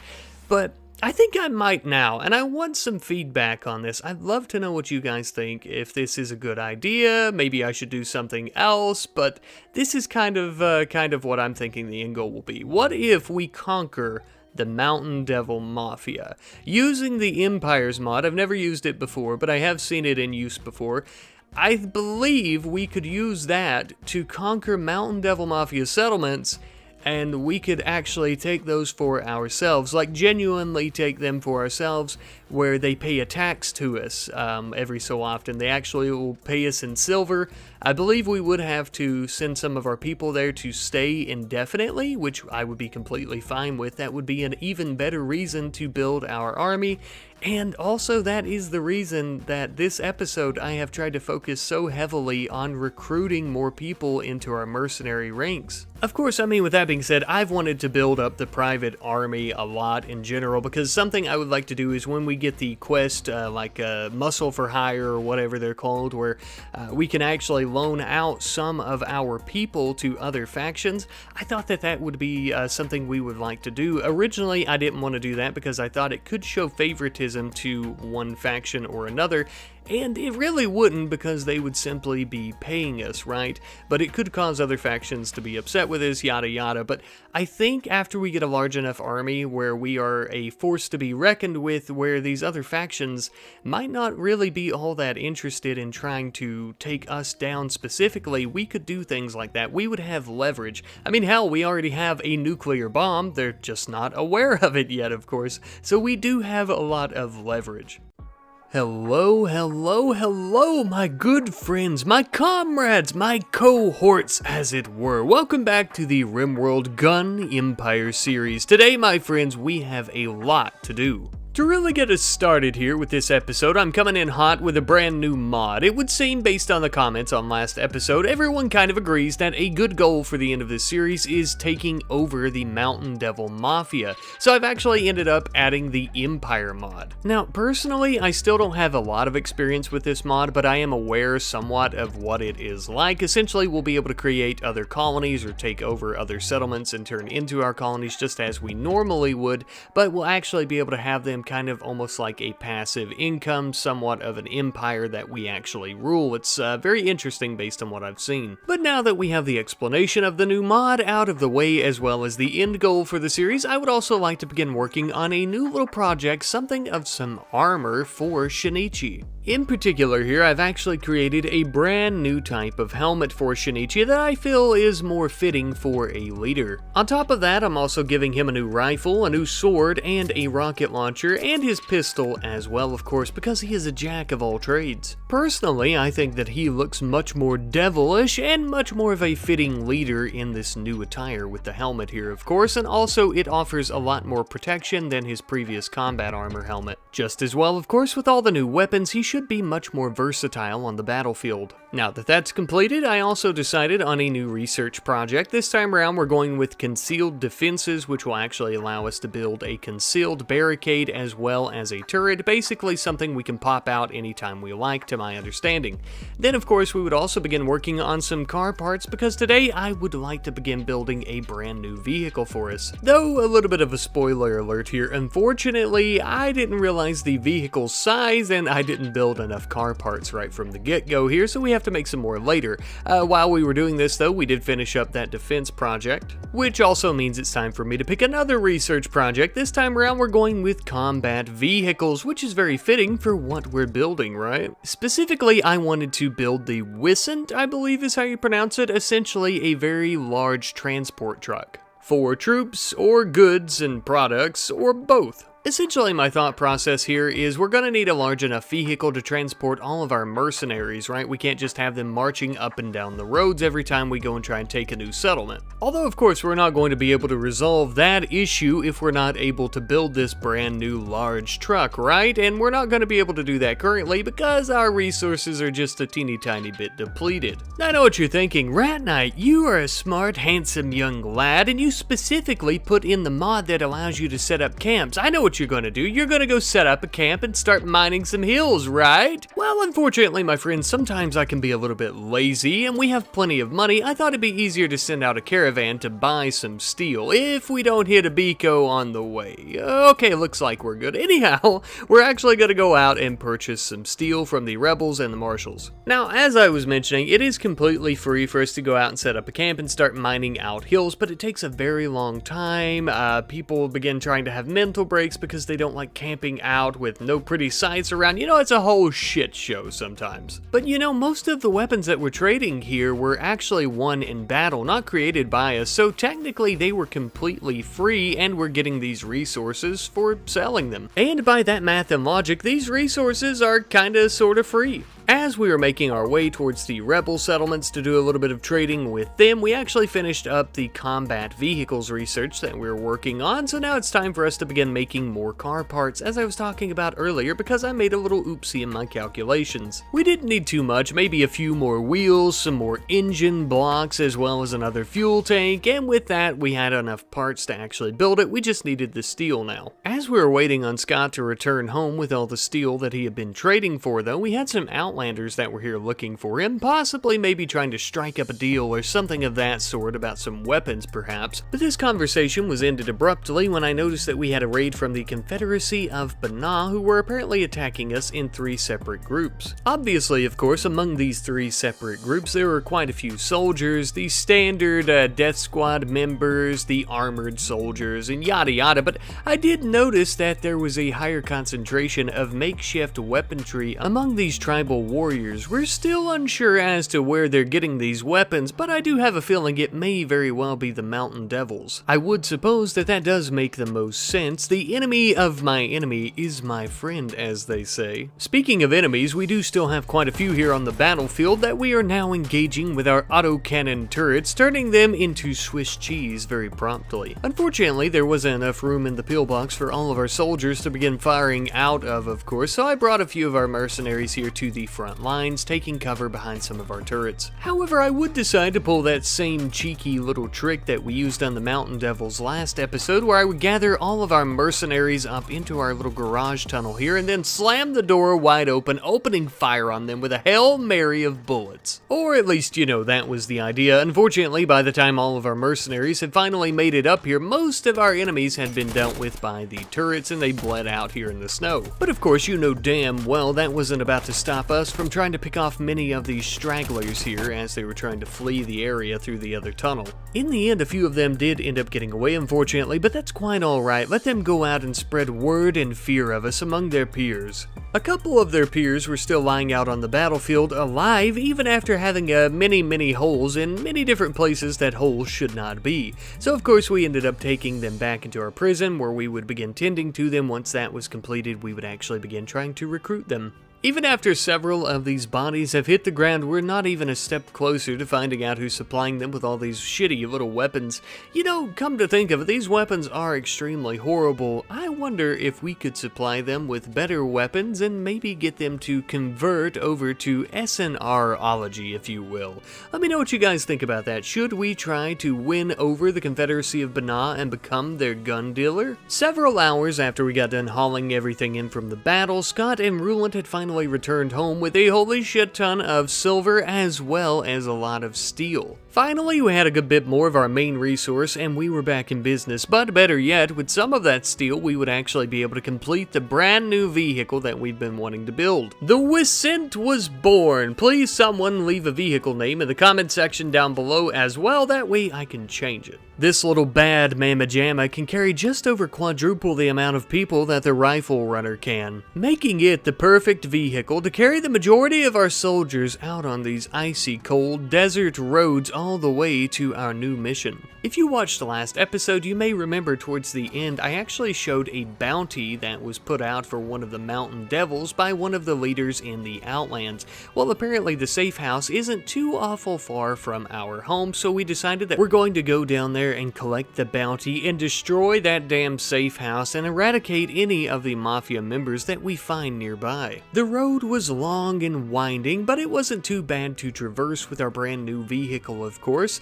Once we got a little bit closer to the mountains, we went off-road, and I could see why they decided to hide out here, a very isolated spot between the hills. The perfect hiding spot if you're running away from Big Daddy or any of the other scavenger or slaver gangs of the Outlands. But not so much from the SNR Rifle Company, who live just up the road from you and very well may have their private army contracted to come and murder you. Piss poor planning, I must say. The small safe house was nothing spectacular, trailer, all they really had were a bunch of soldiers, except for this rocket turret, which we would have to be sure to stay out of range of. Should be easy enough in theory. Now, none of our mercenaries have any handheld weapons that would be out of range of the turret, but also have the turret within range, so this seemed like the perfect job for our armadillo, who could do just that. The armadillo's range was just outside of the turret's range, and our massive cannon would immediately begin bombarding it, as well as any soldiers that came out to try and take cover behind the sandbags. I unloaded all of our mercenaries and immediately had them run behind the armadillo and its massive steel-plated armor, that way they could take cover and fire at the enemies at the same time. As we were fighting, of course, we were pushing the enemy back a good bit, so we would actually have them move up, taking cover behind the Sand Viper instead now, but this did cause the Sand Viper to take heavy fire, and unfortunately we ended up losing it during the battle, having to take cover now behind some ruins. The armadillo was out of ammo, but we would use it to push forward and for cover for our soldiers once more as they pushed forward, of course, but you may notice something.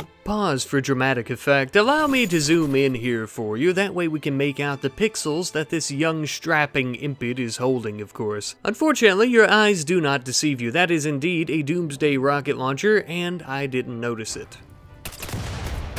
And it very quickly engulfed our entire mercenary fleet. Thankfully, it mostly hit on the outskirts of all of our soldiers, and that was the last enemy that we had to battle, but unfortunately, it did take down 4 of our men. We very swiftly began trying to stomp out the fires that had engulfed them, as well as tend to their wounds to ensure that they wouldn't die. As we were doing that, we would also go to the base, destroy that explosive turret, and begin killing any enemies that still remained on the battlefield. And as the lives of our 4 injured soldiers kind of hangs in the balance here, I just want to say, yes, this operation went to shit very quickly, and it is my fault because I wasn't paying attention, unfortunately. The entire series could have ended right there. Well, not really, but we would have had to have started over from scratch with all the people that we would have had to have recruited and stuff, so this story very well could go very differently if I'm not cautious. By morning, I was beginning to wonder why we hadn't received payment for the bounty quest, but it turns out we had to destroy the only vehicle that the Mafia members had here. Once we done that, they actually sent us the payment back at the base. Not only that, but it does also state that they sent us a little bit of a bonus reward, which will be nice for our mercenaries to see, assuming that they don't die of infection or anything on the very long journey all the way back. Because we lost the Sand Viper during the raid as well, unfortunately it's going to take a much longer time for us to get back home than it actually took originally for us to come down here, because some of our people are having to walk.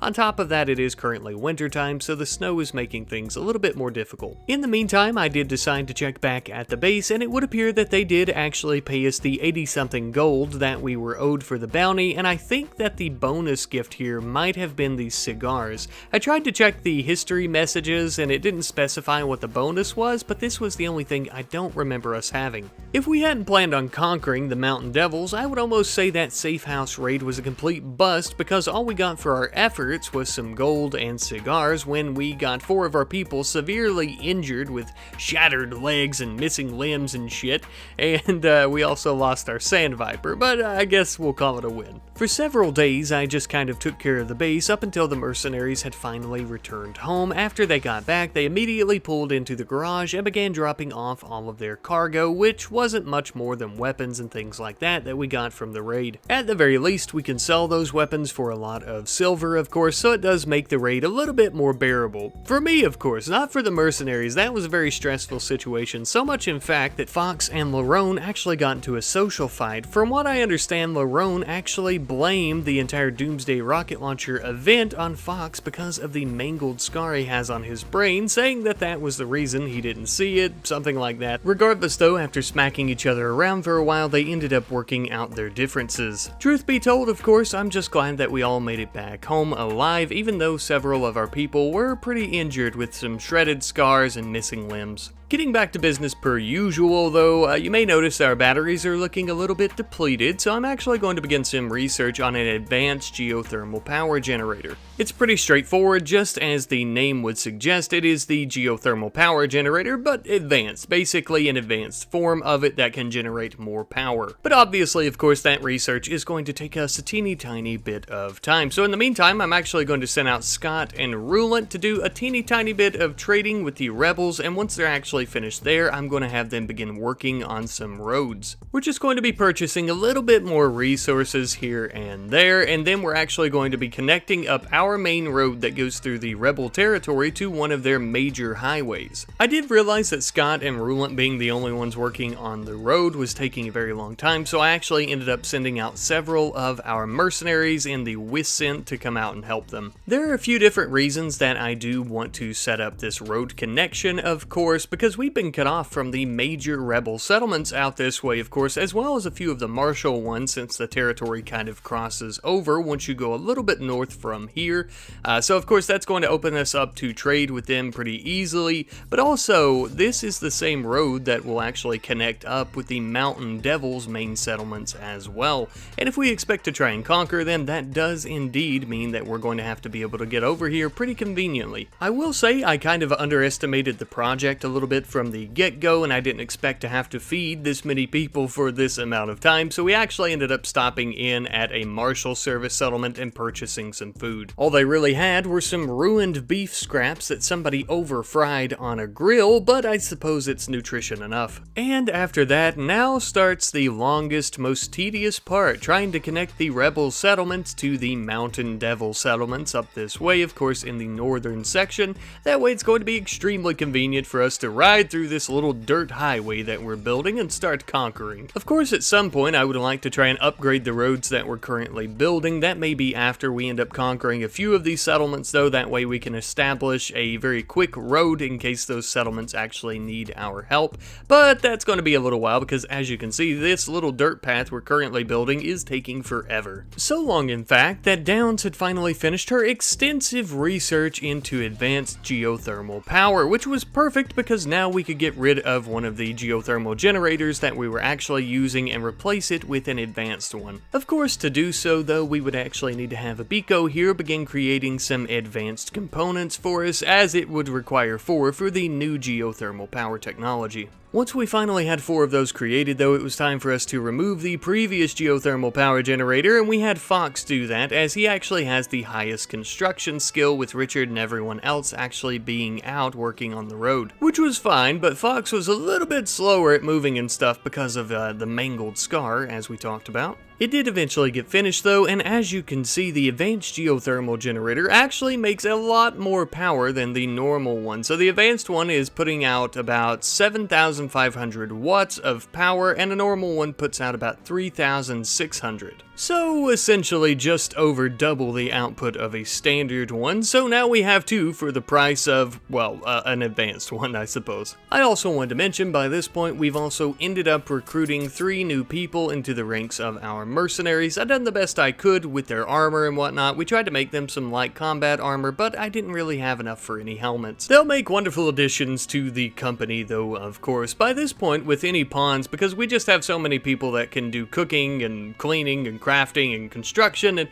all the skills and things that we really need done. My criteria for new mercenaries is basically just whether or not they can fight and if they're decent at it enough. Not too far away though, our boys in green have finally completed the massive dirt path highway that we've been working on, and as you can see from this little diagram that I ended up making, these are the roadways that we're now connected to. As you can see circled in green, that's where the base is, and this yellow roadway is basically the brand new road that we've actually created that's going and skirting through Marshall and Rebel territory directly through the Outlands right into where the Mountain Devils are. It also leads down into the Thrumboian Union territory. You'll also notice that the Outlands here don't really have any roads. Obviously they don't really have any infrastructure through the Outlands, nor really through the Thrumboian Union territory, except for some paths that maybe the tribes know about. But like I mentioned earlier, this new dirt path highway is going to help us a lot with trade with many of these major settlements out this way, of course, but also with our mission of conquest. Of course, we're not the only ones that have noticed the new superhighway we've created, though Marshall and Rebel newspapers are all writing about it, as well as talking about it on their propaganda radio shows. goes. It would seem that they're all pretty overjoyed with us being connected to the main lands on both sides now, of course, and being able to do trade more efficiently. Everyone finally returned home several hours later, and unfortunately for them, the work does not stop, because now that they're home, I actually have a defensive project I would like for them to work on. I'm sure you guys remember early in the video I actually finished the research for deployable barriers as well as turrets, so we're actually going to begin trying to utilize that technology.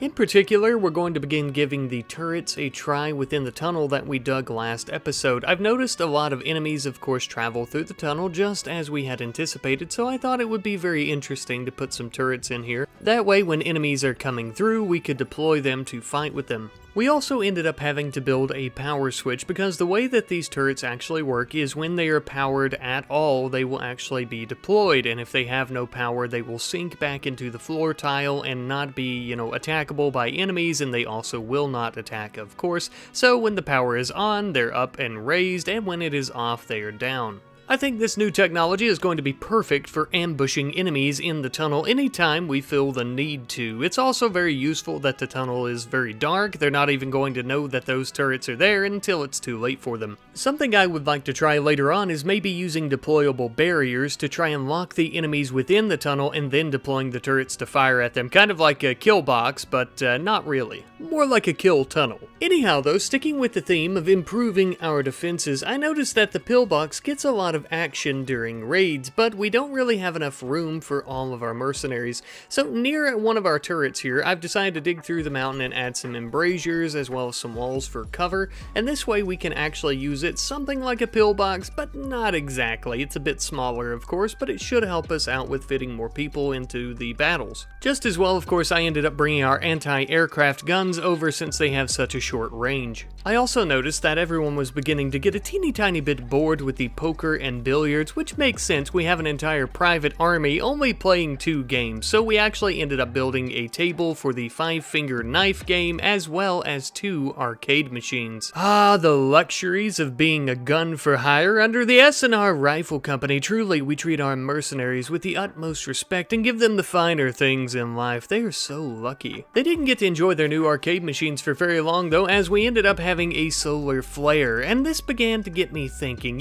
what if we were to get a raid or something to that effect, just a massive attack by even a Manhunter pack or something, where our army is out doing something and then our turrets get hit with a solar flare, Downs and the others would be completely screwed. There has to be something we can do about that. We could build turrets and whatnot until we're blue in the face, but they're not going to do any good without power, and we can build solar panels and the most advanced of geothermal power generators, but a solar flare still stops all that.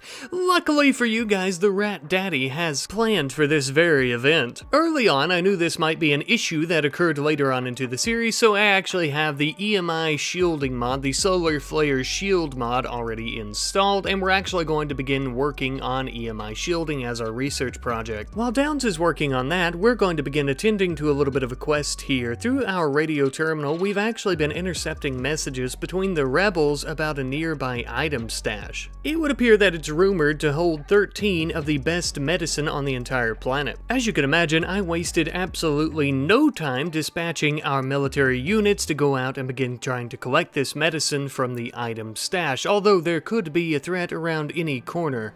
As we were taking our massive new truck trying to traverse throughout these small hills, we were actually intercepted by a Thromboian Union Mechanitor, whatever they're called. There were 2 recon mechs along with them, and they were blasting the shit out of our vehicle, so of course we ended up getting out very swiftly and began firing at them. First and foremost, we would try to focus on the mechs as they were the more dangerous with their charge weaponry, but of course Shinichi would lob a few grenades at the Mechanitor themselves. Once he was down, we would have our soldiers surround him, and we thought about questioning him, or maybe even capturing him to have him join the mercenaries, but instead we decided to strip him and then begin firing at him. An execution seemed fitting given the circumstances. Turns out though, this handsome young fella had a reusable mech link that was in his brain. I don't know if the helmet put it there or how it got there, but apparently we could take it out and take it back home with us. I guess we'll decide on who gets the mech link in the future. We still have a lot of mech tech we would have to research first anyhow. We would then send our soldiers in to cautiously begin clearing the area as well as checking out the actual item stash itself. Turns out the rumors were correct. There was indeed 13 Glitter World medicine in here, which would be very useful. And of course, with that being said, the only thing that was left to do now was for us to load everything back up into the truck and then begin heading back home, which of course we did. Just after returning home, Downs and Jet had finally finished their research into the EMI shielding, so now we're going to be able to build a solar flare shield. But before we do that, looks like we have a wedding. Ah yes, it would appear that Kirkos and Min are finally tying the knot, a beautiful spectacle to behold right here in our very own dining room. Though I do love this much more than any old solar flare shield, unfortunately love is not going to save us from the sun's radiation, so we need to get back to business. Shinichi would come into Down's lab where he would then finish up the solar flare shield. Now we shouldn't have any issues or any worries about all of our power grid and electronics shutting down while we're away on a mission, or in general for that matter. And now that that is no longer a concern, it is time for us to begin stockpiling a few things such as fuel. Now there is a big reason I want to do this, and I am ready to announce it. We are now going to begin conquering the mountain devils. Yes, indeed, in this episode, right now. We're loading up and prepping all of our vehicles and weapons and everything that we're going to need. Now, originally, I didn't want to do this episode, or I wanted to, but I hadn't planned on it, I suppose,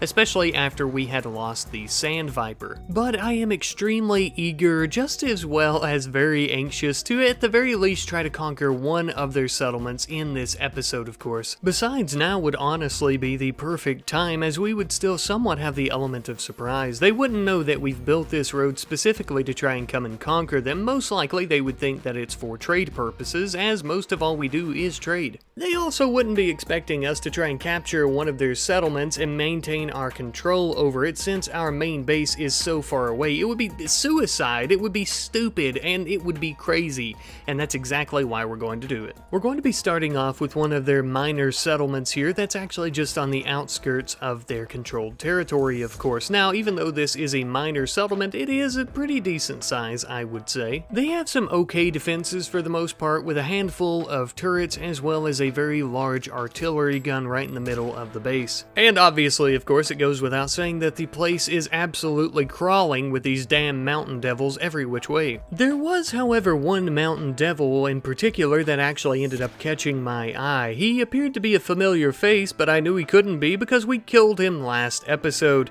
Looks like we have the Duke Commando's son here, Commando Jr., though he doesn't appear to hold any status or ranking within the Mafia. He, along with his many comrades, would hardly be any concern to me. The only thing I was actually concerned about, and very concerned at that, was this refurbished infantry tank that they were working on. Not to fear though, I assumed we might see some type of vehicle, so I actually loaded several of our mercenaries up with explosive weaponry. Besides, I'm sure the armadillo would eat this bastard for breakfast. Speaking of which, before the battle actually began, of course, I would need to come up with something of a game plan. I brought the rifle runner and our new large truck down, got all of our soldiers out, and then began getting them into position just before I would actually unload the artillery along with several shells, and we would also begin putting those into position as well. For the time being, we are going to begin holding our fire until everyone else was ready, though, of course. I was extremely afraid that their refurbished tank would catch us off guard, so I had the armadillo come around along with Shinichi and two of our other soldiers who were equipped with rocket launchers, just getting ready in case it does get to us very quickly. I would have the men come down and group up with the tank just behind this small rock formation that's not too far from the settlement. After waiting for several hours, then the battle really began. I would lead with the armadillo tank here, trying to take out the turrets that were on the outskirts of their base. That way they couldn't injure any of our people, having the soldiers come behind it, using it as cover, firing their rockets at any of the foolish Mafia devils that came out. Hearing all the commotion now, the others knew it was time to get into position. As well, the artillery knew it was time to fire, and they began letting shells off into the air. As the shells began pounding the base just as well as the armadillo's massive turret, the refurbished tank showed its ugly face. Unfortunately, it did have a much farther range on its cannon than the Armadillo, so we would end up trying to hide behind the small rocks once more until it actually came closer. As we were waiting for the perfect moment to pop out and attack the tank, we had several enemies who were coming around this rock formation, and they were just dying to get turned into a fine red mist by our automatic gunfire, so of course we happily obliged. Even though we were quickly getting cornered by the enemies, I still felt that the odds were in our favor. Finally, as their tank came out from behind cover, Fox and the Armadillo would immediately begin engaging it with the cannon, and we had an all-out tank battle. Of course, though, I would try to bring our soldiers out with their heavy artillery as well to attack it, and eventually we did destroy it, but we quickly had to get out of the Armadillo.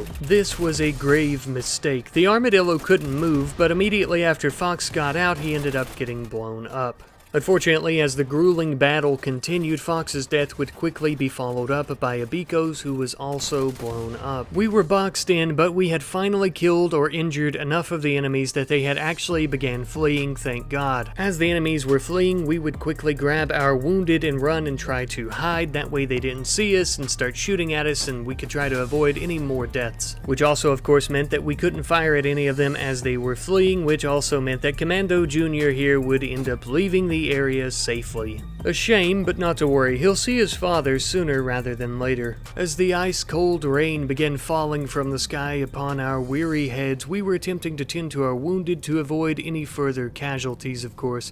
Once we had completed that little task, we also sent a very small task force in to try and clear the area around the settlement, just as well we began putting out any fires that we found as well. Though the place is pretty damn shitty, we do want to try to save any infrastructure that we can if we're going to call this place home. And this place is indeed going to be home, well, at least our second home, and home for many of our soldiers now that the battle is finally over and we have arose victorious. Finally, our conquest has truly began, and our first battle was a complete victory. Of course, though, we were not without our losses. But this is a war. Sacrifices are expected. Now that we finally conquered this settlement, we will actually claim it as our own, our stronghold within the enemy territory. A bright, beautiful, shining light at the end of a deep, dark abyss. With our home being claimed now, though, it's time for us to lay our dead to rest. We would end up digging 2 small, shallow graves not too far from the new settlement where we would actually bury Fox and Abiko's lifeless corpses. Their sacrifices will not go in vain, nor have they already. Their blood and souls were the price that we had to pay, unfortunately.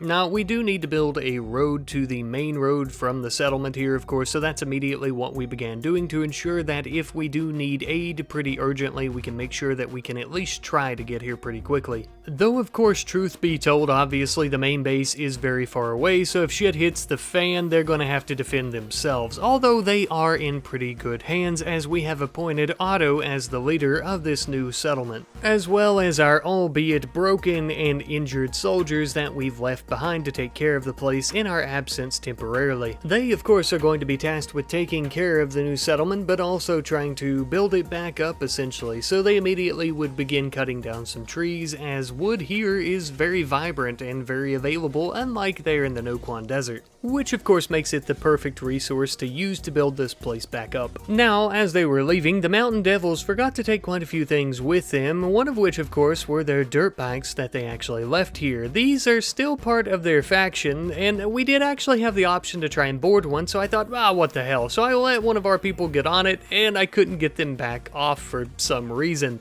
So I actually ended up having to have another soldier come over with his sword and beat the shit out of the dirt bike until it fell apart, and then we had our soldier back. Very weird. Because of this and the fact that I couldn't claim these dirt bikes for us, of course, I decided that they weren't really good for much more than scrap metal, so we immediately began beating the shit out of them until they fell apart into some gold, components, and other parts. Because the foolish Mountain Devils actually left so many resources behind in their wake as they were fleeing the settlement, we actually would get a pretty good start here with a geothermal generator to boot. That should really help us out since we don't have to bother building any of these smaller power production areas like solar panels walls or a fueled power generator, things like that of course. Then for a time we would just kind of work on some improvements around the base, like repairing certain structures, building onto them with more wooden walls. We built some batteries, just some different things like that, and we would also end up deconstructing many of the walls and floors and whatnot that we wouldn't need. Well, hello my good friends, and welcome back to the RimWorld Gun Empire series. I am overjoyed that you could join me once again today, my friends, for our 10th episode into this series, where we are currently hauling in things from the raid last episode, as well as waiting on our caravan to make it all the way back to the main base. Speak of the devil, it would appear that they've made it. It's time for everyone to get a few good nights worth of shut-eye after hauling all their things in.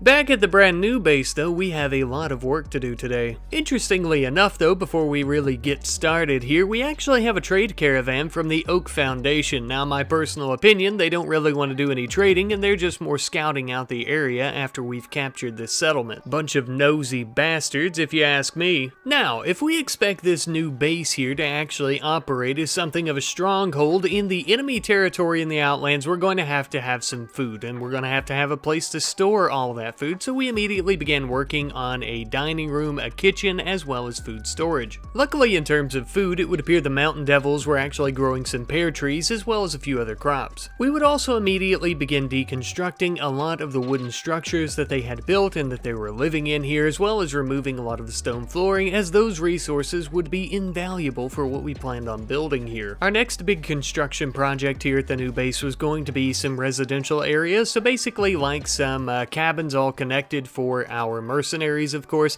I don't like the fact that they're built out of wood, but the resource here is just so abundant in the forest, I couldn't help myself. At one point, I noticed our mercenary Greffus was still lying in their bedroll, even though they should have been healed by now, so I took a look. Oh shit, yeah, they're missing both arms, both legs, and their left ear. I suppose I wouldn't want to get out of bed either. We'll try to build some bionics or prosthetics and send over later from the main base. It will be a little while though, because we're actually devastatingly low on steel as well as components, so I'm actually going to load all the mercenaries up into the Wiscent, which I have still yet to name, and we're actually going to be sending them out to the nearby mountains where they can set up some mining operations for a while. I will say I was pretty pleased with the area that we chose here, as it was probably about 97% mountain and the rest of it was an open area. As you can see, there was a lot of mountain, and we are going to try and dig through as much as humanly possible before we come home. It didn't take us very long at all to run into several different veins of steel, compacted machinery, coal, and even a little bit of jade. Back at the new base though, we actually ended up having two new lovers. It would appear that Otto has courted Jet by subtly complimenting her appearance. Oh, Otto, you sly devil. I even caught these two little lovebirds sharing a romantic breakfast before beginning their work for the day. How sweet. Alright, that's enough. Get your asses back to work. One of the biggest things that I'm going to be trying to focus on here with the new base, since it is our stronghold, quote unquote, of course, is just defenses basically. It doesn't have to be pretty, it just has to be functional and be able to protect our people inside, of course.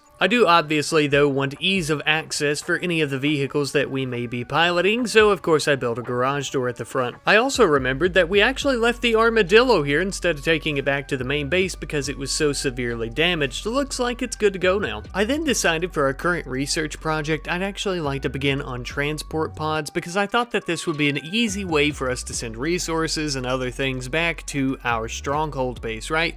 Well, I didn't take into account that it's very far away, but that's something I figure out later. Besides, at the moment, we have much bigger fish to fry, like all these fish that are coming to try and slaughter us from the Confederacy of Banah.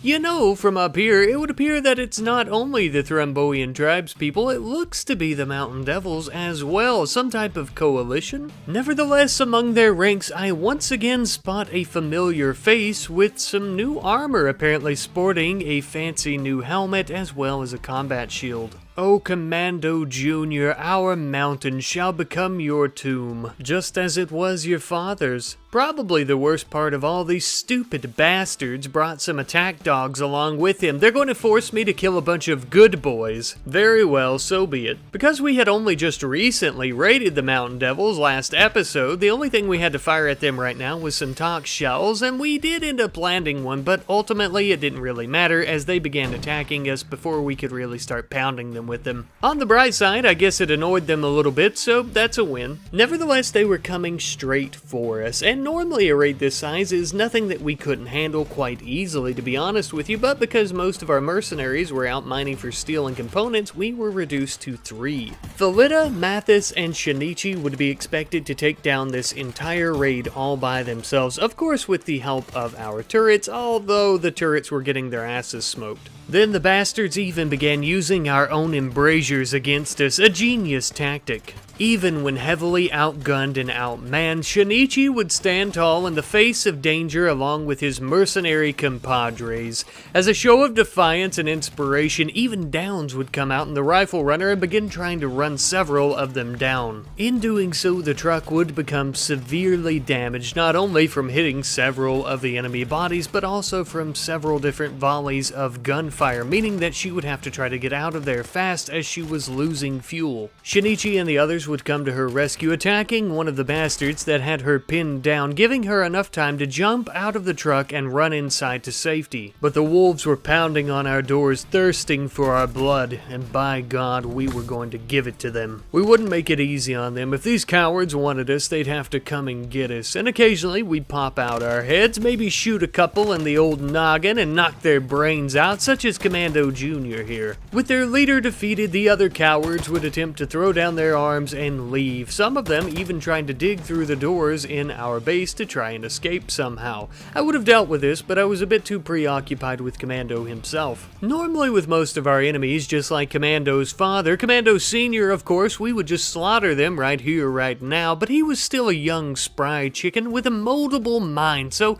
I decided that we would try to heal him as best we could, bring him into the prison, and begin recruiting him. We would also end up bringing another of the Mountain Devils in to do the same. He was a young fellow with a funny-looking haircut, but we didn't mind. Such a devastating loss of life. For the Confederacy of Banah and the Mountain Devils, that is. We were victorious, baby. Although we did end up taking a severe ass-whipping on our defenses, as we have no turrets left, unfortunately. No big deal, though. We can always rebuild them bigger and better. Speaking of which, we were attempting to put the finishing touches on our defensive wall at our secondary base here, and not too long after that we actually ended up completing it, just as well we also completed transport pods. Finally, I thought to myself, we'll be able to begin sending resources very efficiently and very easily between our two colonies, and I already had something in mind that I wanted to send back to home base. The first thing that I wanted to test out in a transport pod wasn't much of a resource, but it was a person. Yes indeed, I was going to send Greffis all the way back to the main base, that way we could try and install some prosthetics or something onto him. But as you probably already guessed, this was about the point that I realized that my plan had went to shit and we couldn't actually send transport pods between the two bases, at least not the standard transport pods. Oh well, I guess we'll have to take Greffis back to his bed for the time being. Come along with Papa, little one, back to your home. I apologize because I realize we're bouncing around from place to place quite a few times here, but back at the mining operation here in the hills, we were actually beginning to haul some steel all the way back to the main base, as unfortunately, even with this largest vehicle that we have, we could still only carry, I think, close to about 1,500 steel per trip, which, just like with the rifle runner, that does mean that we're going to have to make quite a few trips, and that really sucks ass, but it's no big deal, as we expected that we would have to make a few trips at the very least to carry all of it back. Eventually, though, after doing so quite a few times, we had finally returned home with all of our steel. Even though steel was the majority of what we had collected from the mining trip, we also got some components, jade, and coal. Now, the components and the steel we're going to actually begin using very quickly on some prosthetic limbs for Greffis. But Rat Knight, I thought you just said that the transport pods couldn't reach between the two bases. Why would you even bother? Are you going to drive all the way there? Fear ye not, my friends, I have a plan. My plan includes building a transport pod back here at the main base and just shooting it basically as far out as it will go, and we're actually going to have Jet at the secondary Stronghold base come out to that area to try and pick them up. Whoo, it's a lot of planning, I know. But just stick with me here. I know I'm all over the place, but we got this. Now, in the meantime, while we're waiting on Jet to arrive at the rendezvous point and pick up all of the prosthetics, I actually have a very special project in mind. We are once again going to be building a brand new vehicle. However, this one is not going to be anything like any of the vehicles that you've seen thus far. Nay, my friends, this one is very, very special. I suppose it could be described as a combat vehicle, though if I'm being honest with myself, I believe the term vehicle might be a teeny bit disingenuous, and a better term for this vehicle, quote-unquote, is a mech, or possibly a mech suit, whichever you prefer. Essentially, it is a large, metallic, humanoid-ish shell that we would wear and basically go into combat with. It has a very large machine gun, a massive cannon, as well as a rocket launcher, which I will now demonstrate slightly. First up, we ended up using the machine gun, though it didn't exactly go to plan because I didn't fuel it all the way up. Just imagine a minigun that's pretty accurate essentially, and then we tried out the very large cannon as well as the rocket launcher, which is extremely destructive, as you can see. Truthfully, in my honest opinion, I think that this mech may very well be the most valued tool slash weapon that we have at our disposal, other than the nuke, of course. Finally though, several hours later, we were actually ready to send the prosthetics out to Jet for her to pick up, and that way she can take them back and put onto Greffus. This was great for several reasons, obviously, of course, because we wanted Greffus to be able to have those prosthetic limbs, that way they can be back in action once more, but also because this is the very first test of our new transport pod technology.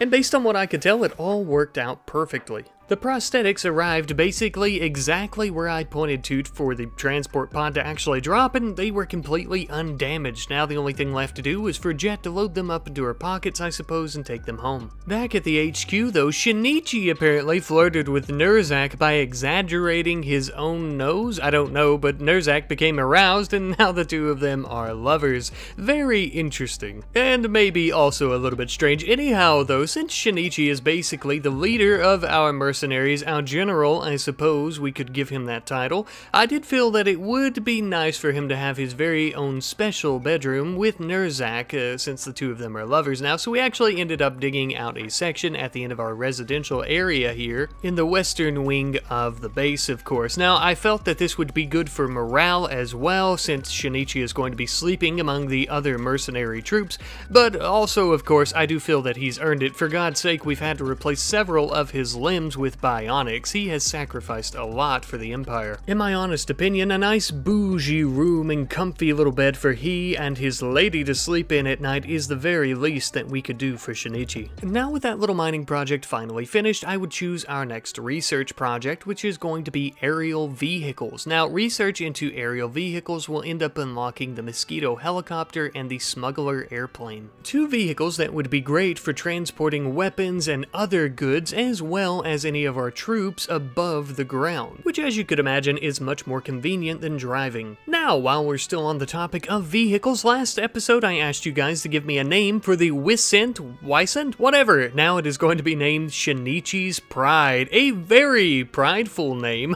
pardon my pun. No, but for real, I do feel that this is a wonderful name since it is the vehicle we use to carry all of our private army, and Shinichi basically carries all of the private army as well on his back, metaphorically, as the leader. And of course, I can't forget that this wonderful name comes from our good friend Sleepless6558, who also states that this name reminds them of the game Kenshi, which I believe is a reference to, I think it's Okran's Pride or something along those lines. I haven't watched anything about Kenshi in a long time, but of course, once again, thank you ever so much, and thank you to everyone who submitted the names, the comments for names. I really appreciate it. Now, sticking to the themes of things I asked you guys about last episode, I also asked who should end up getting the mech link that we received, so we're actually going to be giving this to Downs. Now, after doing so, a lifter mech actually fell from orbit and ended up landing right in one of our indoor growing zones, but this is interesting as well because this would suggest that there is some type of structure, or even multiple structures, that are orbiting the planet with hibernating mechanoids. Most likely, of course, from ancient times when the ancient Thrumboian civilizations flourished and were extremely technologically advanced. Now, of of course, though, credit where credit is due, this wonderful suggestion came from our good friend Gabo Girl 713, who was also saying that this is a good idea because since Downs is our researcher, someone has to stay back and protect the base while she's here, of course, since she is incapable of violence. And who better to do so than our turrets and a little army of mechanoids. Now, with that being said, though, I did also see some other comments saying that I should give the mech link to somebody, build a small little squad of mechs essentially, and use them in battle. That may be something we end up doing later on as well, where we kind of keep Downs out of the range of fire and whatnot, but we use the mechs to battle. I don't know. I'll see where that goes. As for right now, we have actually finally recruited Commando Jr. into the ranks of our mercenaries. Of course, first things first, we're going to allow him to equip different types of apparel, whatever he really likes, along with some light combat armor, and then we would also allow him to equip a longsword and a rifle. You know, I gotta say, we've done a lot of crazy things in this series thus far, but one of the craziest might be recruiting the child of a Mountain Devil Mafia Duke into our private army after we killed their father. I suppose time does heal all wounds. I'm just glad he could see things our way. We ended up finishing our extensive research into aerial vehicles, which was very nice. I might get around to building one of those here very shortly, but for the time being, I want to begin researching basic mech tech. Of course, there are quite a few reasons for this. One, we need a recharger for the lifter that we currently have, but also researching basic mech tech is going to allow us to create some basic mechs, such as a version of the scout mech that the ancient Thrumboians used, and our very own Militor, which is basically a shotgun mech, and I think that's the one that we're going to go with. Now, as we begin working on that research, actually, we ended up finishing up, as you can see here in the time lapse, but we ended up loading up Shinichi's Pride, as well as our unnamed mech suit, because we once again plan on doing a teeny tiny bit of conquering out in the Outlands against the Mountain Devils. Obviously, of course, it's going to be yet another milestone in our conquest against them, but I also think that this would be a good opportunity to try out our new mech. Before we actually go and begin our conquest once more, we're going to do a bit of trading here with the rebels. This is still the Gun Empire series, for God's sake, and we've barely sold any guns. In all seriousness, though, we actually ended up selling several weapons to them, and I really am trying to find a good balance between conquest and also selling a lot of weapons, of course, and I don't want to be jumping back and forth constantly throughout the videos like, oh, we just sold some guns, oh, also we're fighting here, so I'm trying to find a good balance because I don't want this to become the Conquest Empire series, right? We still sell guns. Nevertheless, though, we would continue on our journey to the Stronghold in the Outlands. Now, I will say something about trying to conquer the Outlands here that I guess I didn't expect early on was how difficult it was really to travel there, even with roads. Now, I do know that we basically just have a large dirt highway, and things would go a lot smoother with some better roads, which I do plan on working on in the future, but even just with roads in general, I mean, it still takes a very long time to get over here. So I do think that good infrastructure is going to be key to this conquest, just as well as other forms and types of vehicles like aircraft. Anyhow, though, we finally arrived at the Outland Stronghold here, and we would quickly park our vehicles inside. Just ever so excited to finally see our comrades once more in person. With us, we actually brought several different types of resources, several different types of leathers and steel and things like that for some different turrets, of course, as well as sandbags and anything else that they could really use for defensive purposes. Now look, of course, we set up the Stronghold here to be somewhat self-sufficient, and they definitely could have obtained these resources on their own, but we already had a surplus of resources like leather and whatnot, as well as manpower, so might as well bring it. And truth be told, I really didn't bring all that many resources, at least not near as many as I thought. As you can see, I had decided to try and build all sorts of leather tents for all of our military members here that didn't have a place to stay, as the residential quarters at the Stronghold were still extremely small. I ended up having to build them some wooden canopies because we only had enough leather for like 4 tents. Oh well, though, I suppose it was at least a teeny tiny bit better than sleeping out in the open where some enemies might be able to sneak up on us in our sleeping bags and stab us or who knows what. But now that we actually have a self-sufficient base here in the Outlands, I also want to begin forming some new colonies. Not exactly colonies that we're going to be running manually per se, but some that are actually going to be created by the the Empire mod. What I like to think this is essentially is that we're hiring many people from the Outlands to join the gun empire and form these small colonies. At least that's my headcanon and lore for it. The icon for these settlements are a little bit goofy, but they have guns on them, so I like it. For this first settlement, I actually went through and ended up building 3 buildings, the first of which was an ammunition mine, which makes sense to me because we would be making gunpowder and things like that there, but I didn't actually end up setting up any workers after we got it built because I had no idea how the mod worked at all. I did eventually watch a nice video by Newbert, who has a very comprehensive kind of guide to this, and it helped out a lot, but I watched it later on, unfortunately.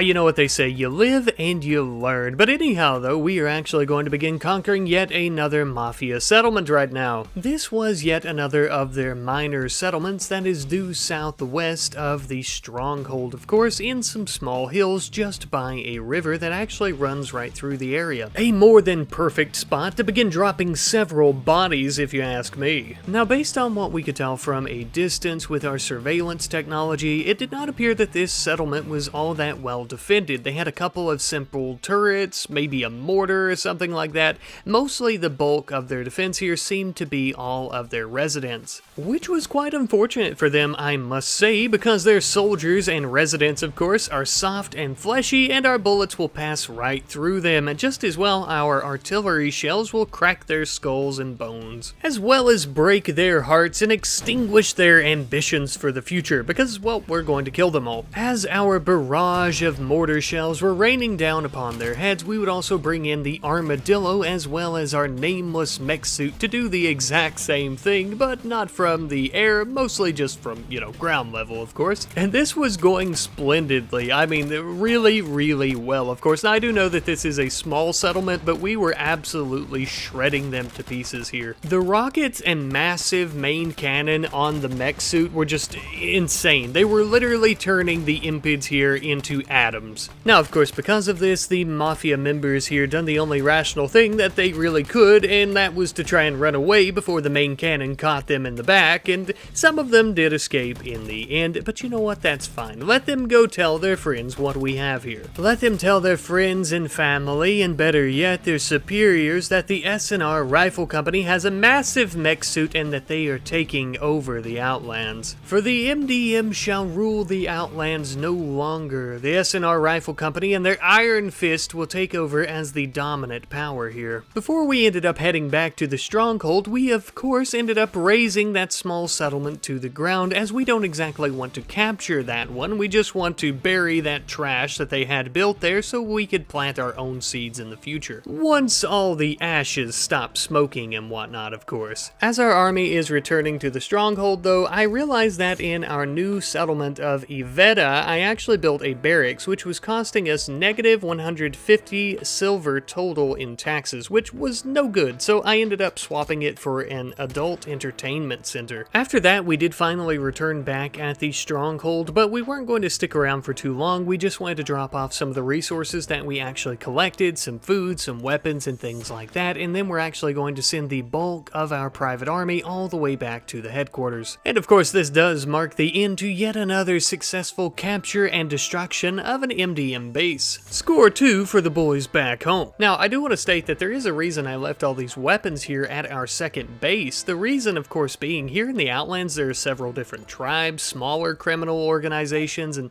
all kinds of different factions that are willing to buy weapons from us. So not only does this second base give us a stronghold in the Outlands, but it also helps us reach numerous other customers that we couldn't before. Because of this new growth in the business and our successful military operation, Jet and Otto decided to kick back at the kitchen table and have a few sips of Am brandy to celebrate. We still, of course, have a lot more territory to try and capture, but every victory is a step forward. As our main forces were actually headed home on the dirt road that we built, we noticed that there was a faction bombardment taking place. We thought this would be the perfect opportunity to collect some leftover weapons so we stopped in. However, I will be the first to say that not only were we shocked, but we were absolutely mortified by what we saw after arriving. It would appear that the Marshal Service and the Confederacy of Banah, along with a few MDM soldiers, were battling. Among their ranks, the Marshals had several of their specialist class soldiers, as well as their infamous General Hawthorne,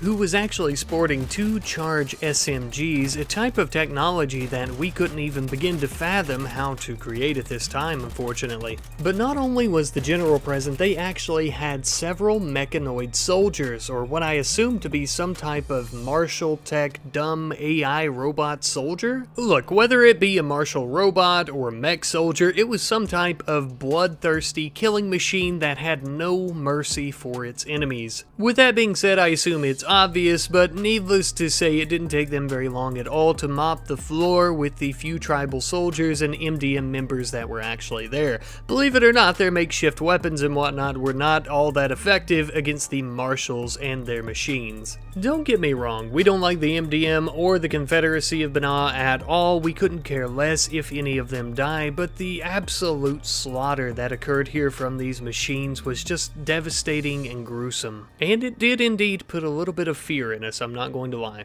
As well as the very distant and callous stares from General Hawthorne as we came in to grab as many weapons as we could before trying to run away. Sometimes I begin to ponder if maybe arming these two sides will come back to bite us in the ass, but I don't know. We are growing quite a bit ourselves, and I do believe that we're quite the force to be reckoned with, and after we end up taking over the Outlands, we very well may have our own powerhouse to fight back if need be. I mean, for God's sake, we already have nuclear bombs, something that we haven't seen either side develop. Speaking of developing though, we're actually going to be developing a little bit more into our base. Just at the end of our residential area, I'm actually going to build a section for our mechanoids, not only recharging stations, but also a mechanoid area to gestate them, as well as build their chips and other required components, of course. Now, I will say, of course, I did intentionally actually put this near the residential area here in everyone's bedrooms, and the reason that I did that, if everyone's asleep and we have our mechs that aren't going throughout the base trying to guard everything, they're having to be recharged,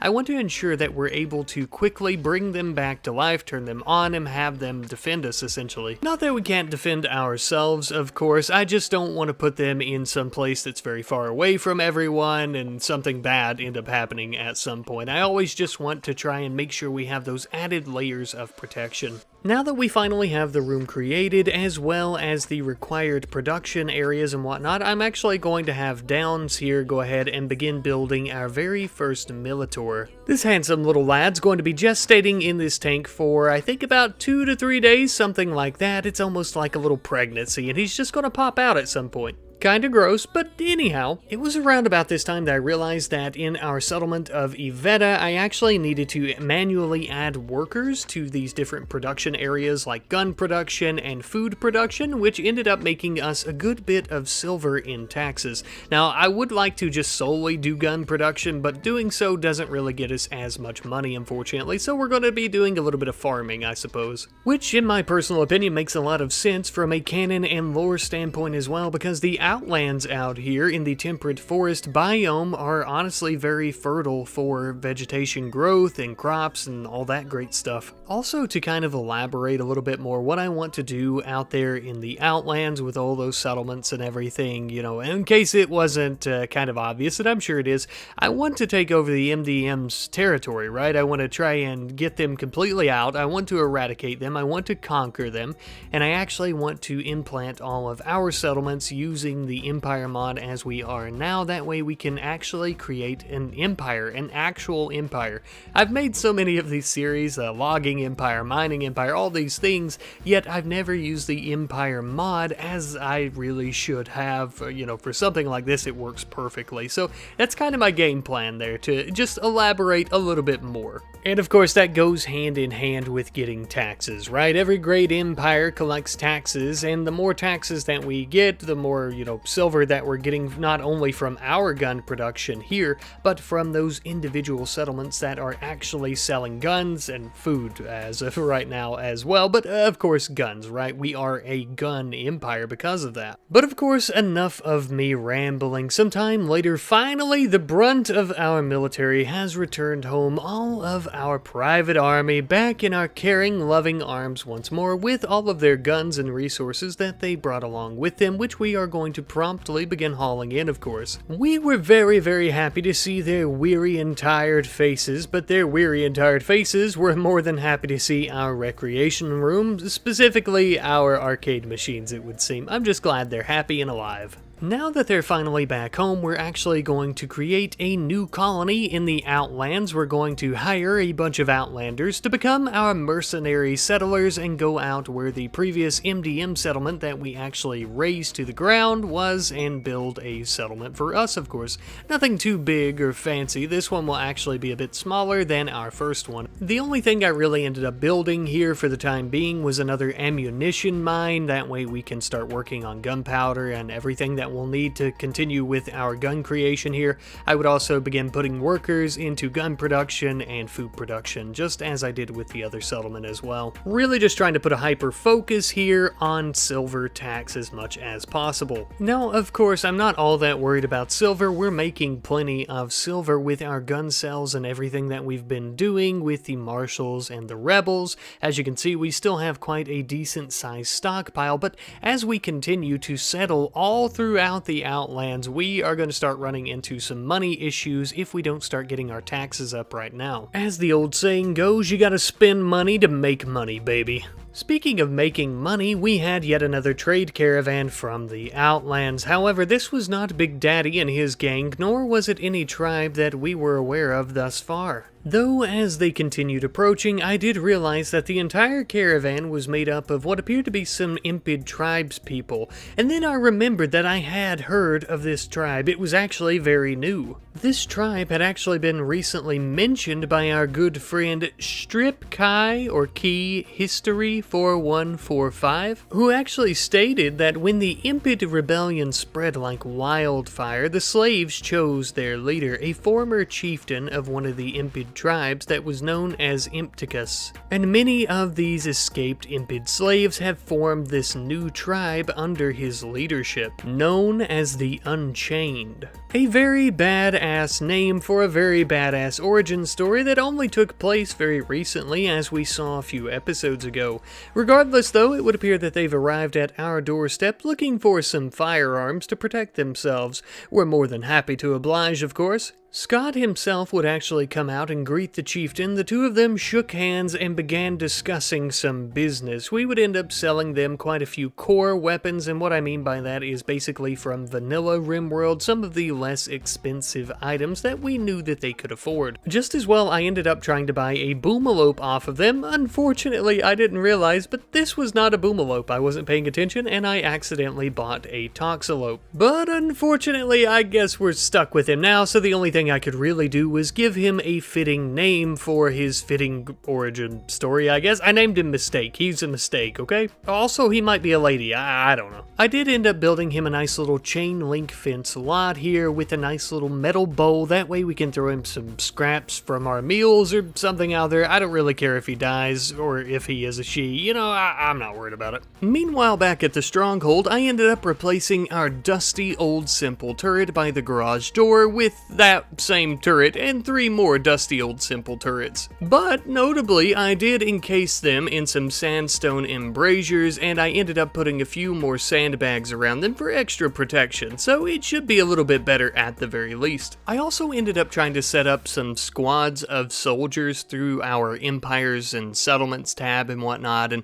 I got a little bit confused by it at one point because I'm still trying to learn some of this by myself because, I don't know, to me that's a lot of fun, of course. Because our settlements and empires overall are pretty small, I ended up having to go with a cheap soldier who just had a shirt, some pants, and a makeshift pistol, but it is a start. As we continue growing and upgrading these new settlements, we'll actually be able to afford more expensive colonists and soldiers who actually have better gear, but that'll be a little later on. Finally though, one of our non-organic soldiers was finished. Our first Militor, a little robot with a shotgun for a hand, was finally completed, and of course I'm going to go ahead and create another one in just a moment, which will take a little bit of time of course, but I want to let you guys know I'm going to take some of your name suggestions for the mechs, the lifter, 2 Militors, the settlements that we actually have. There's a lot of things that need to be named of course. But this handsome little stud fella is just roaming around the base, defending it. He's on guard duty, it would appear, awaiting the call to action at any moment. One of the most important areas in the base that was in his jurisdiction to guard was our bank vault. And I wanted to mention as well, it was during this time that we actually had our first cycle of taxes billed to us. It wasn't all that much, of course. Like I mentioned, we're still extremely small. I think it might have been around about 500 silver, but that's only with 2 settlements. We will be growing that exponentially very quickly. And you may notice that I only said 2 settlements. Some of you probably understand why, but just in case you don't, the Stronghold here doesn't actually pay taxes because it is a second colony. It's not actually a settlement through the Empire mod.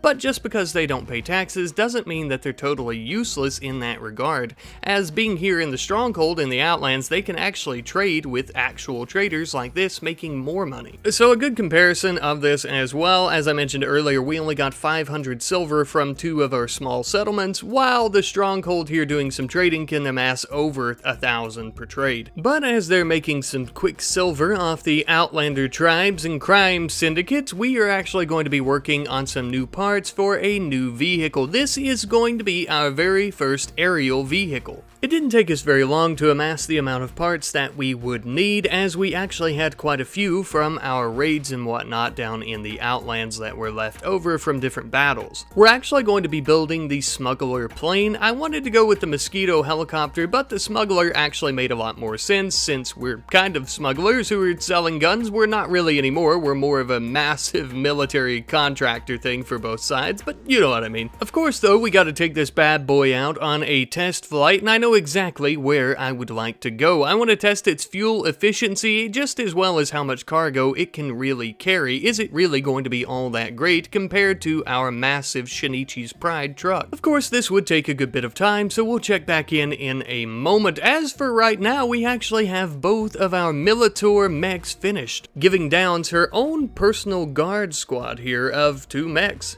I think they'll be perfect for protecting her when we're away from the base. She normally stays inside anyhow when a raid happens, even if we are here, so she should be fine, of course. But if they were to break through, at least we have these 2 guys now. With that being said, we're loading up Commando Jr. and Richard into our smuggler airplane to give it its very first test run. We've also loaded up plenty of weapons as well as coal ore because we plan on doing a little bit of trading with the marshals. As we were flying over the Noquan Desert, Commando noted to Richard that he'd never thought that this place could look so beautiful, but from an aerial view, it was truly gorgeous. We ended up arriving at our first trade destination. We sold them a few weapons, plenty of coal, just basically anything we could, and we ended up buying, I think, a little bit of fuel from them, maybe some components as well, just because they didn't have enough silver, and then we would actually move on to our stronghold. I wanted to travel to the Stronghold for 2 reasons: to see if the smuggler was actually a viable option for going there and returning,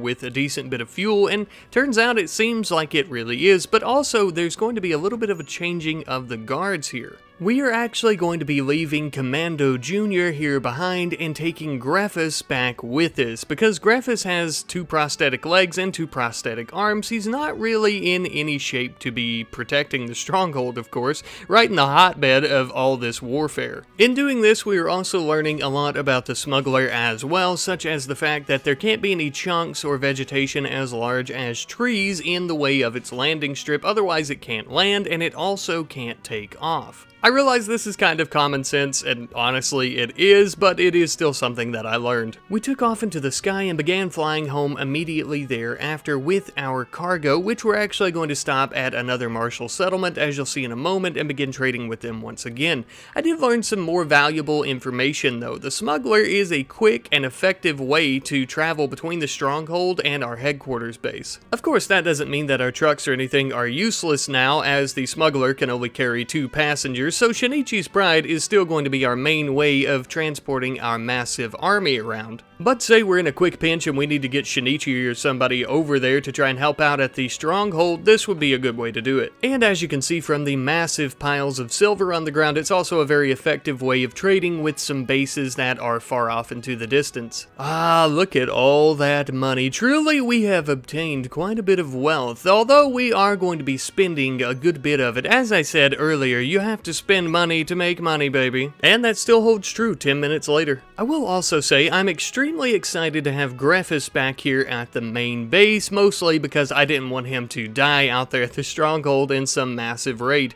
But because of his condition, I'm not really sure what position to give him here at the headquarters. Maybe as a personal guard along with Down's mechs for her, I'm not really sure. Now that we've all seen that we have a massive stockpile of silver awaiting in the vault, I've decided that I want to spend some of it actually. I'm actually going to go through and upgrade both of the 2 settlements that we currently have. This will actually make them a bit larger. I believe maybe allow them to build some more buildings. Like I said, I'm still trying to learn as much as I can as I go, because for me, that's a lot of fun. Looks like it's going to take a few days for that to be finally completed though. And in the meantime, while we're waiting on those 2 to be upgraded, I'm actually going to go ahead and settle a 3rd area here that's not too far off from our current 2 bases that we've settled. Just furthering our iron grip and our influence here in the outlands against the MDM, as well as our income of taxes and profits from their gun sales and everything there. And truly, we do have quite the sphere of influence forming out here now. I just, I know I touched on it earlier, but I just want to say I'm so excited that we are actually becoming an actual empire here on the planet. We have made a lot of progress, and I'm very, very proud. Funny enough, back at the Stronghold, we actually had a group of travelers that were visiting the colony there, and they were actually from the SNR Rifle Company, some of our settlements nearby. I was a bit confused by this at first, but then I realized using the Empires mod, these settlements are actually their own separate entity with their own trade caravans as well as visitors and things like that. Which is very cool and awesome, but also can be very scary because that does mean that they could also rebel against us, which we hope does not happen. At the moment though, we do however have more pressing issues, such as this fairly large raid that has just arrived outside the city limits of the Stronghold. It would appear that the MDM has sent several of their remaining Impid gang members in the area to try and plan out an attack on us. Of course, we do plan on stopping them into next week. However, it must be noted that many of these members do have some fairly heavy weaponry, such as triple rocket launchers and miniguns. Of course, obviously, these weapons are nothing that we haven't seen before, but I think every encounter thus far has been with our main private army to back us up. The Stronghold doesn't have near as many soldiers, unfortunately, so we're gonna have to try and take this slow and cautiously. One of the best ways, of course, that we could do this is by using our artillery to try and fire what few shells we actually have at them, hoping to kill them and or damage them before they get to attack us. Unfortunately, our larger artillery, though much faster than the singular smaller one, was extremely inaccurate, and in the end we had only managed to hit one of their soldiers. By nightfall, we would begin moving the armadillo tank into position just in front of the garage door, opening the door so that it may fire out. Just as well, we also had all of our soldiers stand behind the tank and walls to take cover. In an interesting turn of events, the 2 visitors that we actually had from our nearby territory were fighting alongside us. Unfortunately though, this did mean that they would get stomped into the ground themselves, as they only had makeshift weapons and didn't take any cover. However, their sacrifice and bravery on the battlefield would give us just enough time to begin preparing the armadillo for firing, just as well as preparing ourselves to kill the enemy. As they approached closer to the stronghold, we would unleash an absolute barrage of bullets and cannon fire upon them. The muzzle flash from our massive cannon on the armadillo, as well as all of our rifles lighting up the snowy night air. We would continue pushing back against the MDM soldiers. We would hold our ground here at the stronghold or die trying. We would not even give them a singular inch, not even a molecule of dust. And thanks to our efforts, several hours of battling later, and they were finally fleeing our territory, and we had arose victorious from the battle. With extremely minimal damage to the base and our soldiers, I might add. The majority of our enemies had been slaughtered and or bled out there on the snowy cold battlefield, but we did have an imp here by the name of Dan with some pretty decent melee and shooting stats, so we actually began tending to him so we could try and imprison him. Unfortunately, we had yet to set up a proper prison here just yet, so we would actually end up using our makeshift hospital and converting that into a temporary prison. It would still only be Dan for the time being.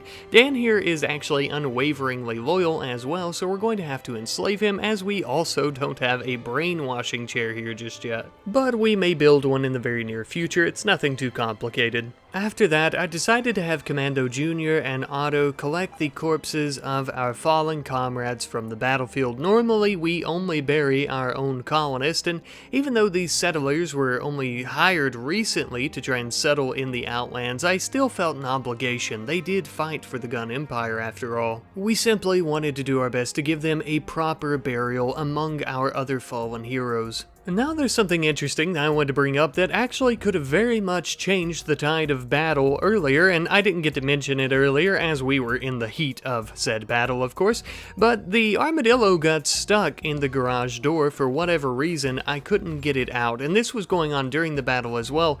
If the MDM soldiers would have continued pushing forward and they still had their heavy artillery like their triple rocket launcher, they very well could have just came directly in the base and began blowing everything all to hell. And that's why I also double down on the notion that those two mercenary settler soldiers actually did save us here, because they did distract the triple rocket launcher from even attacking us at the time. Things could have been very different, but I am very glad that that battle happened, because it helped me make up my mind on something. You see, I've decided what we should do with our nuke. You see, not too far from the stronghold, there is a very large MDM base that they've actually been using as something of a forward operating base or a temporary headquarters for the time being. And you know, it just feels like it might be the perfect place to maybe drop a nuke or so. And so that's exactly what Shinichi here is going to be doing. He's going to fly the new smuggler airplane all the way to this base, and he is going to nuke the absolute hell out of them. No more hiding. It's time that they know who we really are. It's time that they all know who we really are, what we are capable of, and we plan on showing them. We are no longer playing around. This is not a game. This is war.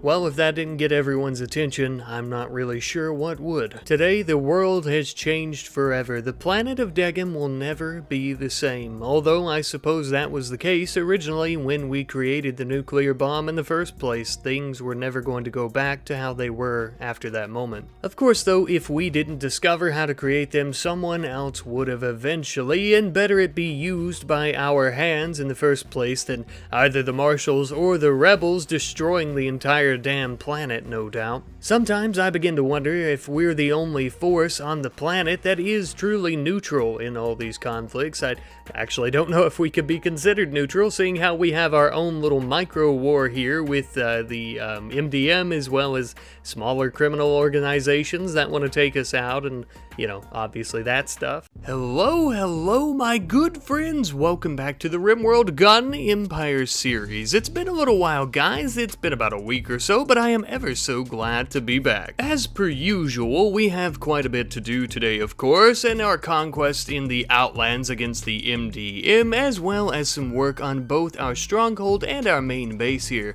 Actually, one of the first things we're going to be doing is at the main base, where I'm actually going to be creating a very small room for artwork. Realistically, it's more like a broom closet at the end of our storage room, but it doesn't need to be all that big, as we're really not going to be making that much art all that often. We don't plan on selling it, and of course our resources and time, it's going to be better used towards weapons and apparel production instead. But now, with that being said, I did think the first pieces of art that we could have would be nice if they were statues of Richard and Scott, so that's exactly what I made. We ended up putting these two limestone creations of these two rugged, ravishing, handsome men right in the area where we would walk to our vault and to the main bedrooms of the base, of course. I felt that it was a fitting place, as this way everyone who comes through the base can see our founding members. Just as well in case they need a reminder of who's truly in charge around here. But, you know, in a passive, nice way. After that, I decided that I would load up many of the weapons that we currently have in our stockpile to do a bit of trading with the Marshals and the Rebels once more.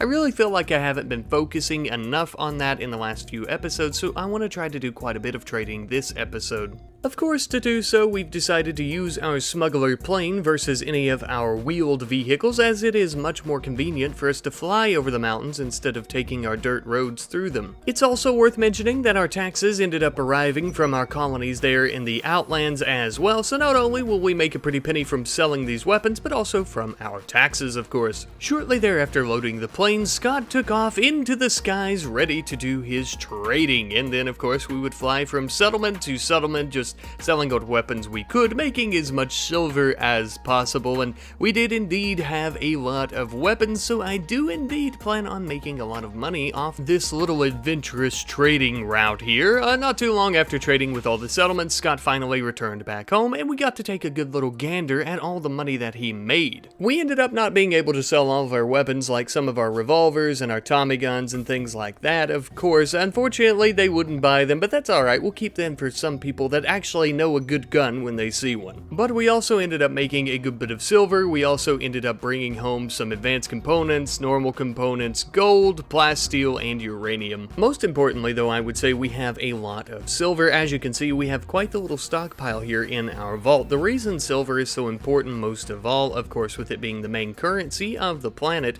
it is also the only currency that we can actually use to upgrade our settlements in the Outlands and build buildings and hire mercenaries and all that jazz, which is exactly what we began doing since we just have so much silver at the moment. We would also actually go through and settle 3 new settlements after hiring a bunch of people in the Outlands to be part of the Empire, essentially. Which means within the span of maybe a few hours or so, we have actually managed to double our amount of settlements in the Outlands, truly increasing our iron grip slowly but surely. I will say, however, this did hurt our bank account just a tiny bit here. As you can see in a comparison from before, we are running very low on funds now, but that's not a big deal. Like I said, we do plan on doing a lot of trading anyway. But now it's time to shift our focus over to our Stronghold, where, as you can see, tensions are quite high, it would appear. Commando Jr. and Laurent are in some type of disagreement over something, and they just start beating the shit out of each other, but honestly, I mean, can you blame them? Look at this place, it's so shabby. I would start trying to beat the shit out of my friends if I had to live here. It seems less like the shining light in the dark abyss of the Outlands, and more like some kind of prison camp that we exile some of our mercenaries to, so we intend on fixing that, of course. First things first, one of the big things that I think we need here is a proper recreation area with different types of recreation that they can actually engage in together. Currently, we only have a horseshoe pin, and that's not really keeping everyone from boredom, so we're actually going to build an older type computer that they can contact us with and use for entertainment, as well as a faro table and a table where they can almost cut their fingers off. But hey, if it's fun, okay? They enjoy it. Next up, we need to get this place in proper shape with a production area, or maybe you could call it a workshop. Essentially, we're going to put in a chem fuel refinery, as well as a machining table and a garage bench, just like we have at the HQ. We want them to have the freedom to create their own vehicles, and just as well, of course, their own weapons to sell, but most importantly, with all the wood around here, it's going to be very vital if we can create create a shit ton of chem fuel. Our construction was actually interrupted though by one of our settlements being in danger. Apparently one of the new ones that has recently been settled is being attacked by the Mountain Devil Mafia, which is something of course we expected. Thankfully, just as well as investing in new settlements, we've also been investing in the military of some of our older ones, so I will be able to dispatch some mercenaries to this settlement to protect it from the MDM. Of course though, while we're waiting on the results of that battle to see what happens, we're going to continue working on our workshop here, and once that is finally finished, we're going to begin investing a lot of time in that chem fuel like I was talking about. I would like to send a lot of this back to our headquarters there, but also I would like to maybe try and sell some of this to a lot of our customers while they're also buying weapons. So now not only are we supplying them with weapons and apparel and vehicle parts, but we're also supplying them with chem fuel so that they can run each other over and or fuel their machines of war, of course.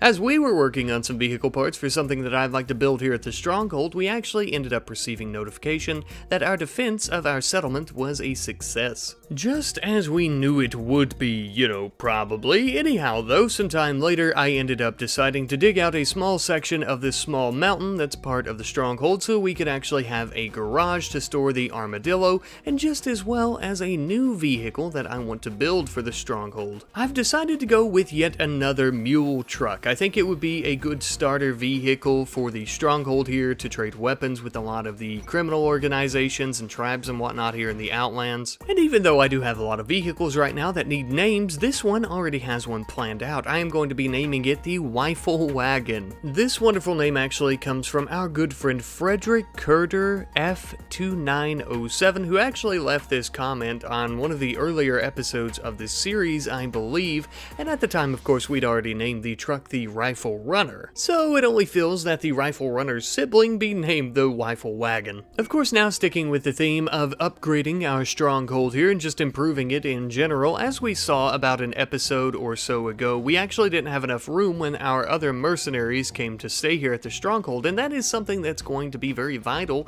when we need to raid these MDM settlements and whatnot, so I ended up building some barracks for them. While doing so, we ended up receiving a notification from the Confederacy of Banah, basically threatening us if we didn't pay them in silver, and of course, we just basically laughed this off as if it were nothing and refused to give them a damn dime. And now with that ridiculous shit out of the way, we can continue our work on the barracks here, finally finishing them up by the end of the night. Oh, the Confederacy of Banah, what are they going to do, attack one of our settlements? Oh no. That's exactly what they've decided to do. Well, unfortunately, the only thing we can really do here is hope that our squad in Iveta is ready to take on a raid from the Confederacy of Banah. Given the size of Iveta, this is a decent-sized raid for them. But of course, I do have confidence that they should be able to handle the attackers with ease, hopefully. Anyhow, though, by this point, we finally finished up our barracks, and we've also built them their very own heating and cooling unit. That way we can keep the barracks, as well as our makeshift hospital, a cool 70 degrees year-round. And of course that does also mean that we can finally tear down these old tents and canopies, using the canopies now for some chem fuel, and I guess we'll use the tents for sandbags or clothes or something. Speaking of apparel, back at HQ we actually have a lot of this steel combat armor similar to what the Marshal Service uses that's ready for transport and to be sold. We would begin loading it up, as well as many of the flak pants and flak jackets that we had in storage that apparently wasn't showing up when I would select these caravans because they were on the armor racks. I'm not really sure why, but we've had them for a long time. We got them from the MDM and we really don't need them. So of course we very quickly loaded all of our goods into the smuggler airplane as the moon was shining down, and then Scott and Ruland would take off into the skies to go do a bit of selling.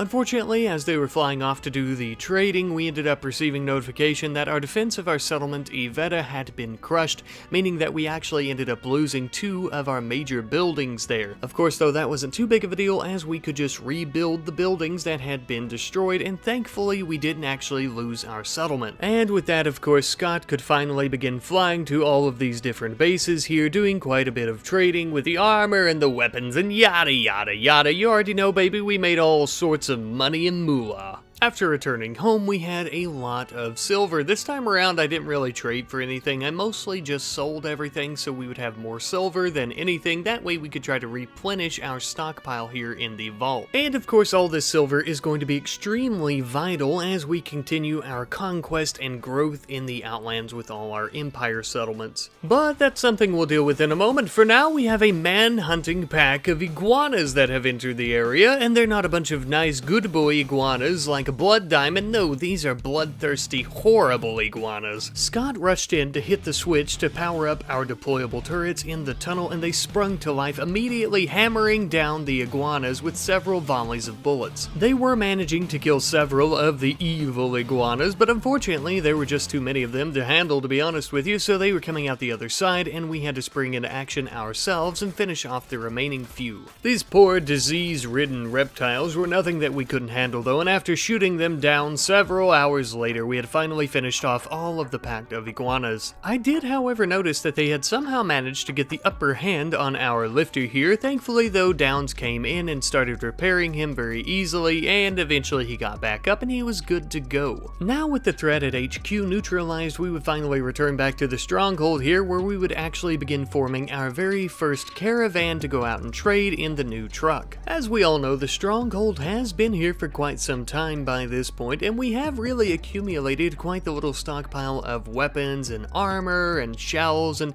basically just everything that we normally would trade away. Now, of course, we do have traders that come to the Stronghold to buy stuff, but it does help us out a lot more to travel now in the truck and bring the weapons and whatnot to them. We ended up trading with 3 separate settler groups of scavengers, slavers, and warlords, and we ended up making a pretty penny once we had finally returned home. It's worth mentioning as well, one of the best parts about the Stronghold is even though the silver here is away from HQ, it is counted as our overall total when we actually build new settlements or upgrade them and things like that. Of course though, we immediately have to get back on our grind. We started out making some more pre-charged mini turrets here at the Stronghold so we can sell to all the wonderful people of the Outlands. We always be on that grind, baby. While we're working on that though, I actually want to try and start capturing some more MDM settlements, and I actually want to do this using the Empires mod and basically all the settlements that we currently have under our empire. The best way to think about this is I'm using all of the mercenaries under our empire that we currently have to attack these settlements, and we don't actually have to directly go there ourselves,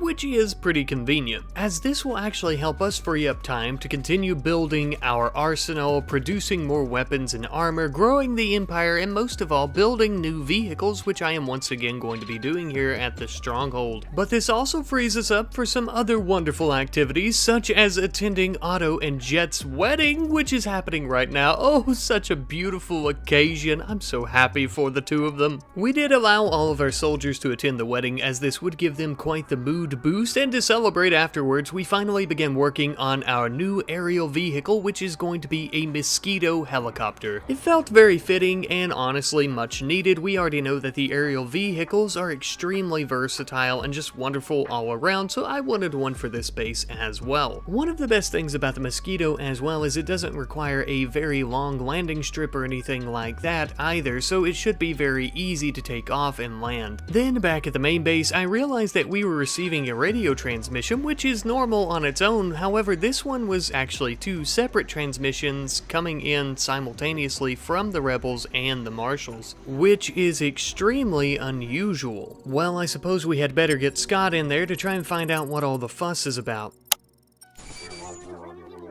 Okay. Oh, alright, okay. Yeah. Well, that was quite the interesting conversation, and I do have some good news, but also I have some bad news. The good news is they're both very happy that we're taking down the MDM, and they actually offered their support to us within reason, of course.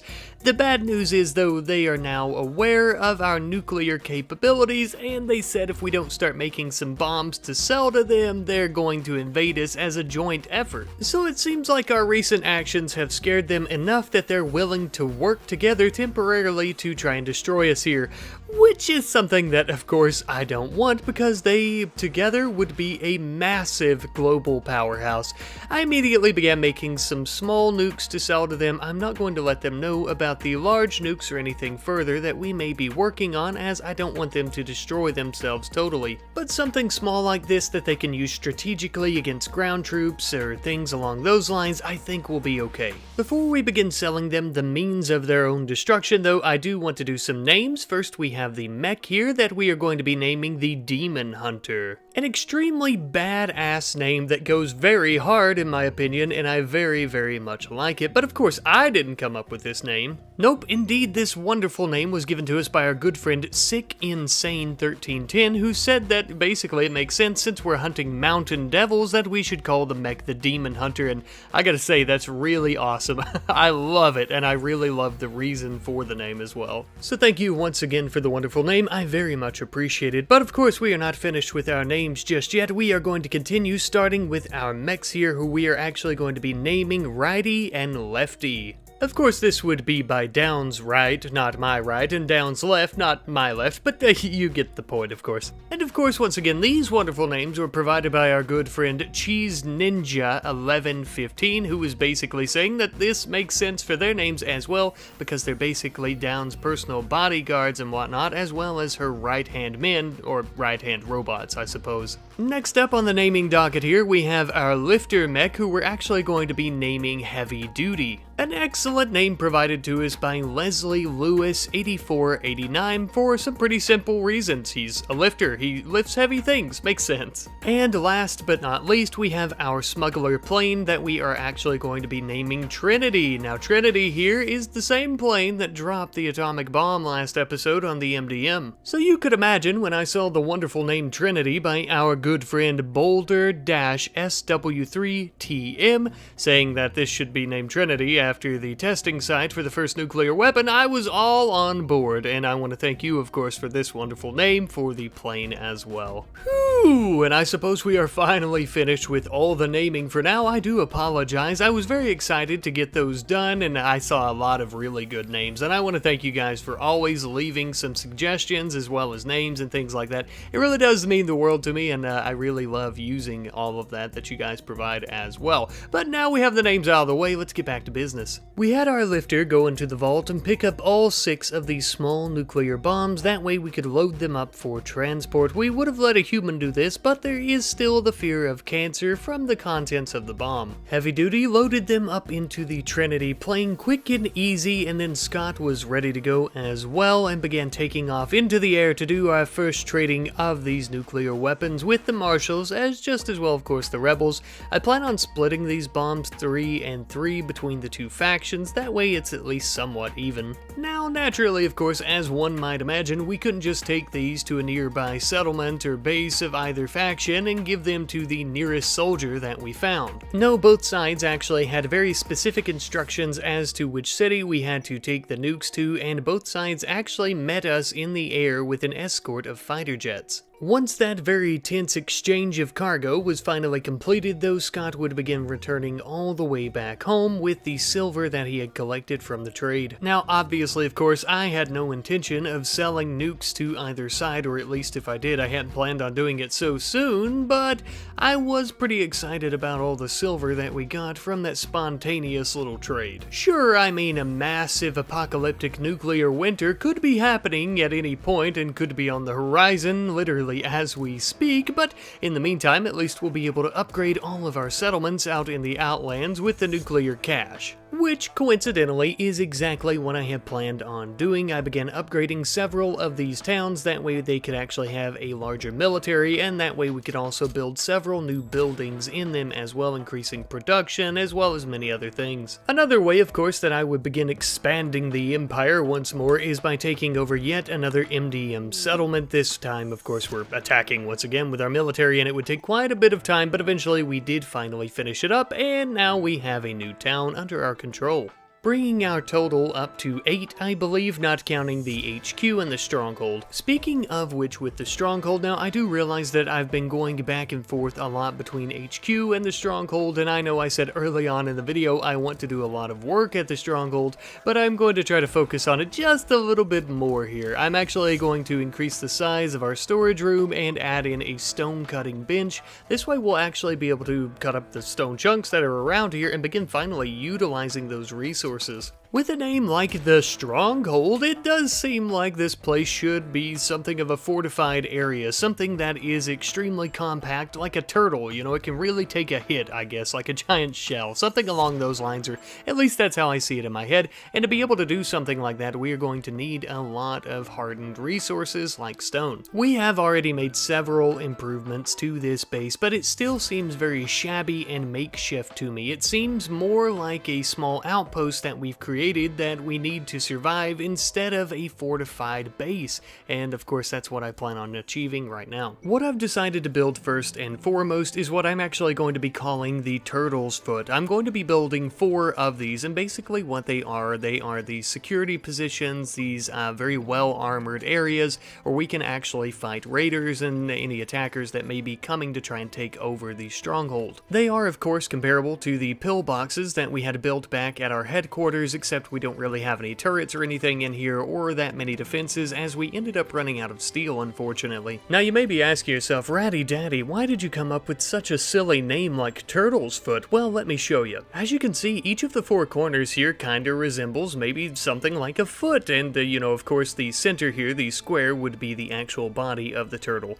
Now I do realize this looks a little bit silly from the get-go here, but as we continue to expand and build out these centers and whatnot, it should look a lot better and kind of fill it out. Of course though, this is a project that will take a good bit of time. For now, I would like to give it a new name. Even though I do like the Stronghold, I do feel that a better and more fitting name would be the Citadel. And also the fact that it actually hadn't been officially named the Stronghold, it had a generic randomly generated name. So, you know, I felt that this was very much needed. There we are though, much better. Meanwhile though, back at the main base in the dead of night, we ended up having a faction assault between some Outlanders and the United Rebel forces. However, I will say that these Outlanders did not appear to be some small, pitiful group that was looking to settle some squabbles with the rebels. No, this actually appeared to be some type of united group mixed with slavers, scavengers, tribespeople, all sorts of different Outlanders who actually appeared to be united under Big Daddy. My best guess is that Big Daddy has decided to form this coalition with all the other groups along with his slave entourage to try and fight back against the new rebel policies and them cracking down against the slave trade here. Though whether or not they'll be able to hold their own against the rebel forces has yet to be seen, and if I were a betting man, and which I am of course, I would say that the rebels will end up winning this. For you see, even though the Outlanders heavily outnumber the rebels heavily outgun the Outlanders with many of the weapons and tech that we've actually been selling to them, like the rocket platforms. So my best guess is that they are going to absolutely smoke the shit out of the Outlanders. It doesn't help the Outlanders' chances that the president of the entire rebel forces, President Tree, is here as well, and most likely has a massive vendetta out for Big Daddy. Oh, this should be good. Several hours had passed, and the two groups finally began rushing in at one another, with their battle actually commencing just in front of our defenses here. Not too far off from our pillbox, though we do not plan on intervening, of course. Blood was finally beginning to be shed upon the battlefield, with many of the Outlanders immediately falling to bullets from the rebels. President Tree was courageously leading her men into battle on the front lines, no doubt dying to get her sword wet with the blood of her enemies, and no doubt striking fear into their hearts. But even with his comrades dropping like flies to the barrage of rebel bullets, Big Daddy would stand tall. He would not waver, nor would he flee. Even as he was surrounded, he courageously tried to fight off his attackers with a log. Foolishly, this would end up being his downfall, though. And with his death, the fall of a tyrant, the fall of a slave empire,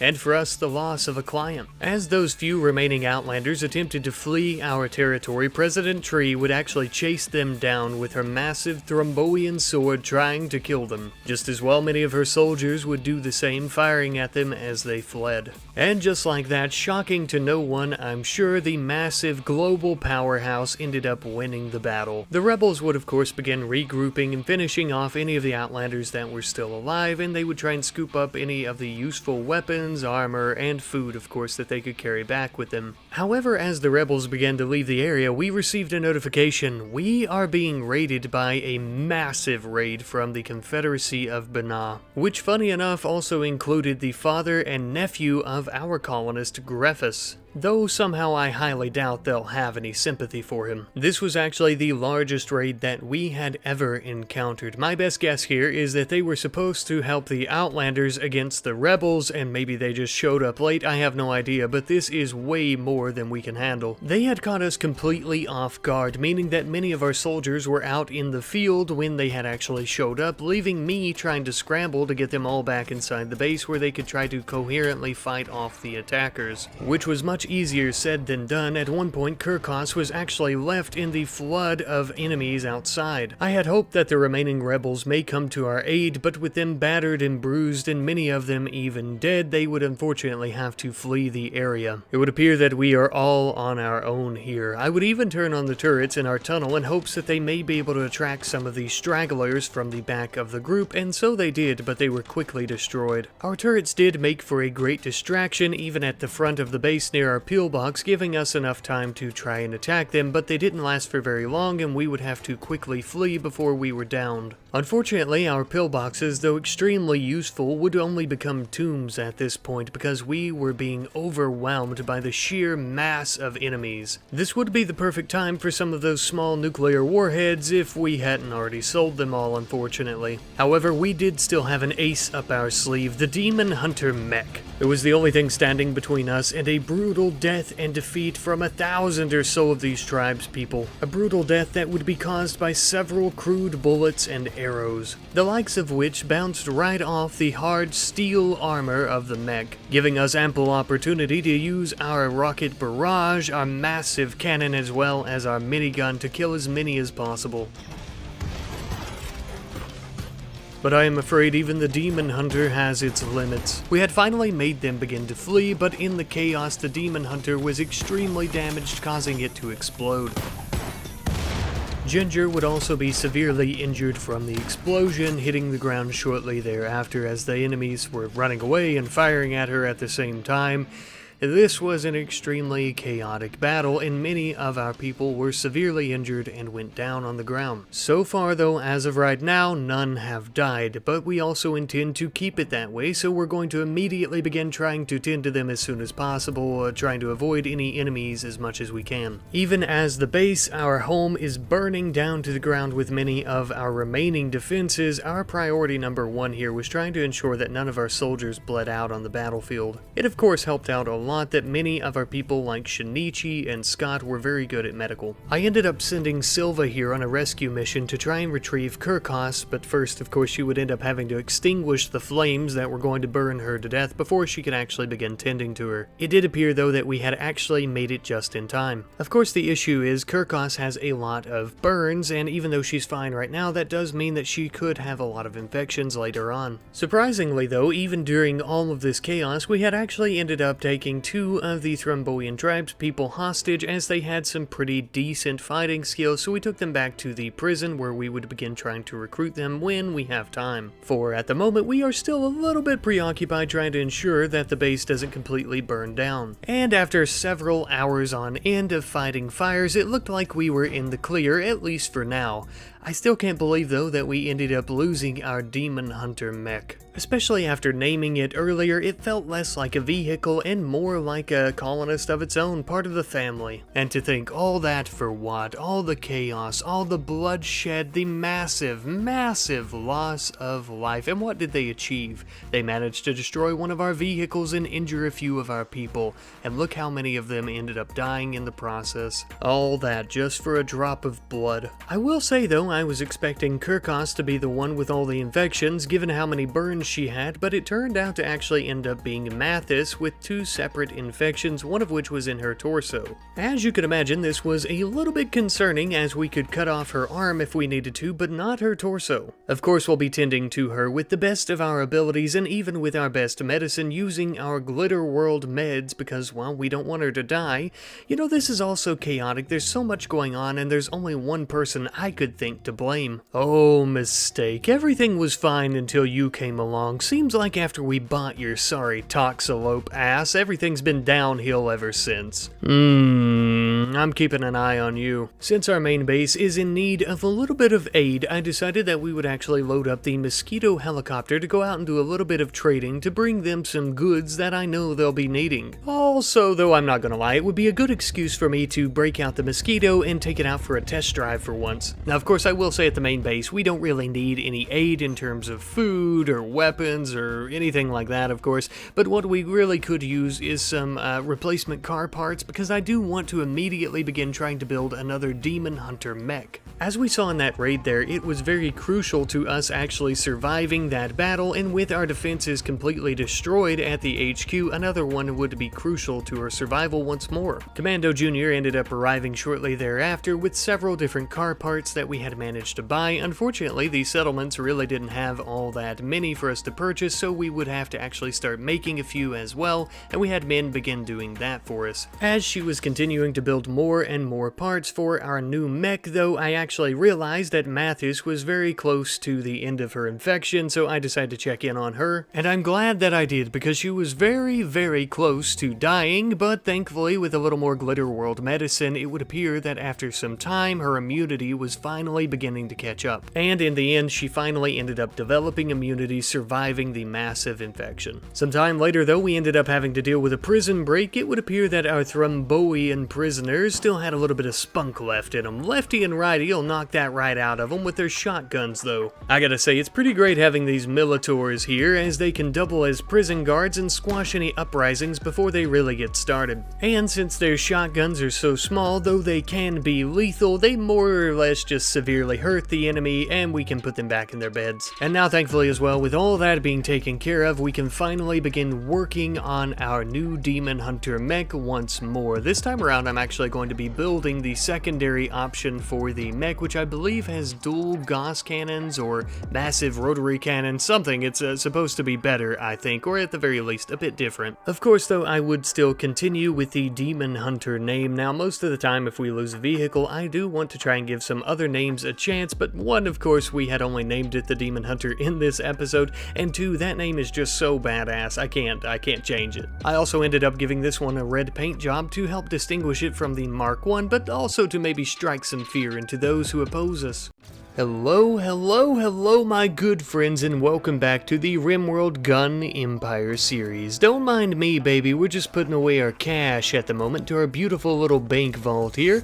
Not gonna lie to you, we're gonna be starting off hot today with some research into fusion bomb technology. Now, I'm sure you could probably guess, but fusion bombs are a much larger and more powerful type of nuclear warhead, as they are the tier above large nuclear warheads and are actually the top tier of this type of bomb. Yes indeed, it doesn't get any bigger or more powerful than fusion bombs, baby. I can't wait to drop them on some of our enemies. Speaking of which, I think I want to also start out today with an attack against the MDM. We're actually going to be attacking one of their bases from the Citadel using the troops and what little bit of an army we actually have there, but we are sending Commando Jr. and Richard over there for reinforcements. Now, of course, you may be asking me, Rat Knight, isn't it extremely dumb, reckless, and or foolish to only be sending 2 soldiers as reinforcements for an entire raid against an MDM base? Well, yes, and I'm going to do it anyhow because I do have a little bit of an ace up my sleeve, but you'll see that in just a moment when we actually begin our attack. As for now, we have a lot of packing that must be done before we actually begin the attack. We need to pack plenty of food as the journey is quite long throughout the hills of the Temperate Forest forest here in the Outlands. We did end up having a little bit of an issue there where we hit one of our people with the truck and also almost with the armadillo, but they're fine, don't worry about it. A little bit later on, we had finally made it out of our territory and began heading towards the MDM base in the mountains. Now, you may recall about 10 seconds ago when I said, well, I have an ace up my sleeve or in the hole or whatever it was that I had said. Well, that was a lie. I actually have several aces in my hole, up my sleeve, and I'm about to demonstrate one right now for you. You see, using the Empire's mod, we can actually use our other settlements here to begin attacking the MDM settlements and actually capturing them that way without us having to manually go there. I believe I may have demonstrated this once or twice last episode, but it was definitely nothing that is on the scale of what we are currently doing. This is essentially a massive attack on several MDM bases as we are moving towards one of their main bases and or outpost here. Now, obviously, of course, this would end up taking several hours, but I thought it might be the perfect thing to do here as we are waiting on Otto and Richard and the others to traverse these mountains and make it to said base. And I must say, by the time that we had finally attacked these bases, I was extremely impressed with the results. I think we ended up attacking 7 of these bases, and we actually ended up taking 6, damn near doubling the size of our empire in the Outlands. Truly an amazing milestone in our conquest. At this point, I think the MDM have 20 bases here, and we actually have 15 now, so we are very much rivaling them. It won't be long before we have complete control over the Outlands, but of course that's in the future. As for now, we have a settlement to take here. This place was absolutely crawling with MDM soldiers who were actually packing some pretty good firepower and just as well taking plenty of drugs like Wake Up. This may make it a little bit harder. Something else that may make it harder is this massive tank that they've seemed to have refurbished, anticipating our arrival possibly. But now I activate my trap card as drop pods began falling from the sky into the city of the MDM. I had called in reinforcements from our surrounding settlements, just whatever they could spare, of course. Our makeshift mercenaries here wouldn't be able to take the city on their own, of course, but they would be able to distract the enemy long enough for us to begin bringing in our trucks, our soldiers, and the armadillo. Most importantly, of course, giving us the opportunity to move in as the MDM tank was distracted, an opportunity we didn't plan on squandering. I will say though, it was around this point that I think I realized I may have underestimated our enemy just a little bit. I attempted to try and run them over several times with the armadillo and fire at them with the cannon. Unfortunately though, the armadillo had been pinned down and it actually ended up getting destroyed. Our mercenary, Relt, who was actually driving the armadillo, would attempt to escape, but unfortunately was also pinned down by gunfire and dropped. Unfortunately, this would leave our other soldiers very vulnerable as the armadillo was sucking up all the gunfire for a good while there, and now, of course, they're going to focus that gunfire on everyone else. I would take the rifle wagon out and try to distract them, as well as begin running over as many soldiers as I could, but unfortunately, at one point, the fuel tank caught a bullet and we ran out of gas. I was prepared for this exact situation, though, giving Commando Jr. and Richard both rocket launchers. That way they could try and kill as many enemies as possible in a massive flood of rockets before trying to run away, of course. If you're like me, you're probably wondering why all of these enemies just tanked those rockets and they're still coming for us. Well, I noticed that a lot of them were very high on Go Juice and Wake Up, which I believe prevented them from falling so easily. It was because of this little revelation as we came upon one of the corpses of the Mafia Devils here.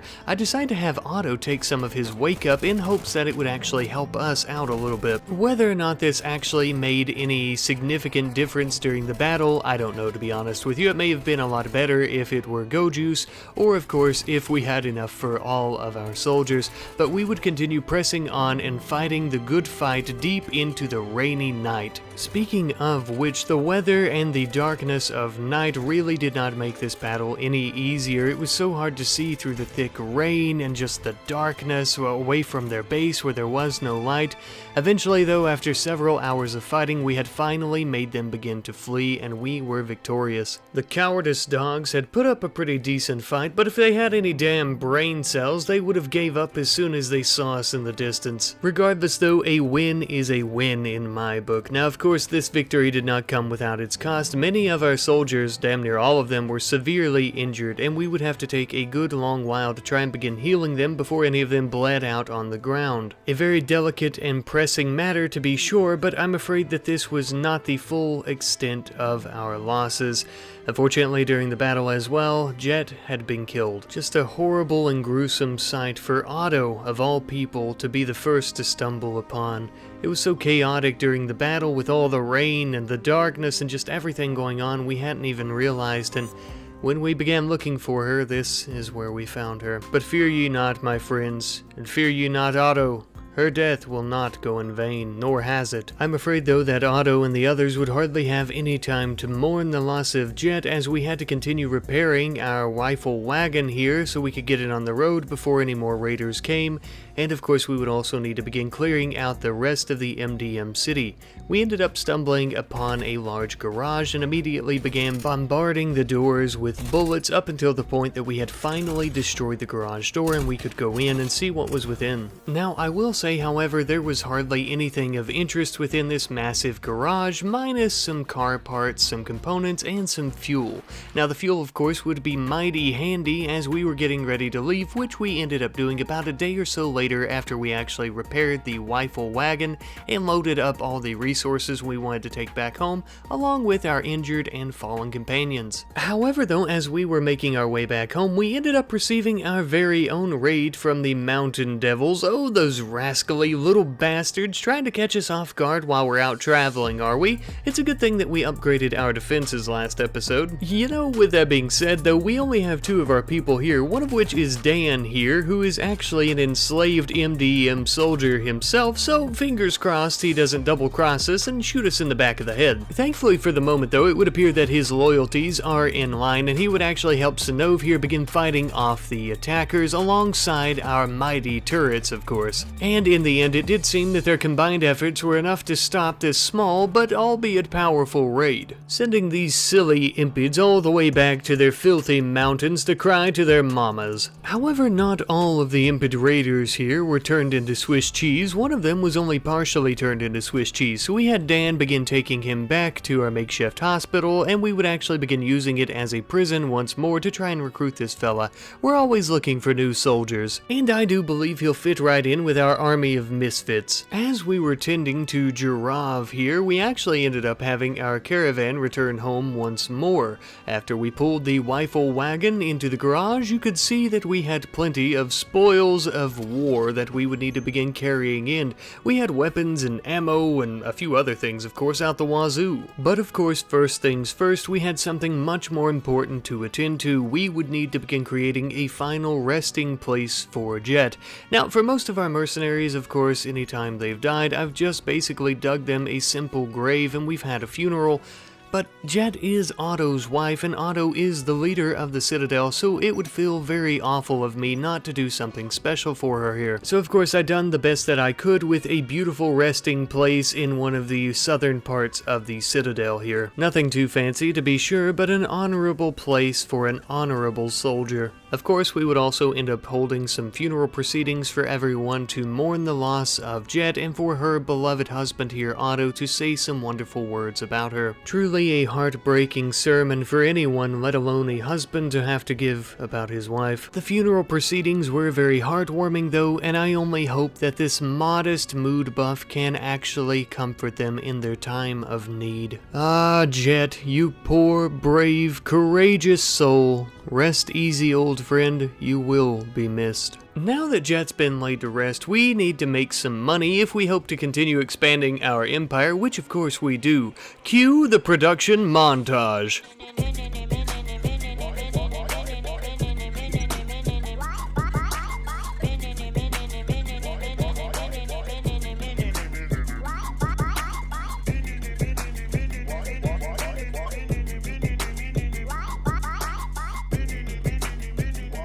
Oh yeah, now that's what I'm talking about. We love a good production montage around these parts, almost as much as we like selling all the things that we end up producing during the montage. Now we just need to get it all loaded onto the plane. The Trinity plane, I should say. Such a wonderful name, demands respect, of course.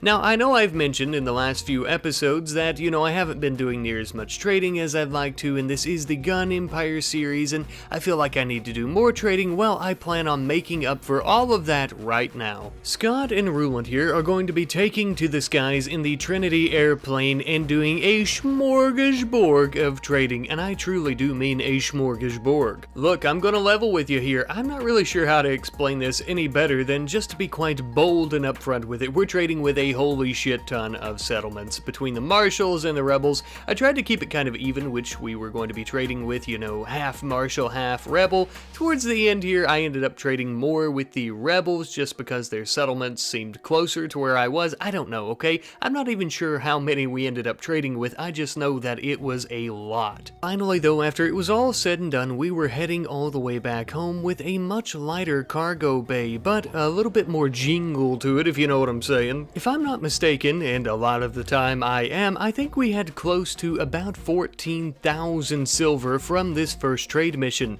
Now, Rat Daddy, first trade mission, what does that mean? Oh my poor, naive, lovable, probably handsome audience member, I am not done trading. This is just the very beginning. As I'm sure you probably remember, we still have a very, very large stockpile of weapons and ammo and fuel and all kinds of great shit that we can sell over at the Citadel as well. So we actually ended up loading those into the Rifle wagon for a good bit of trading with the Outlanders. Those of you with an observant eye probably noticed that every time I do trading down here in the Outlands, I almost always send out Commando Jr. to do it for us. There's a few reasons for this. He's kind of like our Scott of the Citadel, of course, but he has a really good social skill, and as a former member of the MDM, he has many connections down here. And of course, it doesn't hurt that his father was a Duke in the MDM, a title and rank that carries a lot of respect along with it, and plus I like to send him out because it's basically spitting in the face of the current MDM leaders.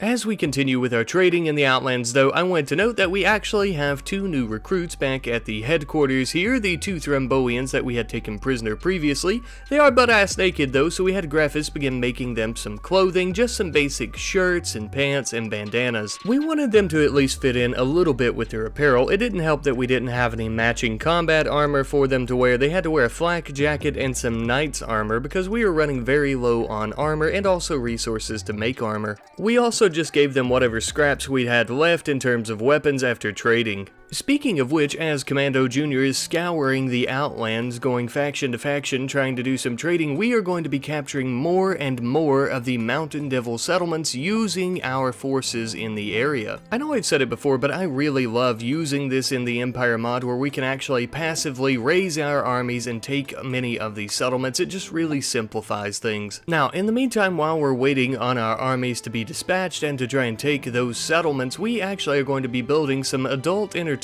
centers. These will actually raise the happiness of the settlements that they're built in, which is actually going to be very crucial for us because, as you can imagine, taking these MDM settlements, the folks that live there that are not killed and or turned into our recruits are not very happy with us. So this should help us counteract that and squash any plans of uprisings against us before they really even get off the ground. Once that had finally been completed, it had finally become time for us to capture these settlements. I forget how many I dispatched here, but out of all the ones that I had dispatched, we ended up failing at capturing 2 of them, I believe. Which, given the fact that most of these newer settlements only have a military size of 1, which is the smallest it can be, I would say those odds and that outcome is not too shabby. Of course though, these are just many more small drops in the greater bucket of conquest that we plan on having down here. It is also worth mentioning though, now that our empire has grown quite a bit, even with many of these settlements still being extremely small, we are making about 8,526 silver in taxes, which is not too bad either. Throughout these series, I always want to build empires, but this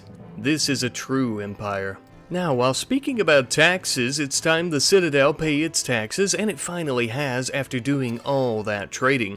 I think, if I'm not mistaken, and once again I normally am, but I think we had around about 13,000 silver from trading with all the Outlander tribes and scavengers and whatnot. Now with all the conquest and trading and all that great stuff finished, at least for the most part right now, it's time for us to send Richard back home. We're actually going to be sending him home with quite a few resources as well, like chem fuel, fuel and gold and just a few other things that the Citadel could spare, though I am going to leave their silver here. As I mentioned previously, the silver that's in storage at the Citadel actually counts to our overall storage. That way when we're making new buildings or upgrading settlements, it really doesn't matter where it's located. And I do know that we have a bank vault here at the headquarters, but the Citadel itself is basically one massive bank vault. Finally though, Commando Jr. and Richard had arrived, but Richard of course would be the only one to get out, and he would actually begin carrying in some of the fuel and other goods that he had brought with him.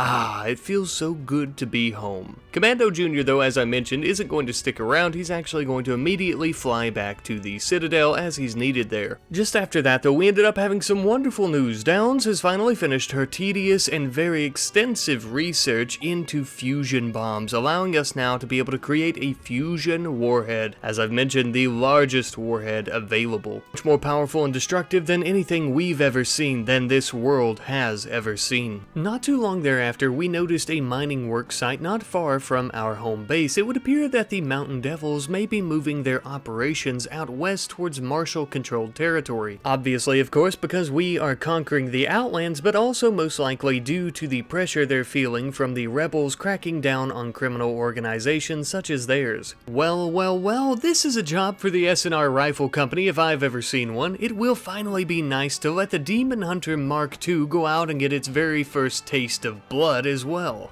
Truthfully, I think this will be the perfect test for the new Demon Hunter mech, as we actually haven't tested out the Mark II version at all with its dual Gauss cannons. Of course though, with that being said, in case anything were to go south at the mining site, I have also sent Shinichi's Pride with all of our mercenaries for the most part to take care of things. It didn't take us very long to arrive and we were finally at the site. It appeared to be quite a small mining work site, which honestly is not very shocking as we've been beating them like a drum for a very long time.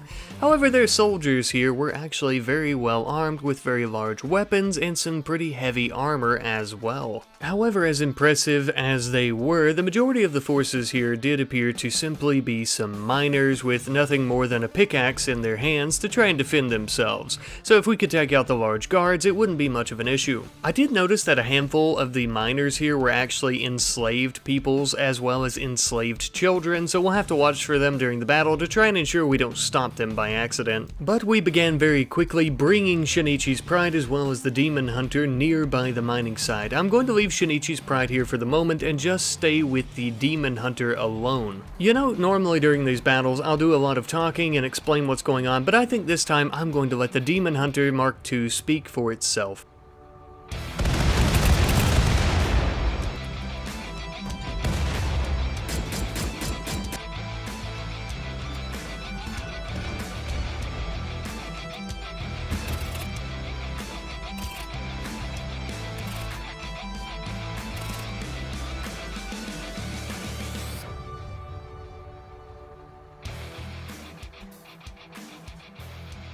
Well, surprising to no one, including myself, that was rather easy. Some might even say very easy, I would say. Truly a wonderful machine of war. My only regret is during the battle, the guns got damaged rather quickly, and we weren't able to constantly use them, unfortunately, but there's always next time. We would now, of course, have our mercenaries go through each individual building all throughout the mining site, looking for anything of use like steel, components, and even a little bit of food. The journey back home can be a bit boring, so it's always good to have a little bit of a snack. We did end up finding some steel, although I will say it wasn't near as much as we had hoped for, unfortunately. That was quite alright though, as we did find plenty of silver, not in its raw form, nay, we found it in the form of several different types of weapons that are worth a lot of money and or silver of course. Even the pickaxes here could be sold for a profit. So naturally, as you might imagine, on the way back home we stopped at one of the nearby local marshal service towns that were on the way, and we ended up selling them the vast majority of the weapons and everything that we had picked up at the mining work site. They bought all the pickaxes and and several of the firearms. And with that finally completed, it was time for us to drive all the way back to home base. I have to say, using the Mosquito and the Trinity plane here lately just so often for our trading, it does make me a little bit bored having to drive these long distances, and so I have a hard time having to sit here and watch it. Lucky for me though, I wouldn't have to be bored for too long as we had all of our taxes arrive back at the home base, so now we have to try and haul all these into our bank vault. Something else I decided to do to try to satiate my boredom as well as my impatience is begin conquering more of the Mountain Devil settlements out in the Outlands. Once again dispatching several of our militias of mercenaries to go out and conquer new territories for us. Unfortunately though, this too would take a very long time and we would have to kick back and wait. Just by sunup though, our army in Shinichi's Pride as well as the Demon Hunter had finally arrived back home with their spoils of war and or battle, as it wasn't much of a war out there at the mining site. Regardless though, we had all the steel that we had collected. Our soldiers also began making the necessary repairs to the Demon Hunter mech, and this got me thinking, they're doing this right out here in the hot sun. Wouldn't it be nice if they had somewhere like a garage like the one we currently have, but specifically for these mechs so that they could perform this work? Ah, eureka, I said to myself in a very enduring tone. I believe I will begin making a very special garage that will be specifically for our mechs. This is actually a little project I've been wanting to do for quite a while. I've noticed that when we're getting raided, I'm having issues getting our vehicles out of the garage in a timely manner where we can actually use them to try and protect ourselves. And since at this point the mechs are a very vital part of our defense, we need to ensure that we're able to get them out very quickly and also able to get to them very quickly without having to go through other vehicles and things like that that would slow us down. As we were putting the finishing touches on our new garage though, I actually got some notifications about the settlements that we were attempting to capture. I think we tried to capture about 7 or 8. 3 of them did not get captured, but the others did, and I'll be the first to say this isn't exactly what I was hoping for, but every step forward, even if they are small, is still a step in the right direction. A few hours later and our brand new garage was finally finished. I'm pretty sure I can easily fit 4 mechs in here. I know comfortably I could fit 2 of them for sure, but if I really wanted to squeeze them, I think 4 might be able to fit in here. Of course, later on, if we really need to, we can take out the current armory and add on to this garage, as just as well, of course, move the armory to another section of the base near the production room. But that'll be later on once we actually have more mechs to fit in here. I then decided that I wanted to build some brand new artillery cannons. Now I know what you're thinking, Rat Daddy, you've already done that before. This isn't anything special. Well, these are actually some different types of artillery cannons. These are the vanilla expanded ones. The ones we have been building are specifically from the artillery cannon mod. Well, why would that matter? And more importantly, why should you care, of course? Well, these are actually not near as accurate as the ones from the standalone artillery cannon mod, but they do have one special perk. This type of artillery cannon will actually allow us to target the world tile, which means we can fire on bases nearby our home base here, meaning that if the marshals or the rebels get a wild hair and decide to use their nukes against us or anything against us, we can fire nukes directly back at them from the comfort of our own home. This is also going to come in very handy with our conquering of the Outlands. I know what you're thinking, but Rat Knight, I've seen the range on these. You cannot possibly fire all the way from the home base into the Outlands. Well, you, my friend, have very good eyesight, and that is correct.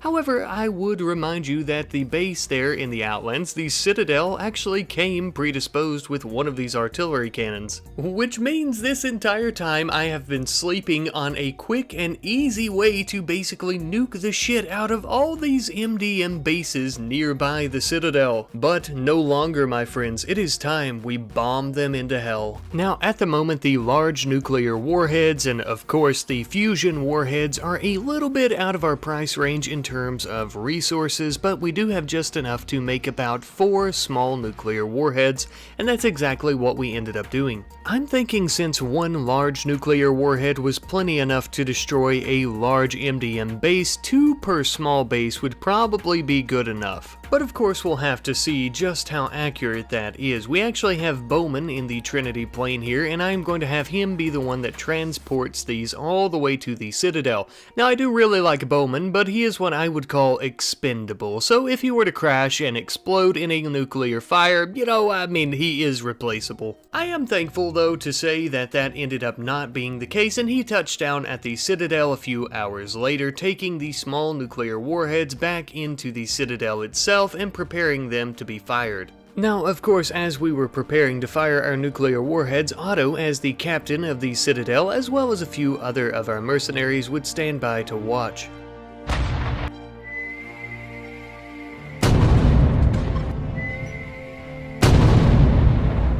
Well, those are quite small, but they pack one hell of a punch. It would appear that one is down. It's time for us to use them against one more. Bowman would now begin loading up the last two of our small nuclear bombs and fire them at yet another small MDM base.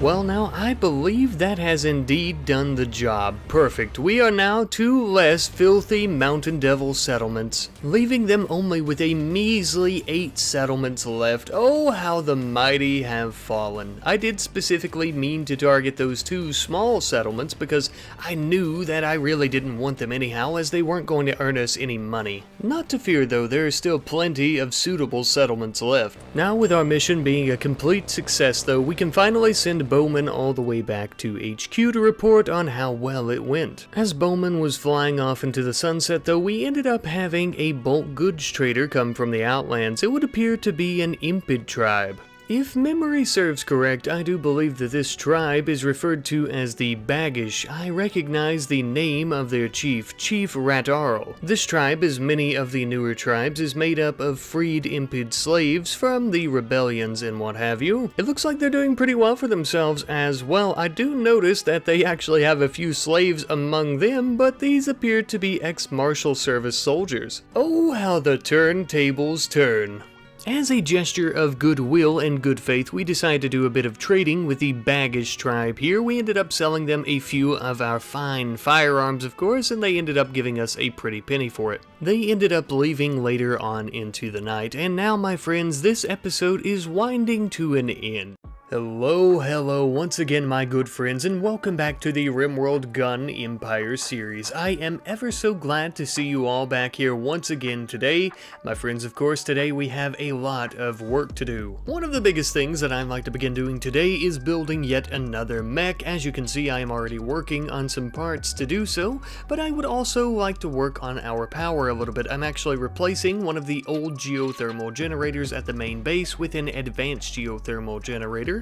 And a big reason that I'm doing this is because I am also going to be clearing out all of our solar panels. Our old solar panel farm here is a thing of the past, and with all our new advancements in research and different types of ways that we can actually make power, we really don't need it anymore, and I plan on replacing it with something a little bit special. I'm actually going to be replacing it with an airstrip / hangar, because of course it would be nice to have a safe place to keep all of our new aerial vehicles that we've been building in the last few episodes, and of course this is a sentiment shared by many of you, so thank you for your suggestion. Now obviously, as you can see, this hangar is quite small, but I do plan on increasing the size of it in the future after we get some more vehicles that we can actually add in here, and as mentioned, it does come with a very small airstrip for takeoff for planes. However, though, with that being said, since we got rid of our solar panel farm to actually put in this new hangar bay, we're seeing a few power issues where our batteries are not fully charging throughout the day, so we're going to need to take care of that. I'm actually going to be rebuilding a few solar panels, but these are not full size. They're actually a very compact version of the normal solar panel, so obviously, of course, they don't generate near as much power, but it should kind of equal out now that we have an advanced geothermal generator instead of a normal one. And with that being said, we finally have now completed our hangar as well as our airfield, and we also got our taxes, as you probably heard, but I'm pretty proud of the hangar and airfield here, and it is finally finished. And with that being finished, we would also like to do a bit more conquering of the MDM out in the Outlands, so we're going to begin on that. I was attempting to use some of our larger militias to try and take over many of their settlements that are still remaining, but I would exclude their main base / main city, as I knew trying to do so would basically be a complete waste of resources resources and human life, because that's almost definitely where the majority of their military is going to be. Now, of course, all this is going to take quite a while, so we'll check back in on that in a moment. For now, though, I have ponies that I wish to tame. We actually have several wild horses near the Citadel that I plan on taming. Now, this is because I could have swore I saw a comment not too long ago where someone was suggesting that I should tame some animals to use when our vehicles can't fit through certain spaces. And that is a really good suggestion, but I can't credit the person because for whatever reason I could not find that comment, so I do apologize. But of course, whoever you were that provided that suggestion, thank you ever so much, and I apologize that I couldn't find your comment. Now, because we're taming all of these wild horses, we need a place to keep them, and so I've decided to dig out a section near the airstrip where we can actually make an indoor stable for them. As our men and women were hard at work on that, I received the notification that we actually ended up conquering 2 more of the MDM settlements, which wasn't too bad as I think I sent out about 4 or 5 caravans to attack, so, you know, it's okay. Returning back to HQ for a moment though, we were putting the finishing touches on our humble little stable here, and like I mentioned with the hangar, of course, it's quite small, but we can always increase size as we go and as needed. Truthfully though, with that being said, I don't plan on keeping too many horses in here, just enough for maybe a small squad, so this should be fine. Meanwhile though, over at the Citadel, something interesting was beginning to happen. I received notification we were being raided by the Thrumboian Union. Not just any raiders either, these were smart raiders, the type of raiders that would intentionally try to avoid your traps and turrets. As seasoned RimWorld players, you know the type, I'm sure, the type that normally really suck ass to deal with. On top of that, one of them appears to be a mechanitor, I never know how to pronounce it, but anyways, they have mechs, they also have a lot of good equipment. So in other words, we're probably about to get our socks rocked. Now, immediately as they began approaching the Citadel, I could tell that they were quite intelligent as they were completely avoiding any of our defensive positions because they all had some simple turrets. Meaning, of course, that we would have to chase them down, but I tried to do this very strategically. I would try to catch the mechanizer here off guard away from their mechs, that way we could take them down, which we did, and then we would begin trying to chase down any of the other groups that we found that were somewhat isolated from the rest. Funny enough, it did seem that they were actually splitting into several different fractions of the groups that they were already in, and I believe that this very well may be due to the fact that we had turrets on all 4 corners of our Citadel, and they really didn't know a good point to try and attack us from. So in other words, it is my personal belief that they actually would have done a lot better and very well may have killed a few of us if they would have just attacked us directly head on instead of this whole cat and mouse game that they were trying to play here. But of course you won't hear me complaining about that. Sometime later we had finally finished off all of the attackers for the most part, and we actually ended up taking one of them prisoner while finishing off the others as their skills kind of sucked ass. As for the one that we actually took prisoner, we would then begin trying to recruit them as well as healing their wounds. Guess technically though the raid isn't over just yet as we still have a few of these recon oh, there it goes. Look, like I said, I'm not going to complain that we didn't lose any of our people or anything like that, but if they would have utilized these mechs and their men appropriately, I'm pretty sure they would have kicked our asses. I guess I'm just a little disappointed. Either way though, by the time it was all said and done, we also ended up having at least 2 of the 3 horses that we were trying to tame, so we're going to work on that 3rd one, and in the meantime, back at the HQ, we're actually going to be doing a little bit more trading. We're loading up plenty of weapons as well as cloth. There are a few reasons for this, of course. 1, because we always do trading in these episodes. 2, because I want to test out the new runway, which appears to actually be working pretty good, but also 3, because I want some plasteel as we need it for our new mech that we intend on building, so we're going to be doing a little bit of trading with the marshals and then over to the rebels. We ended up coming back home shortly thereafter and landing, Scott and Ruland immediately getting out and also unloading their new plasteel supply.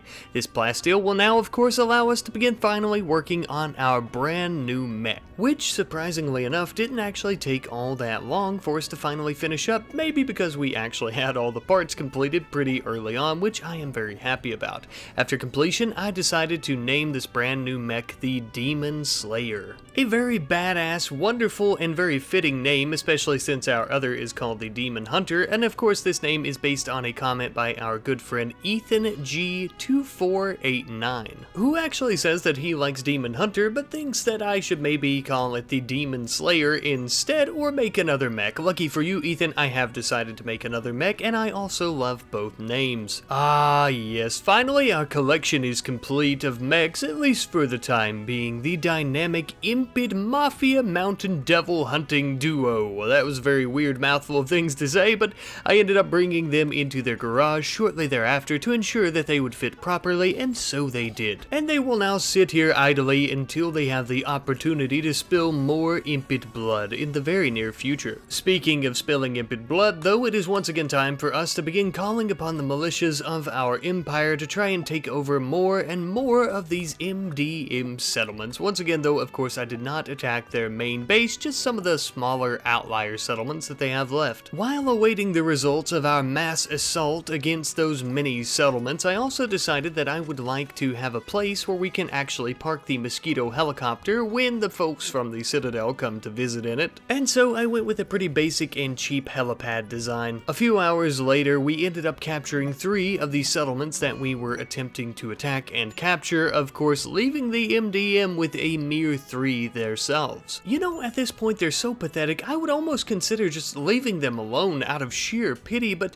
you know that they would try to come back up again, and this pond is only big enough for one gun running fishy. Speaking of which, we have some more cargo to run. This time around it's actually not guns though, it's the horses that we've been taming. I loaded them up into the Mosquito helicopter, but as you can see, they were a little bit too heavy, yeah, just a teeny tiny bit. So instead, I actually decided that we would take out the Trinity airplane, bring it all the way over to the Citadel, because the Trinity airplane has a much higher weight capacity that it can carry. If you remember, this was actually my exact reasoning early on as to why I wanted to build the airplane instead of the Mosquito helicopter for the headquarters. Shinichi would end up touching down a few hours later, late into the night, and he, as well as many of the mercenaries here at the Citadel, would begin loading up our 3 horses. That way he could prepare to take off once more all the way back home. And I gotta say, I'm patting myself on the back for this one. Originally, I had planned on having them ride the horses all the way back to headquarters, but I knew that that would take an absolutely ungodly amount of time, especially considering it's winter right now. Immediately after landing, I realized that was my best, but also basically my only option, because the horses were very hungry. Since it's wintertime, there's no vegetation, they were starving at the Citadel,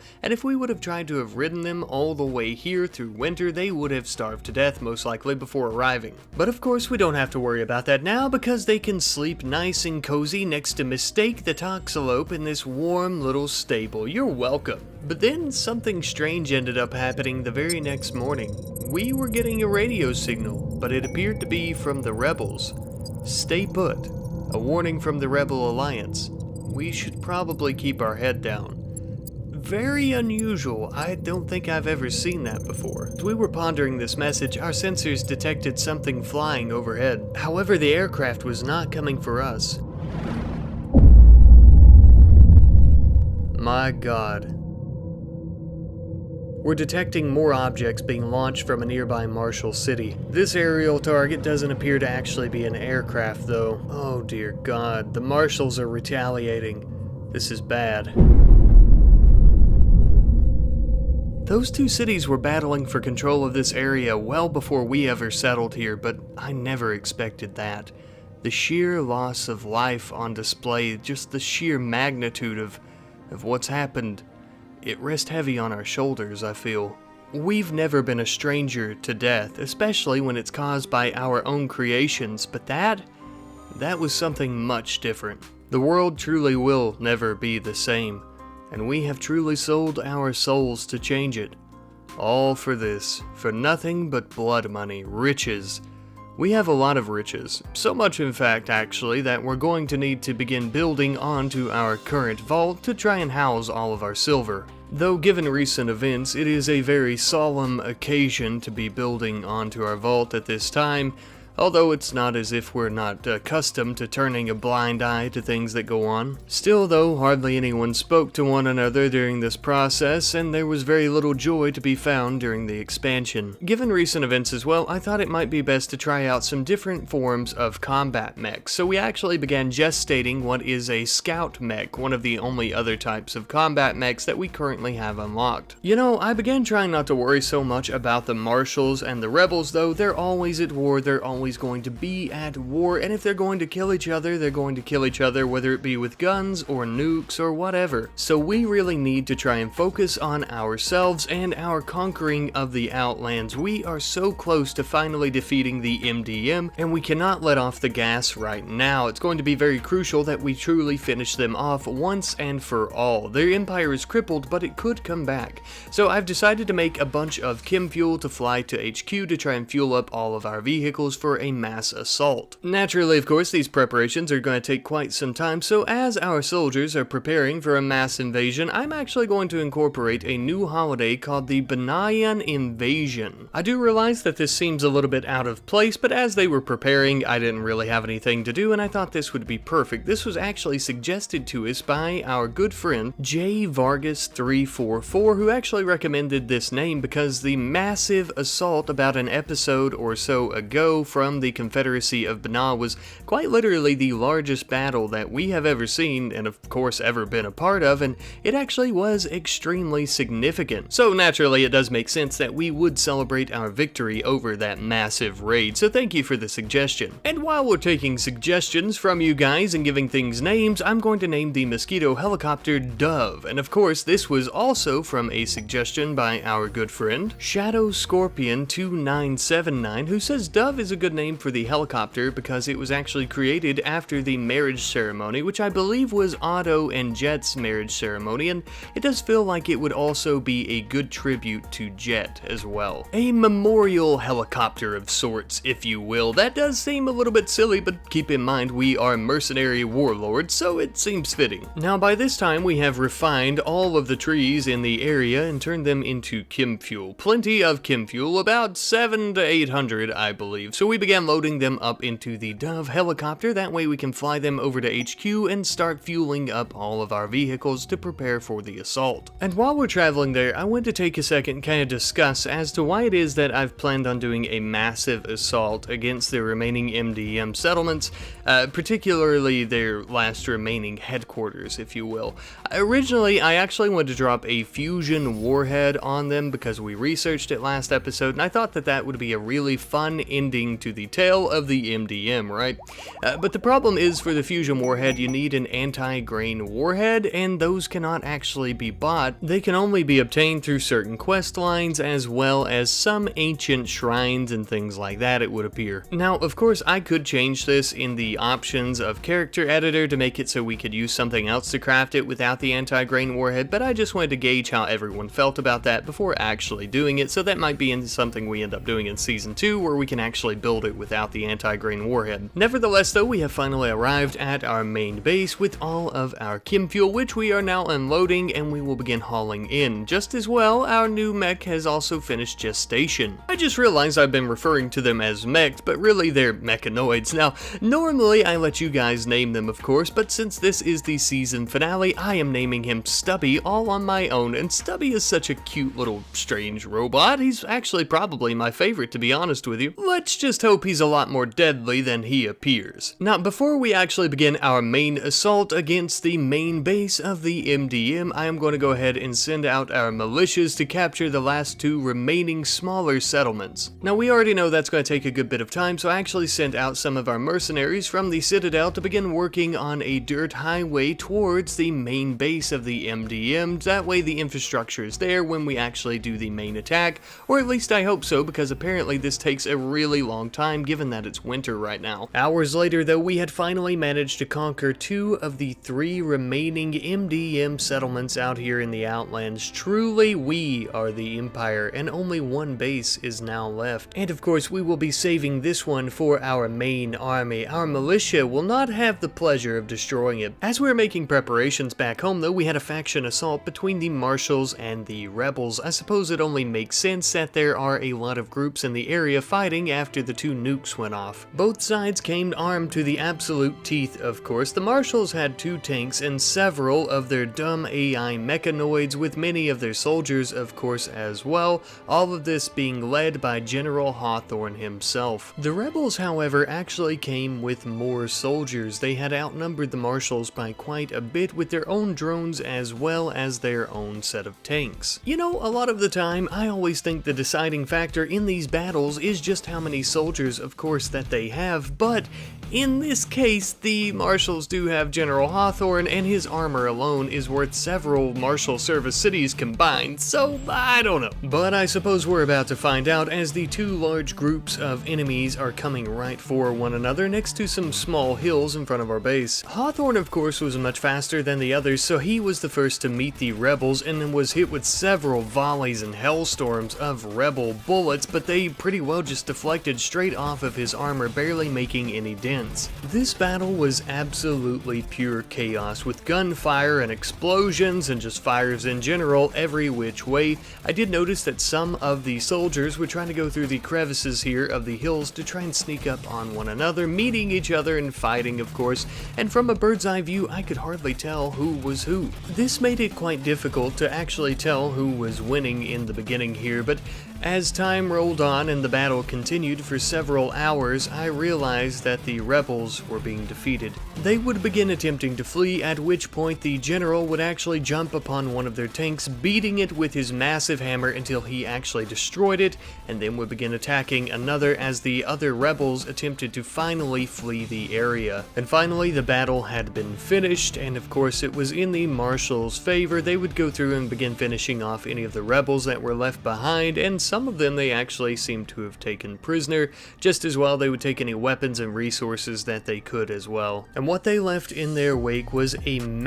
several massive piles of resources and decaying bodies that were rotting away in the hot desert sun. Truly disgusting. Nothing new here though, just people continuing to be people. These are sights that we are extremely familiar with in our line of work, though I will say that never seems to make the smell go down any easier. Hey, on the bright side though, it looks like we have plenty of new weapons as well as a lot of steel that we can actually begin hauling in, so we don't have to do any more mining anytime soon. Now, focusing back on our soldiers for a little bit here, you may notice that many of them still are not in their matching attire with the other mercenaries, and just as well you may also notice here on the right, Felita actually has a combat shield along with her rifle, so I think I'm going to try to focus on the armor to make sure everyone's matching, and also that they have the appropriate armor to protect them, along with some more combat shields for many more of our mercenaries for this big upcoming battle. I would also have Graphics begin working on a brand new type of shield that is specifically tailored to Shinichi. This is an advanced combat shield that is actually using some type of energy propulsion technology to deflect oncoming projectiles. I don't know, a bunch of sciencey shit, but it's really cool. The process of trying to make all these preparations and all this production for the armor and everything would take several hours all throughout the night, and also of course we were hauling in many things from the massive battle between the rebels and the Marshals.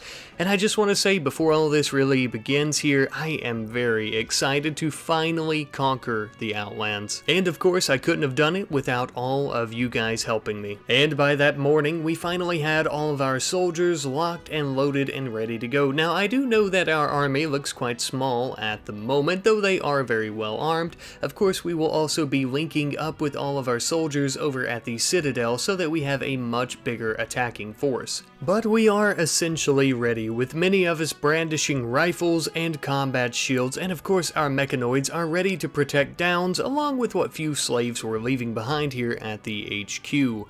Just as well, I want to mention that I have Mathis and Greffis as our main and basically primary mech users for the Demon Slayer and Demon Hunter. The reason that I chose these two as our mech users is because I don't think the prosthetics on Greffis will affect his use of the mech, and of course Mathis already has plenty of experience in one of these mech suits. But now, my friends, it is finally time for us to begin our departure from our main base and go out towards the Citadel to begin attacking the last remaining MDM base.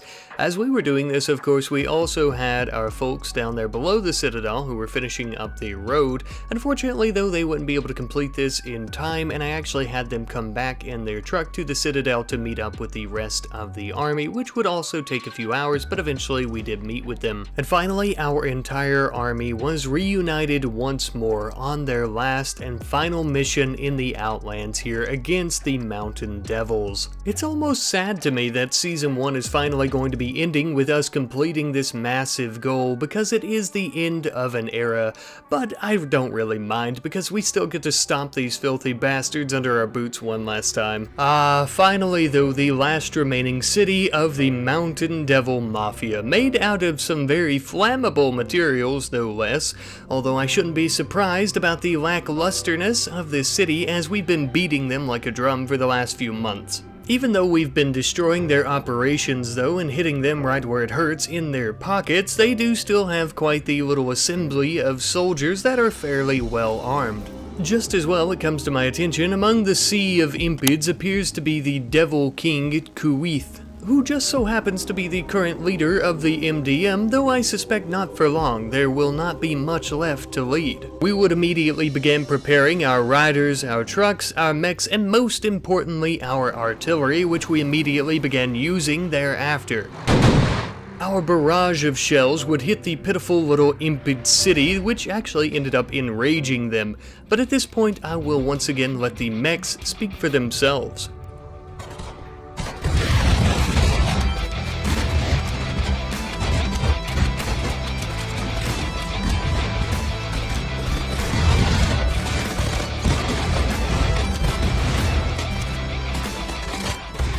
Unfortunately, as the cowards began to flee, the shells of our mechs were running a bit thin and we ended up losing one. Shortly thereafter, we lost our other mech, although we were still on the winning foot here of the battle. We began chasing them down on horseback as well as on foot, attempting to kill literally as many as we could before they disappeared into the woodwork, and then the battle was finally over. The Mountain Devil Mafia is no more. All that stands in the Outlands now are the smaller criminal organizations that will fall under the S&R Rifle Company and our mighty military. This was inevitable, although the price of victory was much more than I wished to pay. Not only did we end up losing both our Demon Slayer and Demon Hunter mechs, but we also ended up losing Mathis, who died when the mech exploded, unfortunately. Her life and her sacrifice were given so that we may finally complete our journey and the destruction of the MDM. Thank you, Mathis.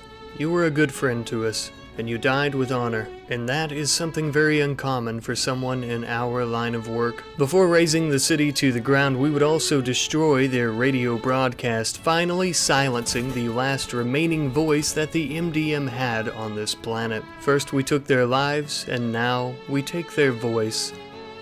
All was silent, and the city was empty. A new day rises upon the Outlands as the sun begins to shine on the inhabitants, no longer subjected to the Devil King and his tyrannical ways. Now they are all subjects under the S&R Rifle Company. Hours later, we had finally returned back to the Citadel, where we would begin bringing in all of our goods and resources that we had collected from the battle. Just as well, we would also begin repairing our vehicles that were damaged during the battle as well. Shortly thereafter arriving and everyone getting settled in, Kirkos actually began throwing a party to celebrate our monumentous victory today. Everything was splendid, everything was great. However, back at HQ, we ended up receiving a broadcast once more from the rebels and the marshals. This time around, it was a global broadcast, and given recent events, this was extremely concerning. So of course, we rushed downs over to the radio terminal to find out what was going on.